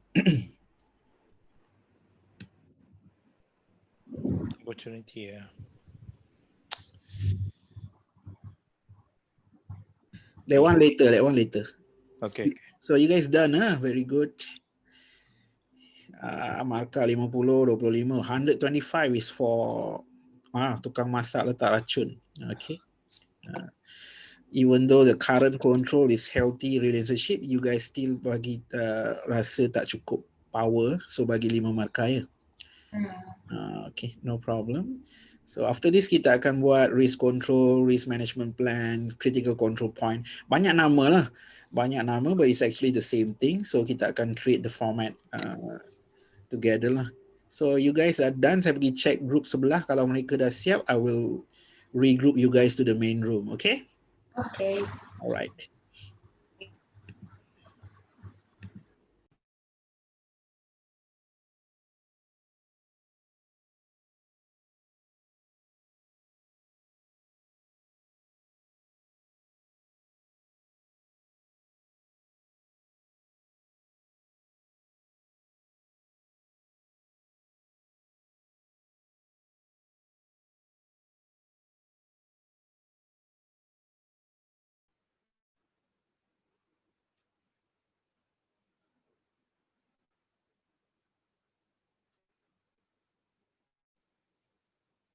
You can rugi dalam Boleh je saya tak kunci pun besar tak? boleh rugi teruk tak? Macam benda Tak, keras ke boleh pecah ke apa? Tidak banyak. I rasa tak rugi banyak lah. Actually boleh je buka pagar tinggi tarik. Dua lah. Tarik je. 3 kot. Ya, 3.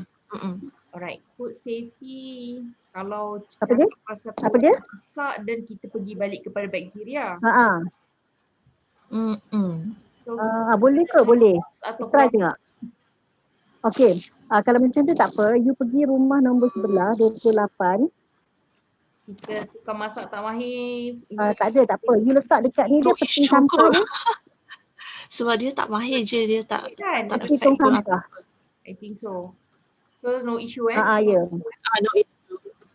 So employee Tong sampah taman tu dia memang pakai oleh diri yang luar tu. Jadi yang dekat pagar tu kita tak pakai sampah pun. so no issue. No issue. Right? Reputation perhaps 504. Peter no issue. No issue. I don't think competitor would know because this is like Okay. internal. Okay. Alright. Start jual terung. What was context on start jual terung actually tadi? Opportunity. Opportunity. Yes. So this is just a example of opportunity. Tak perlu beri markah. Oh, tak perlu beri markah. Opportunity tak perlu bagi markah. Okay. Kita akan tulis how to take action on it lah. Bagaimana nak start jual terung dalam keadaan Malaysia macam ni, semua takut makan daging kan. Oh tu yang nak start jual terung. Okay. Burger terung. Burger terung. Burger terung. Ni good idea ni, macam teringin je. Burger mushroom lah. Mushroom, terung, nangka. Nangka you rendam dulu dia punya dalam seaweed kan. Nanti dia rasa ikan. Buang dia punya rasa manis tu Bila dia rendam dalam seaweed kita boleh jual sebagai fish burger. Macam tu lah. Pernah tengok burger diorang buat pakai watermelon. Itu dia bakar. Wow. Watermelon. Tapi tu tak rasa daging lah, nampak macam. Yes, I would think so sebab dia fibrous kan? Yes. Okay, so the other team pun dah siap. So you guys, I will break the room, boleh? Boleh. Alright, thank you.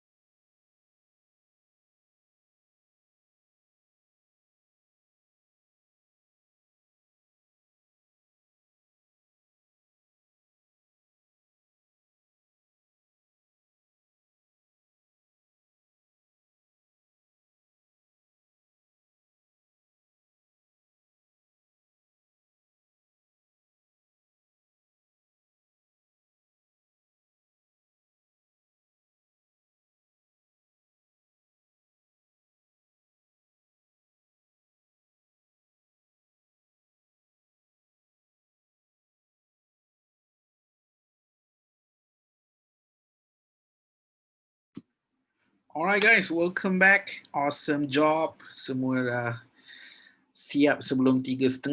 So itu hanyalah sampel. Dan can any one of you or both team yang dah siap, salah satu boleh share the file di chat? Boleh? Siapa yang save file tadi tu boleh share kat chat, ya? Yeah? So I can use as example to continue our activity.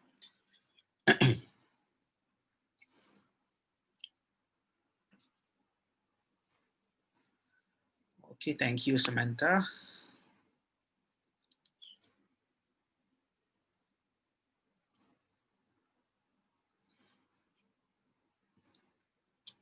Okay, let me go back to Zoom. Okay.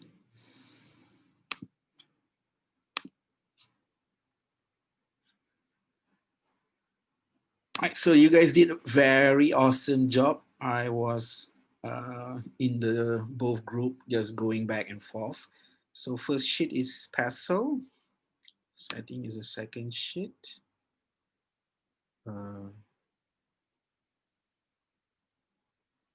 Okay, that is my example. Okay, So this is what you guys came out with. And dah bagi markah. Belum siap Okay, belum siap. Markah sampai sini belum siap, but it's alright. Pen lama, improper washing, so very good. Nampak tadi macam dah siap. So another group boleh share? Satu lagi group.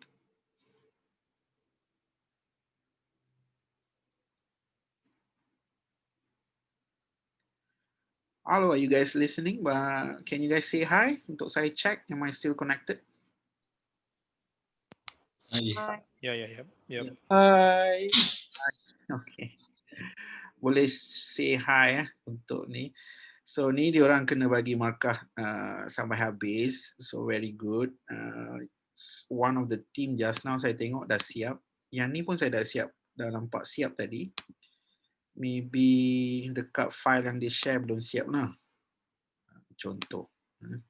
Okay. Needs and expectations. Okay.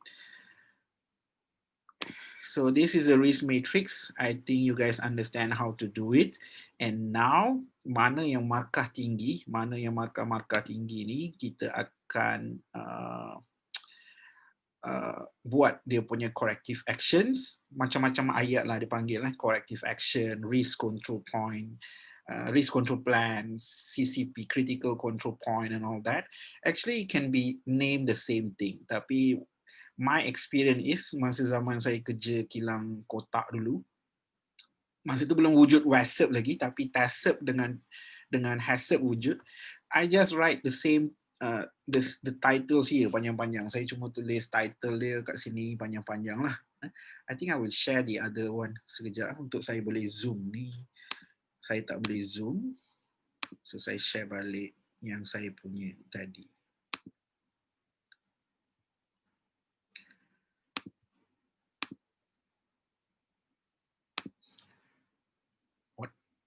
Alamak, dah tertutup file yang tadi ya. Okay.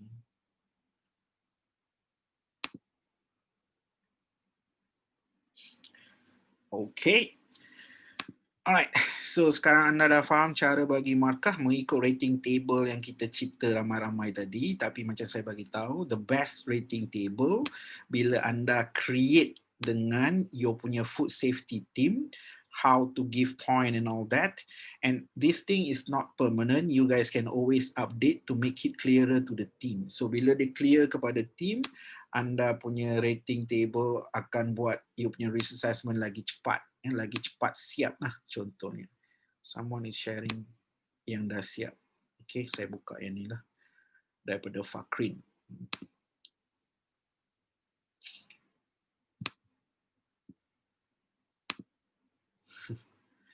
Excel kata dia tak boleh buka dua workbook at the same time. Ya je. Okay, let me try. Okay, so thank you Mr. Fakrin. So dia dah hantar yang dah complete. Now you guys can see this.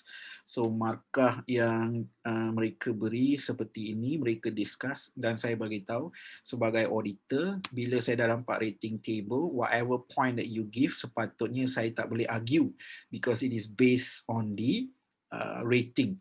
Tapi kalau rating anda dah bagi tahu food safety boleh buat anda orang mati, tapi dekat food safety anda letak markah 1, tak masuk akal lah sebab anda tak ikut table sendiri. So this one pun patut anda discuss kalau perlu sepatutnya. And the rest saya nampak alright. And current control is actually you guys kena fill up apa saja current control yang ada. Apa saja current control yang ada.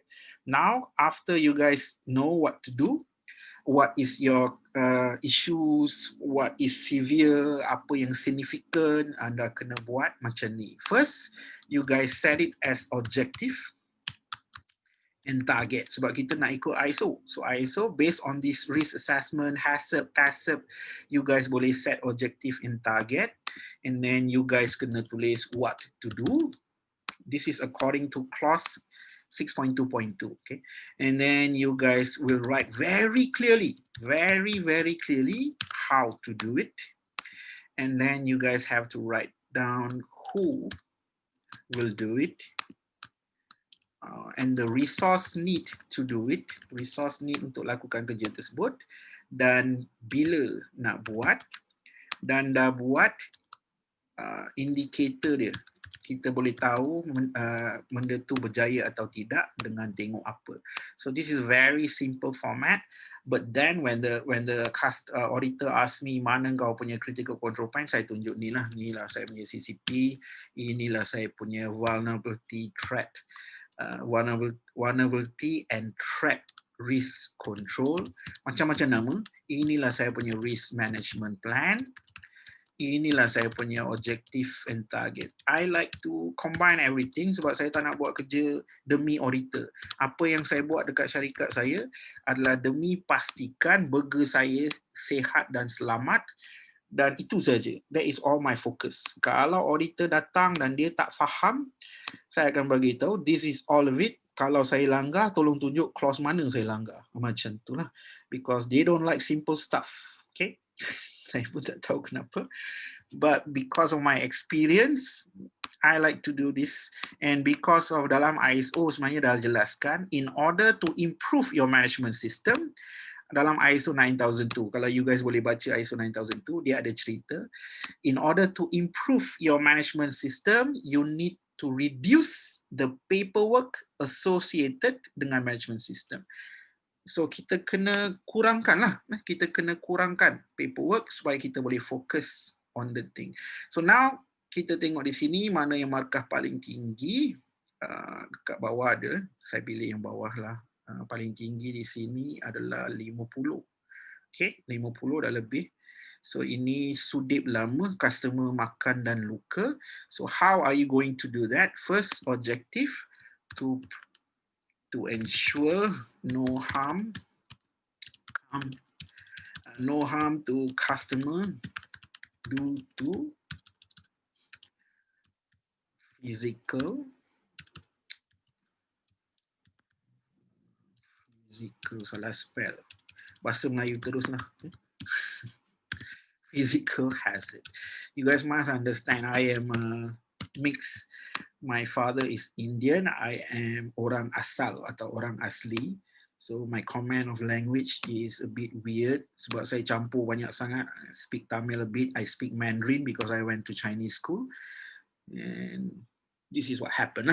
So okay, now to ensure no harm to customer due to physical hazards, target mesti ada. So 0 incidents. 0 incidents. Now what to do? So kita nak prevent physical hazard yang kita dah identify is of course yang tadi tu yang kat bawah, yang sudip pecah. So of course selain daripada sudip pecah, banyak lagi physical hazard yang tu. So kita nak elakkan sudip pecah, kita akan tulis prevent physical hazard from contaminating.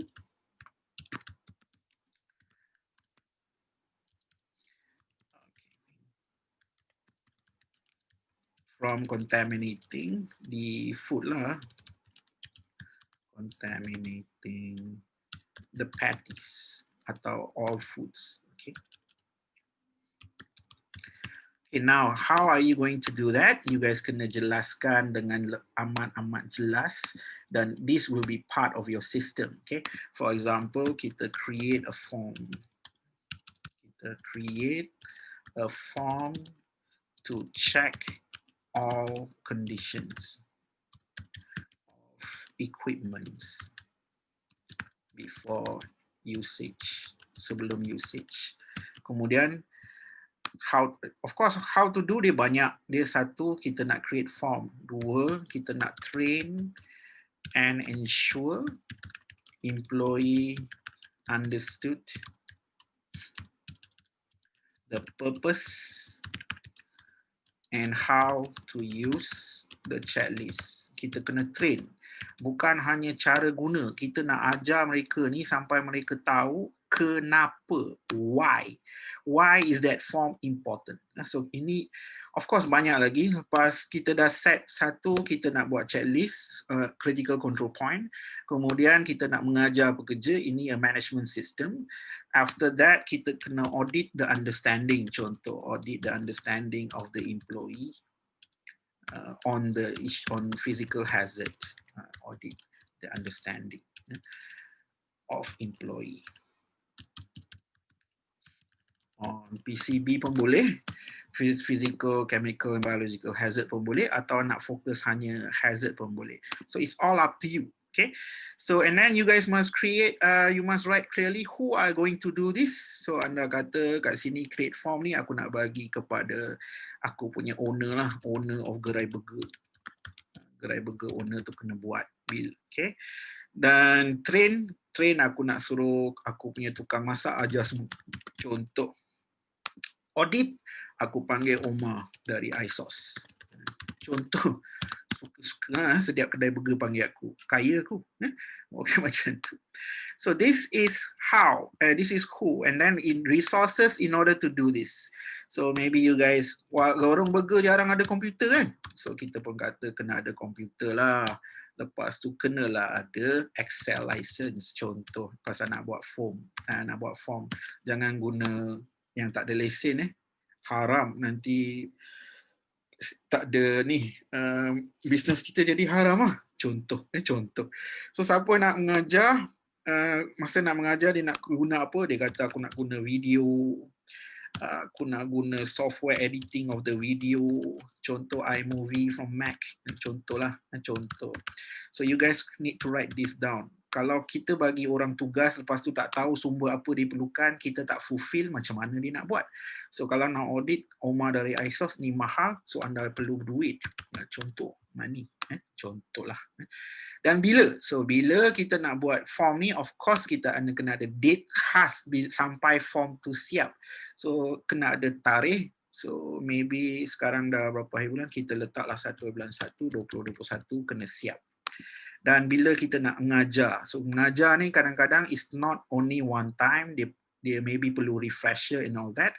So kita tulis before start working, kita ajar, and then every 2 months refresh if needed lah. If needed maksudnya jika tak ada isu, jika tak ada customer complaint, maybe apa yang kita set tu dah kira bagus, so no need to do it. Okay, and of course yang audit ni anda boleh pilih 3 minggu sekali atau 4 minggu sekali contoh, atau whatever lah. So now if we do all this,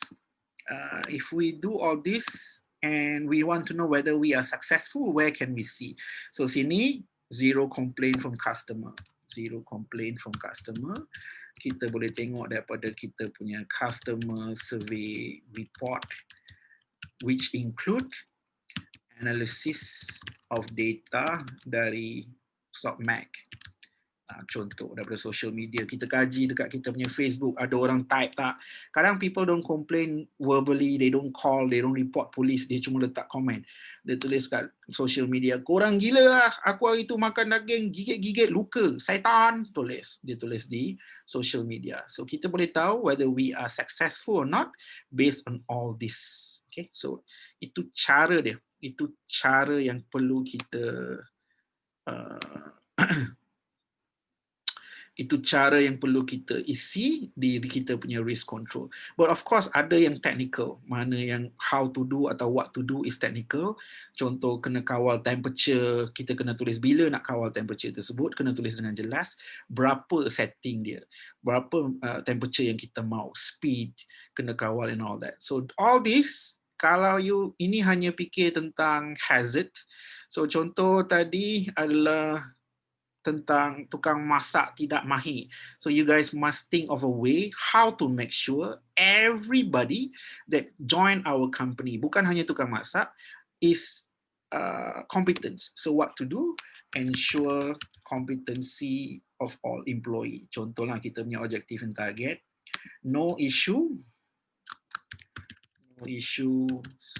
due to employee incompetency. Contoh dia orang tak mahir punya pasal, tidak ada isu, and then you guys need to explain clearly what to do, how to do it.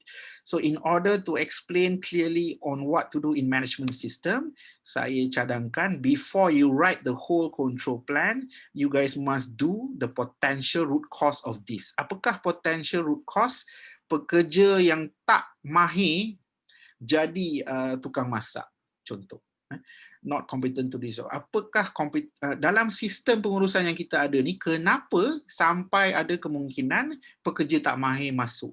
So maybe you guys, kalau you guys buat root cause guna Ishikawa, you guys kaji-kaji, you kata, alah kami ni semua training lah, recording tu semua demi ISO je, bukan nak ajar pun.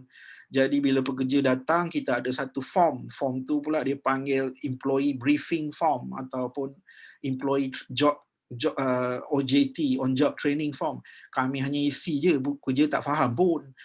So you know there's a system issue. Jadi salah satu risk yang anda kena identify adalah, contoh ni risk dalam segi ISO punya risk opportunity, anda tulis training is for record only.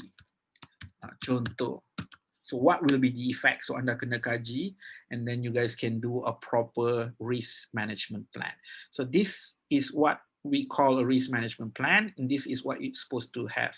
So sometimes the format yang anda cipta tu will be a new format, dan format itulah dipanggil CCP, Critical Control Point, OPRP, Operational Prerequisite Program. Semua tu kita boleh letak di kotak ni juga.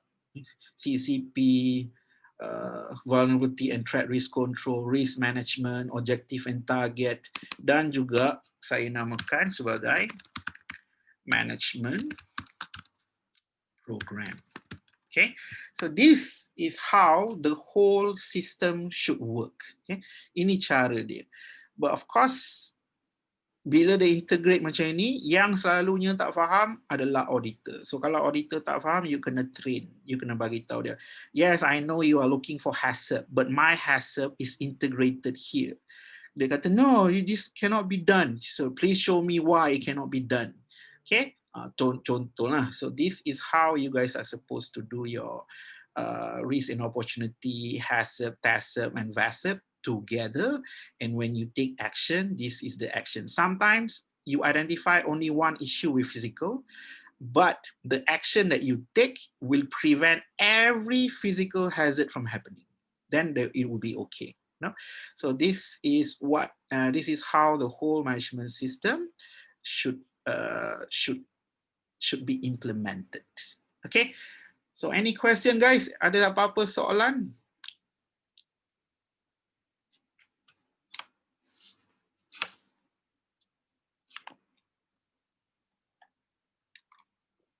Hey guys, am I still online? Are you guys okay? Yep. Okay. Alright, boleh. Boleh. So during bila kita buat Haccp, Taccp dengan vulnerability tu, so we just gabungkan semua sekali lah dalam satu Excel panjang macam ni. Yes, boleh. But you guys must understand how to use it, and the format you guys must design based on your company. So it will be totally different. But of course, Haccp dia ada guideline dia, so you guys kena follow. Contoh kena ada process flow and all that, so follow the process flow.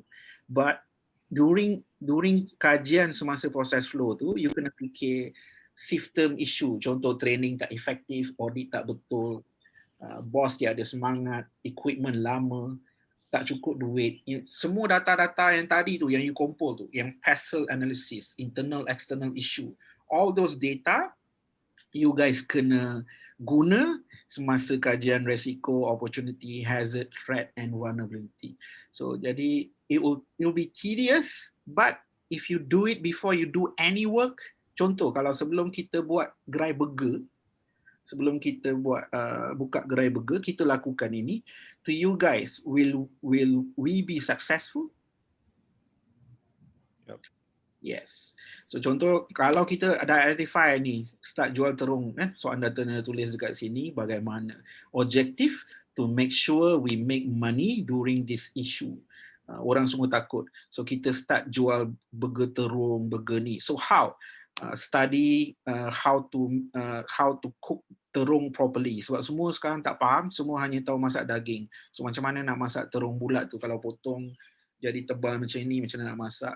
So kita tulis dengan jelas what to do, how to do it, who will do it. Resources need to masak terung mungkin beza. Dulu hanya perlu sudip and all that. Tapi lepas anda tahu, terung ni lebih sedap kalau kita campak dalam charcoal. So dah ada charcoal, contoh. Contoh. So those are new resources and that will affect your whole management system. So itulah cara buat kajian risk and opportunity dan anda boleh jadi kaya jika you pandai ambil actions. Okay, so you guys can do this properly. Now you guys imagine the issue that happened 40 years of using fake meat. If pasaraya, if orang yang niaga burger tepi jalan, if restoran, dia implement Haccp, Taccp and Vaccp. So dia tahu ada vulnerability, ada kemungkinan food fraud di mana contoh dia di restoran mewah, dia beli virgin olive oil. Tapi sebenarnya hanya label je virgin olive oil. Kalau dia dah identify tu risk, dia kata ada kelemahan di sistem kita di mana kalau dia datang, dia tulis dia virgin olive oil.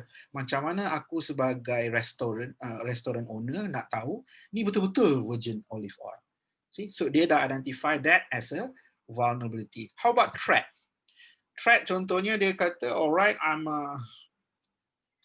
not being racist, I'm just, telling the potential issue. Saya seorang Yahudi, saya beli minyak olive oil daripada Palestine, and there is possible threat of him poisoning me by adding poison. So itu threat, kan?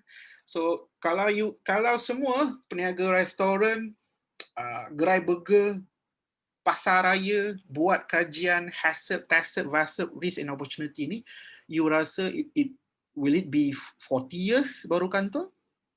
What you guys think? Apa pendapat anda? Shouldn't be 40 years lah. Yeah, if we implement properly. But some of them, the restaurant, the pasaraya, the resort, okay? A lot of resort I consulted. For example, resort yang ada makanan, ada jual makanan. So, diorang bila cerita threat contoh, bila I suggest, come on, don't just do Haccp, let's do threat assessment, let's do vulnerability assessment. Dia akan kata, no, I only want the cert for Haccp. Macam tu. Okay, so dia nak cert ke? Dia nak betul-betul pastikan customer dia selamat? Mana satu? Most of the time cert saja. So dia nak boleh letak dekat restoran punya menu Haccp certified. Yes, and then sometimes it's become a requirement by the government kan. Dia kata resort okay, kau buat Haccp mesti ada kena ada kena ada best BESS. So dia orang akan dapatkan sijil. So bila kita consult, kita kata don't do that, let's do vulnerability assessment. Contoh daging ni, mana you tahu ni lembu? Dah tulis ni. So actually, okay, saya tak boleh kata resort mana lah, but those people call me kan baru-baru ni. I consult them like 2016, 2017. So dia call me baru-baru ni, dia bagi tahu. Dulu macam pernah dengar you kata pasal fraud. Saya cakap ya. Lepas tu saya bagi tahu you, lepas saya consult you dah lulus, you pernah nampak saya datang makan tak? Saya tanya kan. Saya hanya datang mandi je, main air, tapi saya tak akan makan because it's scary, it scared me. That's why kerja sebagai auditor ni you akan jadi orang yang dibenci. Contoh dekat rumah, you nak suruh bini you jangan beli ayam di pasaraya, dia mana peduli kan?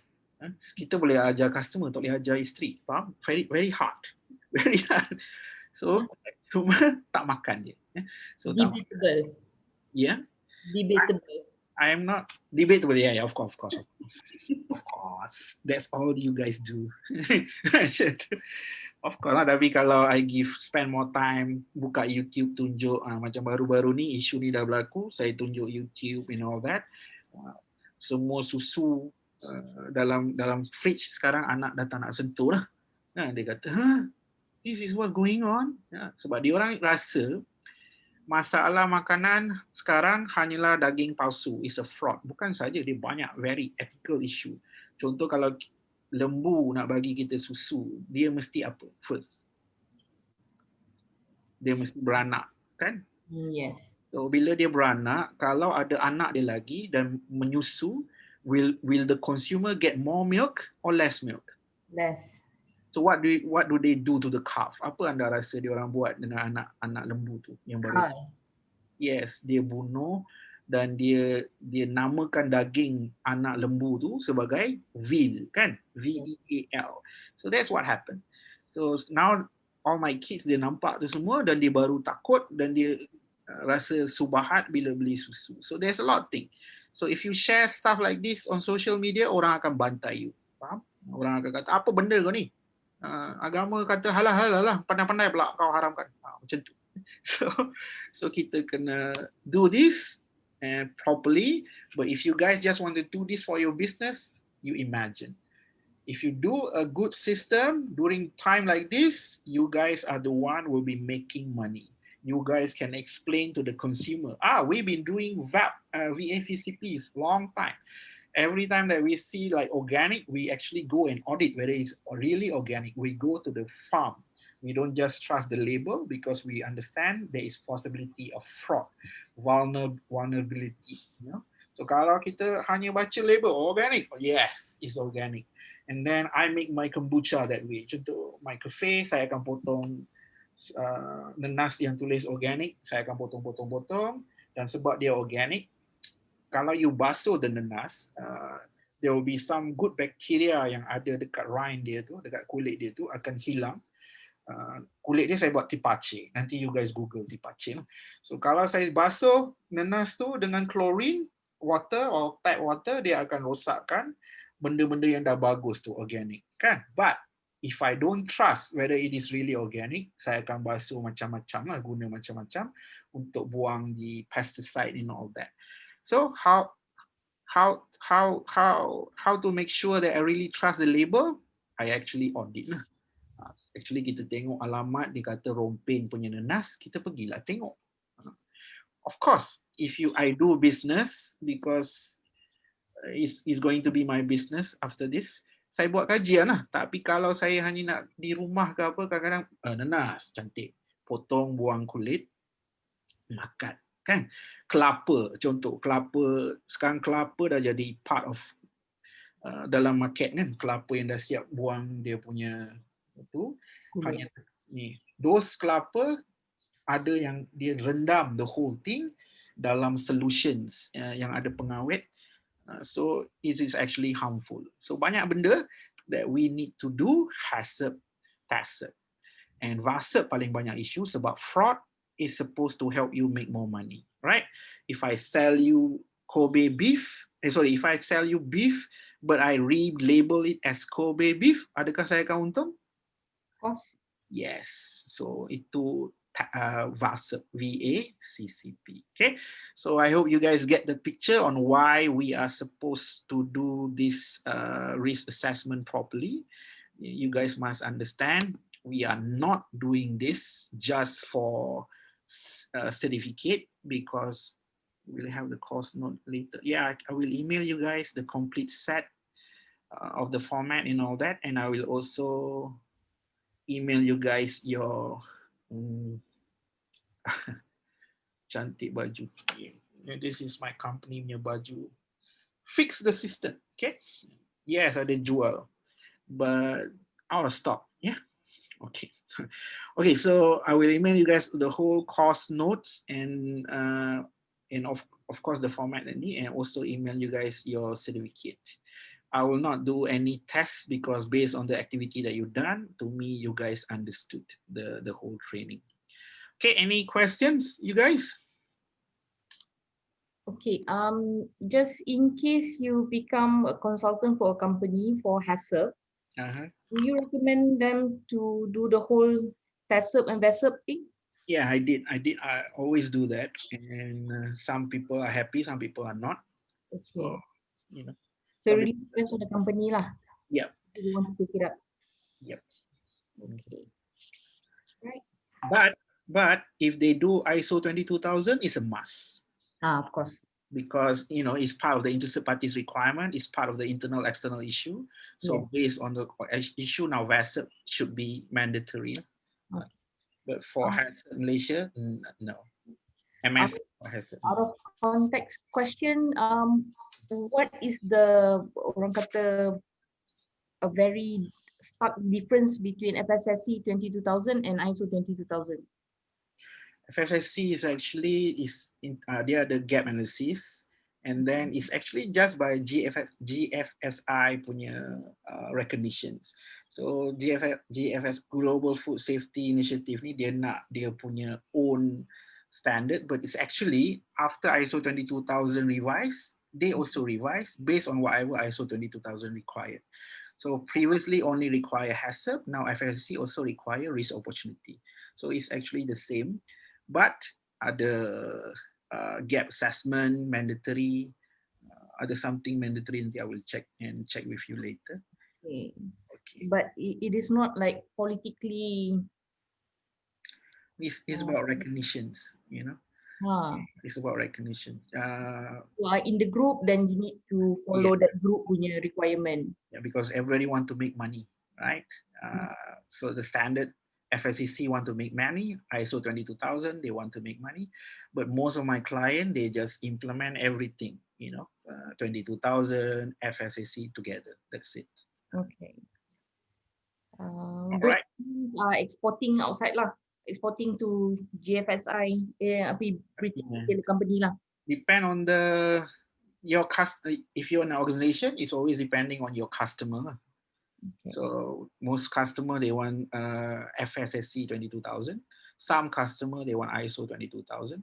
So just go for everything because it's almost the same, and if you comply to one, you can comply to both. Right. Okay. All right. Anybody else got any questions?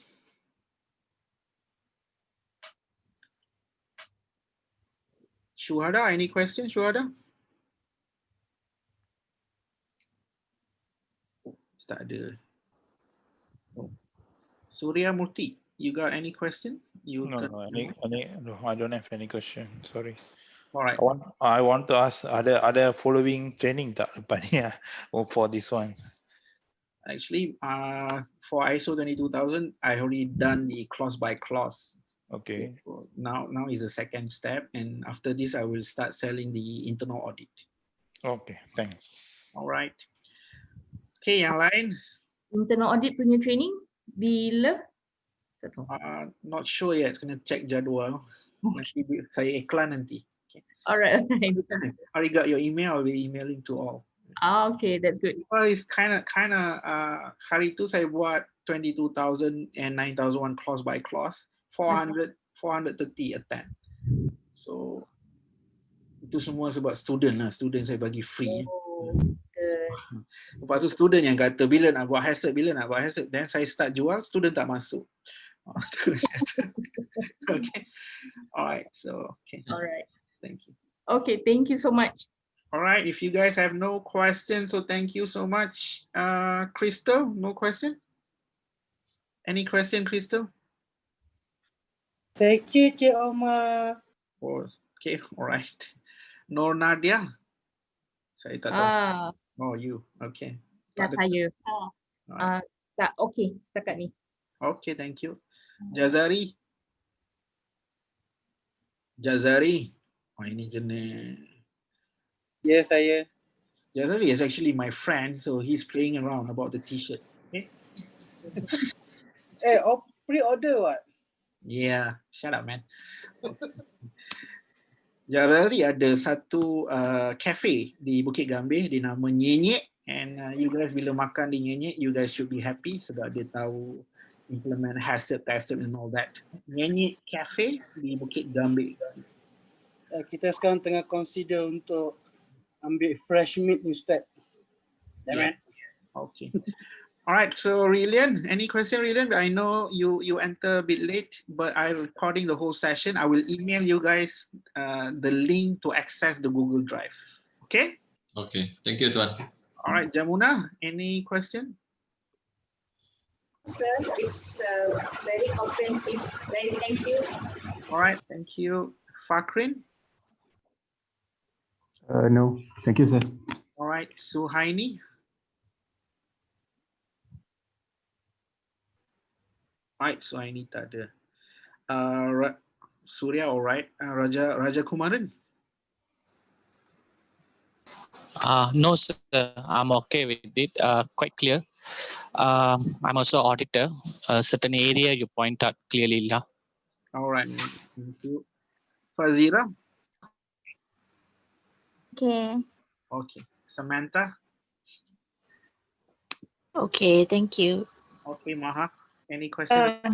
No, sir. Thank you. All right, and Suhaini, welcome back. Actually, dah habis, so I will email you, you guys, the link to the recording. Okay, guys, thank you very much. See you guys in the next session if you guys are interested. Okay, Assalamualaikum. Good afternoon. Thank you. Yeah. Waalaikumsalam. Thank you. Thank you, everyone. Okay. Okay, bye-bye.